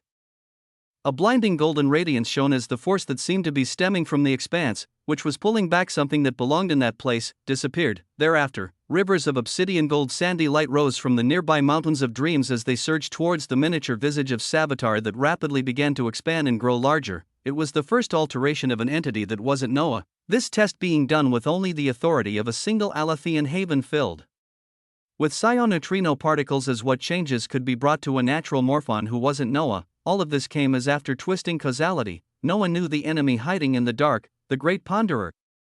Nietzsche, in the mind of the omniversal Arcani's engineer, countless weavings were already blooming on how he could fuck this morphon up. Within the stretches of the megaloxeneer, over 999 omniverse now stood under the banner of the Commonwealth, even though they knew there could very well be countless others out there, within an exalted omniverse towering over 10 times the size of a normal omniverse. Massive golden metallic boundaries surrounded it entirely, a statue of golden royal existential omniversal simian floating serenely outside the bounds of this omniverse, past this constructed golden boundary and countless layers of intricate structures and wheels of weavings. Towards the center of this omniverse, there was a titanic golden wheel constantly spinning as 100 omniversal stage entities were seated on temples around it, almost as if they were guarding something, and they were terrifying entities to have as guards, as all of them had their existence partly melding and fusing with the surrounding spaces. At the very least they had attained the state of one with existence. Deeper inside this wheel, towards the very center, there was a round domain the size of a world. Paradisiacal landscapes of verdant earth and trees filled it to the brim, as within such a place a single disheveled human could be seen, in a place that was so tightly guarded. The disheveled human, a supposed prisoner, suddenly raised his head and gazed upwards. It was only a single movement, but it was one that triggered countless mechanisms as blaring alarm sounds began to echo out right away. The disheveled man paid no attention to this as he spoke for the first time in eons. Has that time come? Chapter 3295, An Unfathomable Emergence. Has that time come? A single sentence, a single glance up, yet this was all it took to cause blaring alarms to ring out within this idyllic paradise and across the entire wheel it was connected to. Within this idyllic space the size of a small word, there were small twinkling circular orbs that floated around like stars. But each one seemed to hold a terrifying weight that could collapse the surrounding space if another force wasn't holding them up. The disheveled man waved his hands towards these unfathomably heavy orbs spread out across this idyllic space as they all twinkled before coming to circle around him, forming into a cluster of dazzling orbs. The disheveled man then took out a worn-out looking treasure chest, the orbs circling around him beginning to move into this treasure chest slowly. As they came, they reduced in size before they disappeared entirely. If one looked closer towards these orbs, they would shockingly come to notice that they held vibrant omniversal boundaries, with countless complex weavings of existence buzzing within each one as these were omniverse, and the one circling around the disheveled man and going into the worn-out treasure chest numbered in the hundreds. This entity wasn't hurried at all, and he truly paid no attention to the alarms that had rang out. He didn't even bother to raise his head to see that around the idyllic landscape the size of a world, over 100 royal existential omniversal simians at the omniversal stage were surrounding him, and another blinding flash of light bloomed as though the Sword of the Commonwealth himself arrived. The moment he did so, space around him distorted as he fused with the surrounding existence, a massive eye of existence opening above him while a golden staff appeared in his hands that he swung down towards the isolated world below. The staff smashed into an invisible boundary, and not even a decibel of sound was made. The Sword of the Commonwealth stared threateningly inside this small world as truly, it wasn't a prison in the truest sense, it was a prison as the being inside had never come out for eons now. But the simians didn't make this prison, nor could they enter it. They had only constructed the tight wheel of weavings around it within this exalted omniverse, and no matter what they did over the eons, they have never been able to enter that small, isolated space. The worn-out treasure chest closed calmly as the disheveled man waved his hands and caused it to disappear, his figure slowly straightening up as a clear white robe appeared on him. His hand waving over his head and causing vibrant dark hair to bloom down to his shoulders wildly. His fair skin glinted with untold brilliance as he gazed up again, ignoring the omniversal stage simians staring at him with wide eyes, some even showing apprehension and shock as his gaze was looking at something extremely far away. It is time. As the Omni-Father had stated, a slight sigh seemed to escape him as in the next moment, he took a step, a single step, and his figure entirely disappeared, along with hundreds of omniverse. The white-robed man disappeared under the eyes of the terrifying forces of the Commonwealth. Stark silence descended in the surroundings as an instant later. Beside the Sword of the Commonwealth, and spatial light flashed as another entity appeared. It was none other than the Shield of the Commonwealth Eudemus. His messy dark and white hair seemed out of sorts as he sighed while looking at the empty idyllic world below them that remained untouched. Well, this is something I did not anticipate. In all these eons, he stayed still. For him to move now, it seems that shit is about to really hit the fan. His words were calm and yet filled with a sense of somberness. He was the only human in the midst of simians as the Sword of the Commonwealth had his fur tinged with golden light as he gazed towards his direction before speaking out coldly. He was a prisoner this whole time, and we simply grew complacent thinking he was broken. He will be found again. These words caused Eudemus to raise his brows as he shook his head. Was he ever truly our prisoner? In all these past eons, nobody was able to get into that small domain, and he now left it just as freely. We haven't been able to lock him down here, nor have we been able to find him in the expanse. I really think that we should just leave things as is. The words were those seeking peace. In the past, Eudemus had told Noah that he sought a solution to the three-body problem, whether this was through peace or annihilation. At this time, how can things be left as is? After what we did to them. You know this more than anyone else, Eudemus. There can be no peace. There can be no peace. Eudemus remained quiet after such words as he thought about the past. The rise of the Commonwealth was not a seamless one. The rise of the Commonwealth was a bloody one. Beneath the rubble of their rise, the force of the prisoner that had just left lay. But were they truly defeated all the way back then? With their power, why did they not fight back? This whole time, why had this being not made a move? And with him moving right now, just what did it say about the coming future? There were no answers. Only the stern faces of protectors gazing at the empty idyllic space with uncertainty. The Sword of the Commonwealth looked around at all the powerful protectors nearby as he waved his hands towards them. You no longer need to stand guard as for now, spread out. If you come across morphons, worms, or anything else, spread the word. Anything not belonging to the Commonwealth, eradicate it. A command was given, and it was then followed. Chapter 3296 An Unfathomable Emergence. 2. As terrifying new changes bloomed elsewhere in the Megalozoneer, even more unique changes bloomed within the existence of the omniversal Arcanes engineer. He stood on a mountain of obsidian gold sandy light as he observed the engineering of an outerversal morphon, his body currently adorned in a white lab coat and wide glasses on the bridge of his nose as he got in the spirit of experimentation. His dark hair radiated a shocking astral luster as his eyes the complexity of existence. They held within their pupils was so intense that even autarchical stage entities at the peak of the existential dominium realm would find it hard to withstand his gaze.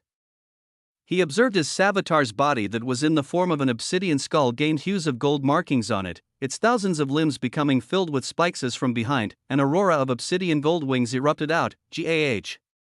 What is this? What resource is this?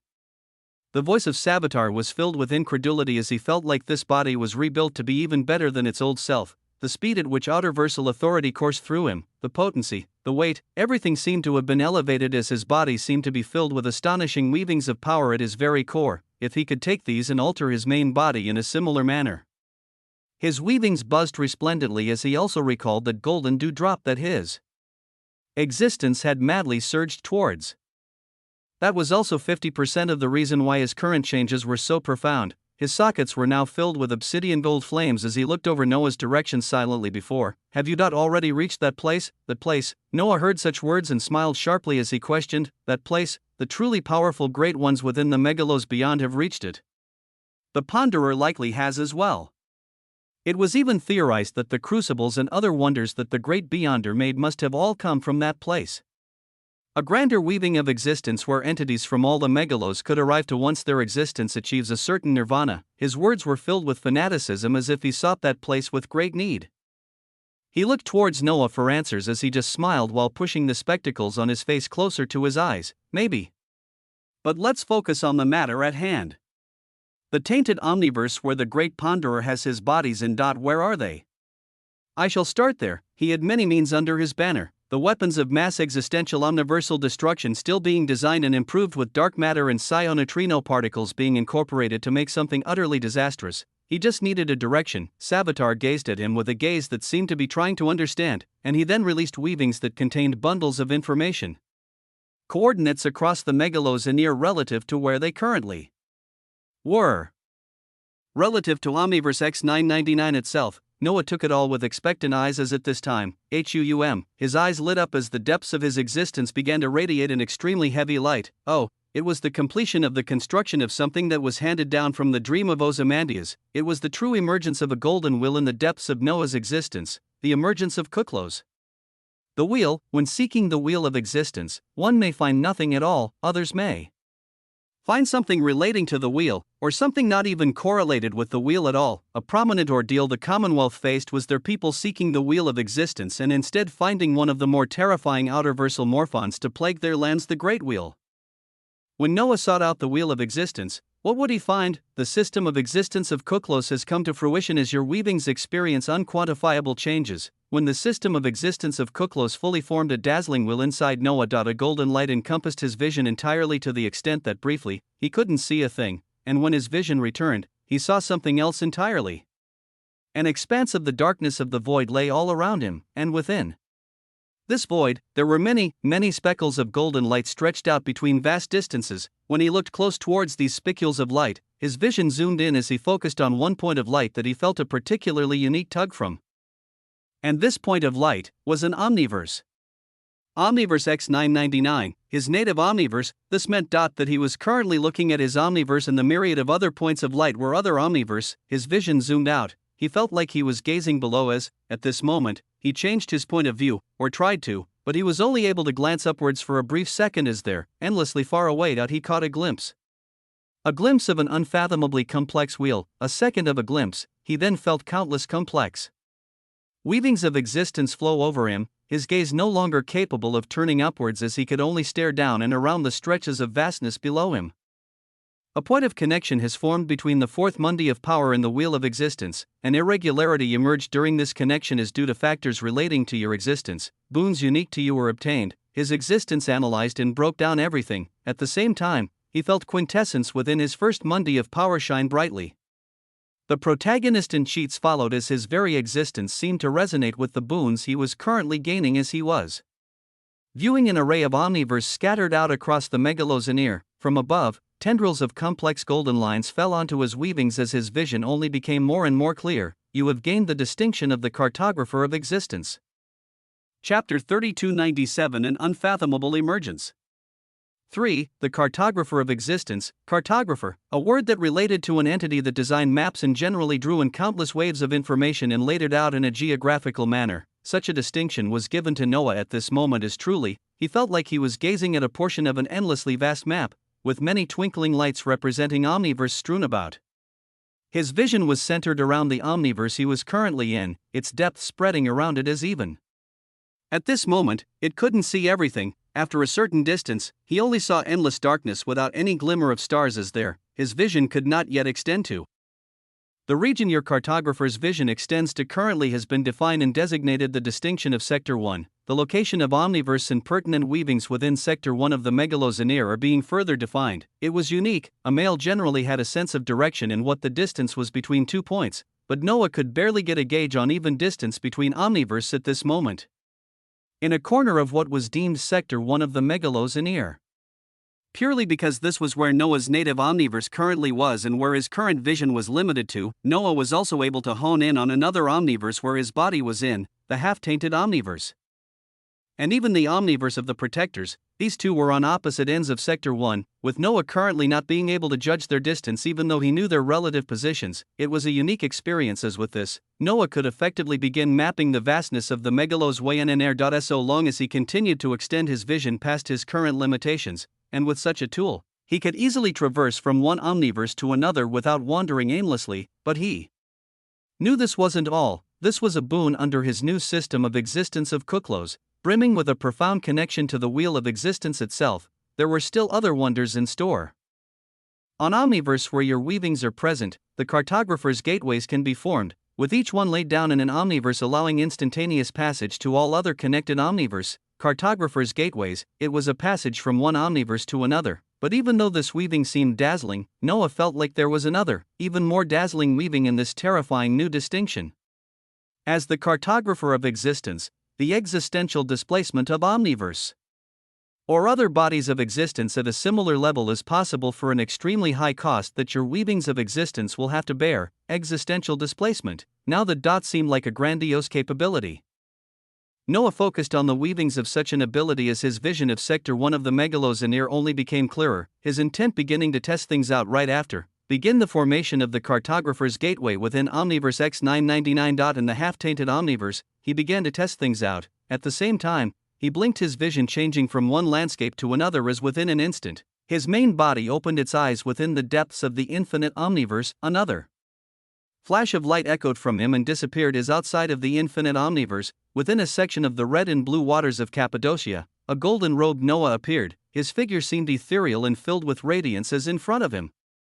Space began to distort while a colorless rift began to tear apart the surroundings, seeming as if existence itself was being torn. At the same time, within the fourth mundi of power, a newly formed golden wool was spinning while radiating pulses of golden light, waves of potent authority being burned by it as around this body of Noah. A colorless gold quintessential fabled omniverse expanded around him to support the terrifying expenditure of the first cartographer's gateway, a door that could lead from one omniverse to another instantly. This dot was just part of Noah's boons as he added a fourth system of existence to his atlas. He had made tremendous progress in the past days as after the Commonwealth made their entry into this omniverse.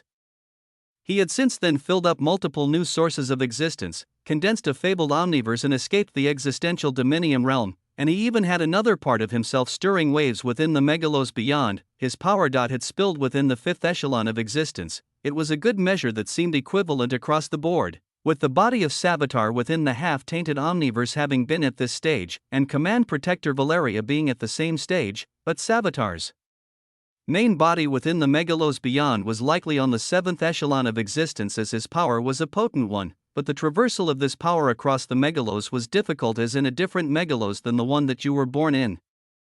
It seemed like one's power had to be raised again. The disconnect between matter, dark matter, and antimatter was very real, but even this, Noah was already beginning to merge matter and dark matter to produce shocking effects as he was on his way. Many more days from now, who knew what ridiculous height he would have reached when the rune of the Amaranto's dream of the megalos was active again? What level of power would he gain even though this time, a single dream wouldn't last an instant?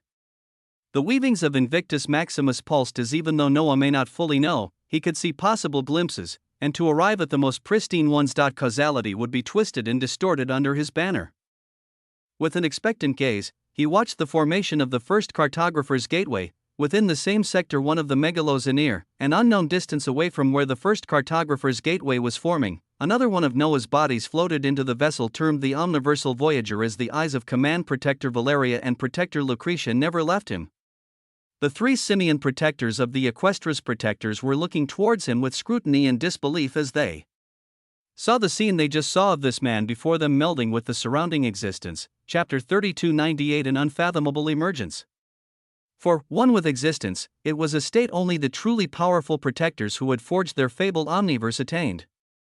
Since their complexity was potent enough, they had more success in resonating with their surrounding existence and having their power explode greatly. Even Command Protector Valeria had not attained this state yet, no matter how close she may be. So how did this being? They all had their doubts, but Command Protector Valeria said nothing as the entrance to the Omniversal Voyager closed. The figure of Noah gazing out of its transparent crystalline membrane into the half-tainted omniverse. That seemed to be swirling with unstable existential storms. The dark matter core was all that was left holding the omniverse, and once that is destroyed, the omniverse itself follows. Even if its omniversal Ankara were still alive, nothing could be done to prevent its destruction. And if left alone, the poison of dark matter would only continue to spread across our lands, eventually affecting other omniverse. This is just our duty as protectors. Command Protector Valeria stopped a few meters away from Noah as she said this. Her gaze was one with many questions as Noah smiled while gazing out at the unstable weavings of existence. Duty. This was a heavy word that was hard to ensure at times. Not too long ago, Noah had felt the weavings of countless extinguished souls within this very same omniverse as he had made a point that he may as well eradicate the cause of all this. This was Savitar, and yet not too long after. Even though he killed 2 of Savitar's bodies, he now manipulated this being to first attain his own goals and for information as at this moment. They didn't stand as enemies. Duty, it was malleable for many as no being could completely carry it out. The Commonwealth. What secrets did it have underneath its demeanor of saviors across the Megalosaneer? Noah already knew his own selfishness and gains to protect himself and those he loved was paramount before anything else, and he continued to move with this as the basis of his actions. The omniversal Voyager began to move away as Command Protector Valeria asked him with slight hesitation, "You said you could help my sister. How do we start?" Her intent was sent directly to him as with his hand behind his back, Noah replied succinctly, "The one behind her is an outerversal morphon. It is nearly impossible to break the link of an outerversal morphon unless you kill the outerversal morphon itself. To release your sister, I will take you to kill the outerversal morphon behind her." His eyes shone with vibrant luminosity. He had just obtained multiple tainted omniverse where the bodies of the great Ponderer resided. The question was whether his current power could take out these bodies, but even if it wasn't sufficient, he could always send his weapons of mass existential omniversal destruction. The fat monkey continued to be improved and a next-generation weapon was already being designed. How glorious would it be to wipe out his enemies as the bombardment of missiles and singularities that utterly wiped out existence, with plots and schemes rising abundantly, the omniversal Voyager left. In the unstable remnants of the half-tainted omniverse, RIP, a massive rift arose as a cartographer's gateway formed here to complete the first test of instantaneous traversal across the Megalosaneer, and also because Noah didn't like to waste anything, even though he had already devoured the dark matter core of the half-tainted omniverse. There was still the vast omniverse itself remaining. Even if it was breaking down, this would be the first omniverse that would be entirely devoured and assimilated into the infinite omniverse. The first dot of just how many, dazzling colorless radiance bloomed out as the cartographer's gateway went towards completion, in a sector of the Megalosaneer unmapped by the cartographer. WAP, space distorted as a white-robed man whose entire body screamed of age and power appeared. The space before him flickered as in no time. A worn-out treasure chest appeared and flung open as hundreds of miniaturized omniverse floated out and began to spin around him serenely. His whole body exuded a shocking glow of power as around him, trillions of multicolored wheels appeared and began to spin crazily. Trillions, the radiating glow wrapped around the serenely floating omniverse, triggering some sort of a reaction and resonance as a moment later, what the Omnifather ordained shall be exposed. Let us hope that it is enough.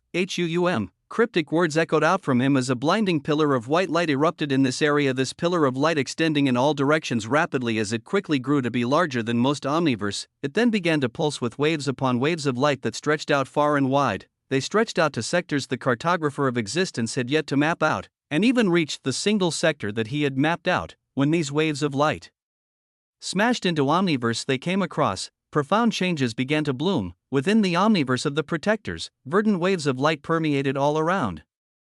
The wills of protectors covering all surfaces of this vast omniverse as in the next second, a wave of brilliance passed through the omniverse that aroused many gazes, and an instant later, towards the center of this omniverse, space fluctuated and tore apart as a square white portal instantly emerged.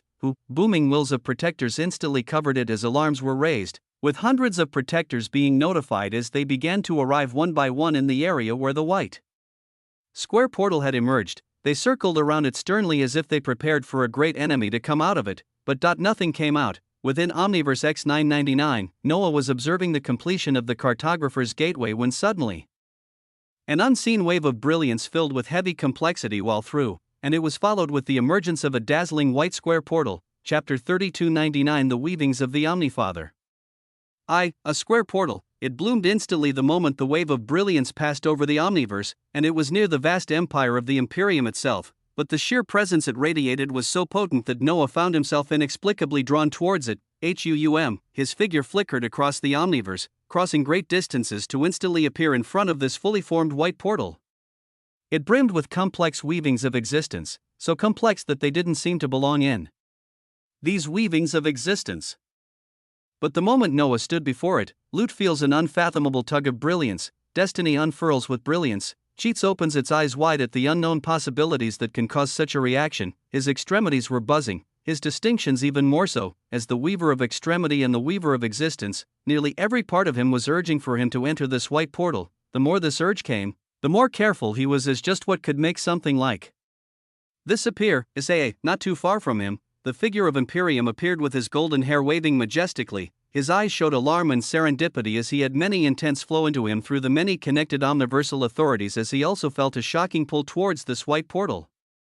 What is this? How did it bloom? Why? He questions that even Noah sought to answer, but since no answers were available, only one way to find out. Noah's eyes shone brilliantly as his clone subtly changed. It took on the identity of the ascendant existential extremity clone of Cheats, turning into a streak of light that surged straight into the white portal. Behind him, the gaze of the regal Imperium flickered as golden waves of light surged around him, another body emerging from his current one as he also delved into the white portal. They weren't the only ones. Across too many omniverse, across the megalozeneer, all habitable omniverse with a certain level of complexity within them had a dazzling white portal appear within each one, radiating a gravitating pull that drew in all those with high enough levels of existence. Within a tainted omniverse, a shrouded visage of the great ponderer gazed at a square white portal that had caused an area of white brilliance to spread out around it, the weavings of dark matter nearby being disrupted tremendously. Bellerophon, the great ponderer, spoke out to one of its more powerful generals. "Enter, and let us see what it holds in store," he commanded. And Bellerophon moved to this command as his figure flashed towards the white portal. Boom, but shockingly, his skeletal figure was flung back with heavy rejection, as if he had hit an inviolable wall, as if the very makeup of the outerversal morphon was rejected by this portal. At such a reality, the veiled gaze of the great ponderer turned immensely sharp. Within another distant unnamed sector that the cartographer of existence had not yet been to, the entity responsible for initiating this chain of events stared at hundreds of miniaturized omniverse that were spinning around him. Within these omniverse as well, square white portals appeared as what lay within these omniverse untouched by the Commonwealth. Omniverse that were undoubtedly in existence even before the Commonwealth began its hegemony. Just who lay within them?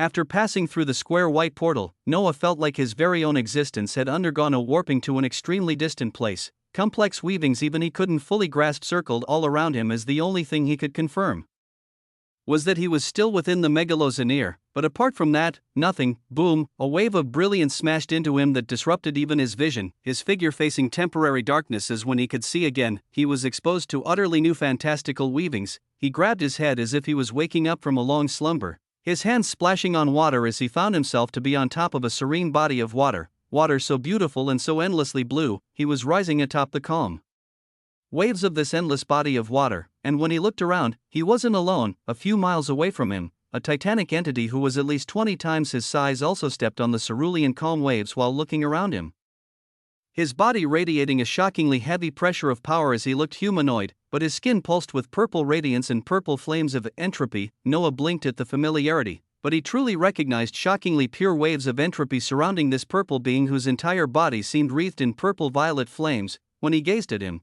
this being also gazed back, and he gazed back with appalling power as above his head that was filled with majestic purple-violet flames that made him seem like an ancient titan, a terrifying illusory eye formed that observed everything, an eye of existence. It seemed to be penetrative everything to observe Noah as moments later.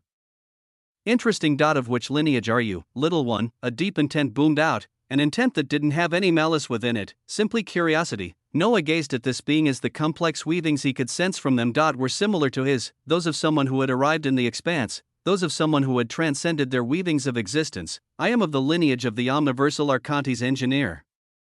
What about you, big one? Noah used the same tone as the regal flames of entropy around this being surged while he smiled. I am part of the antediluvian leviathans. I thought you were one of our descendants. The others should be arriving here soon. Whap, around them. flashes of brilliance began to bloom one after another, but they came in sequence. The first one that Noah noticed was a royal existential omniversal simian, an entity with green fur and the similarities of a humanoid monkey, with their bodies cautiously exhibiting a few thousand layers of illusory fabled omniverse around him. Thereafter, Noah noticed another titanic entity appear in another direction. This one was wreathed in golden flames as she held a striking figure full of curves. With the golden flames around her body radiating nothing else other than destiny. Chapter 3300, The Weavings of the Omnifather. 2. Another antediluvian leviathan. This one had their entire body seemingly raging with pure destiny and destiny alone, as the level of power they radiated was terrifying.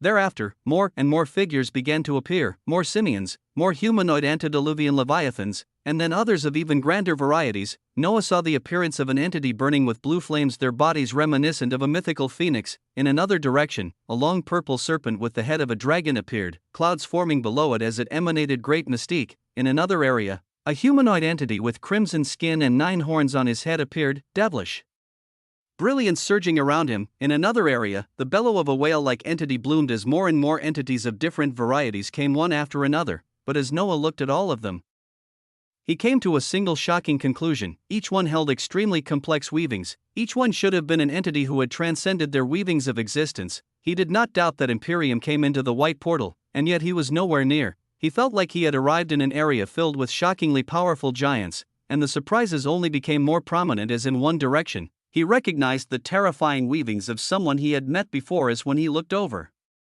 the visage of old man Eudemus, who was looking around with extreme caution like all others, appeared. Even he was cautious, and how could he not be when in the surroundings there were so many terrifying auras? Most astonishing of all the auras here, though, were those of the entities who were 10 or 20 times larger than everyone else here, the antediluvian leviathans. Each one emanated much more potent waves of power, as each one only held a singular quality that represented them. Some were wreathed in regal purple-violet flames like the one Noah had met first. Others were wreathed in crimson flames as they pulsed with waves of destruction. Some shone with the same color as the blue sea below them as they radiated pure mana. When old man Eudemus looked and saw these beings, his eyes lit up in shock as if he recognized them, and he was forced to become even more cautious around him.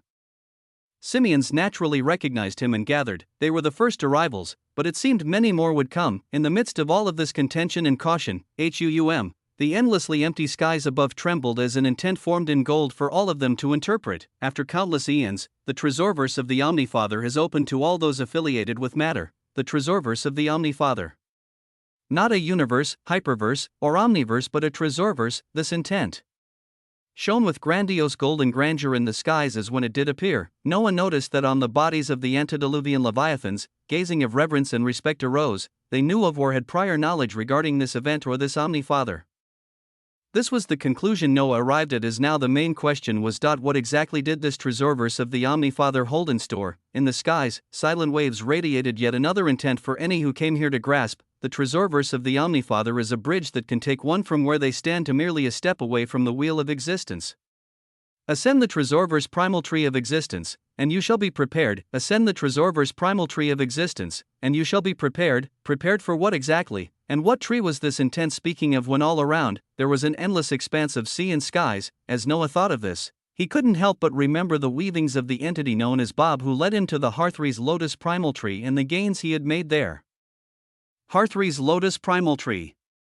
Tresorverse primal tree of existence. What connection lay there, if any? There were too many questions to try and grasp what was going on, but before any answers could be made clear, the skies above cracked and splintered. Heavy waves of hockey and complex vibrations of existence cascaded down from the shattered skies, multicolored radiance shining down as there across all of these endlessly vast breaking skies were the roots of a tree. They shone with multicolored radiance as multiple roots stretched out, each one having no end as they stretched out across the breaking sky, while the trunk they were connected to ascended upwards to the extent that they couldn't even see its end.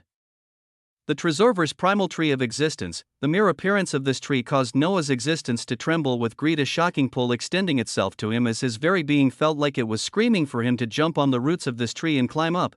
A tree that could take one a step away from the wheel of existence, something laid out by the Omnifather.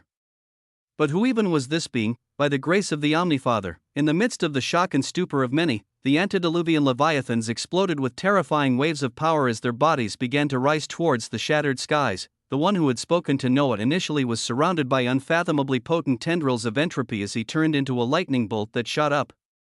These entities knew far more than them as seeing them shoot upwards. All others scrambled as they felt like they would be missing something tremendous if they didn't do so. Even Noah's weavings of existence were buzzing as he stepped off the blue waters he was on, his figure also shooting up towards the skies amidst this flood of extremely powerful entities. At the same time, within Omniverse X999, say around the square white portal, waves of mass teleportations echoed out as the figure of Imperium, who seemed to be in a stupor, woke up and turned towards them. There, he saw another one of Noah's bodies as around him, a few hundred figures followed. Closest to him were Henry, Barbados, Adelaide, Sona, and many others, the figures of Dr. Hall, Lilith, Erickson, and even more renowned entities of the infinite omniverse were there. Without so much as a delay, Noah's bright eyes flung his hand forward as if he were in a hurry. Go. Imperium did not stop them. He couldn't stop them. He still seemed to be adapting to a great level of shock as he turned towards Noah's figure while his people surged towards the square white portal. Are you in the same place? Was he in the same place as Imperium? Someone who had yet to transcend their existence? The answer was no as Noah wondered. Where would those who have not transcended their existence be sent?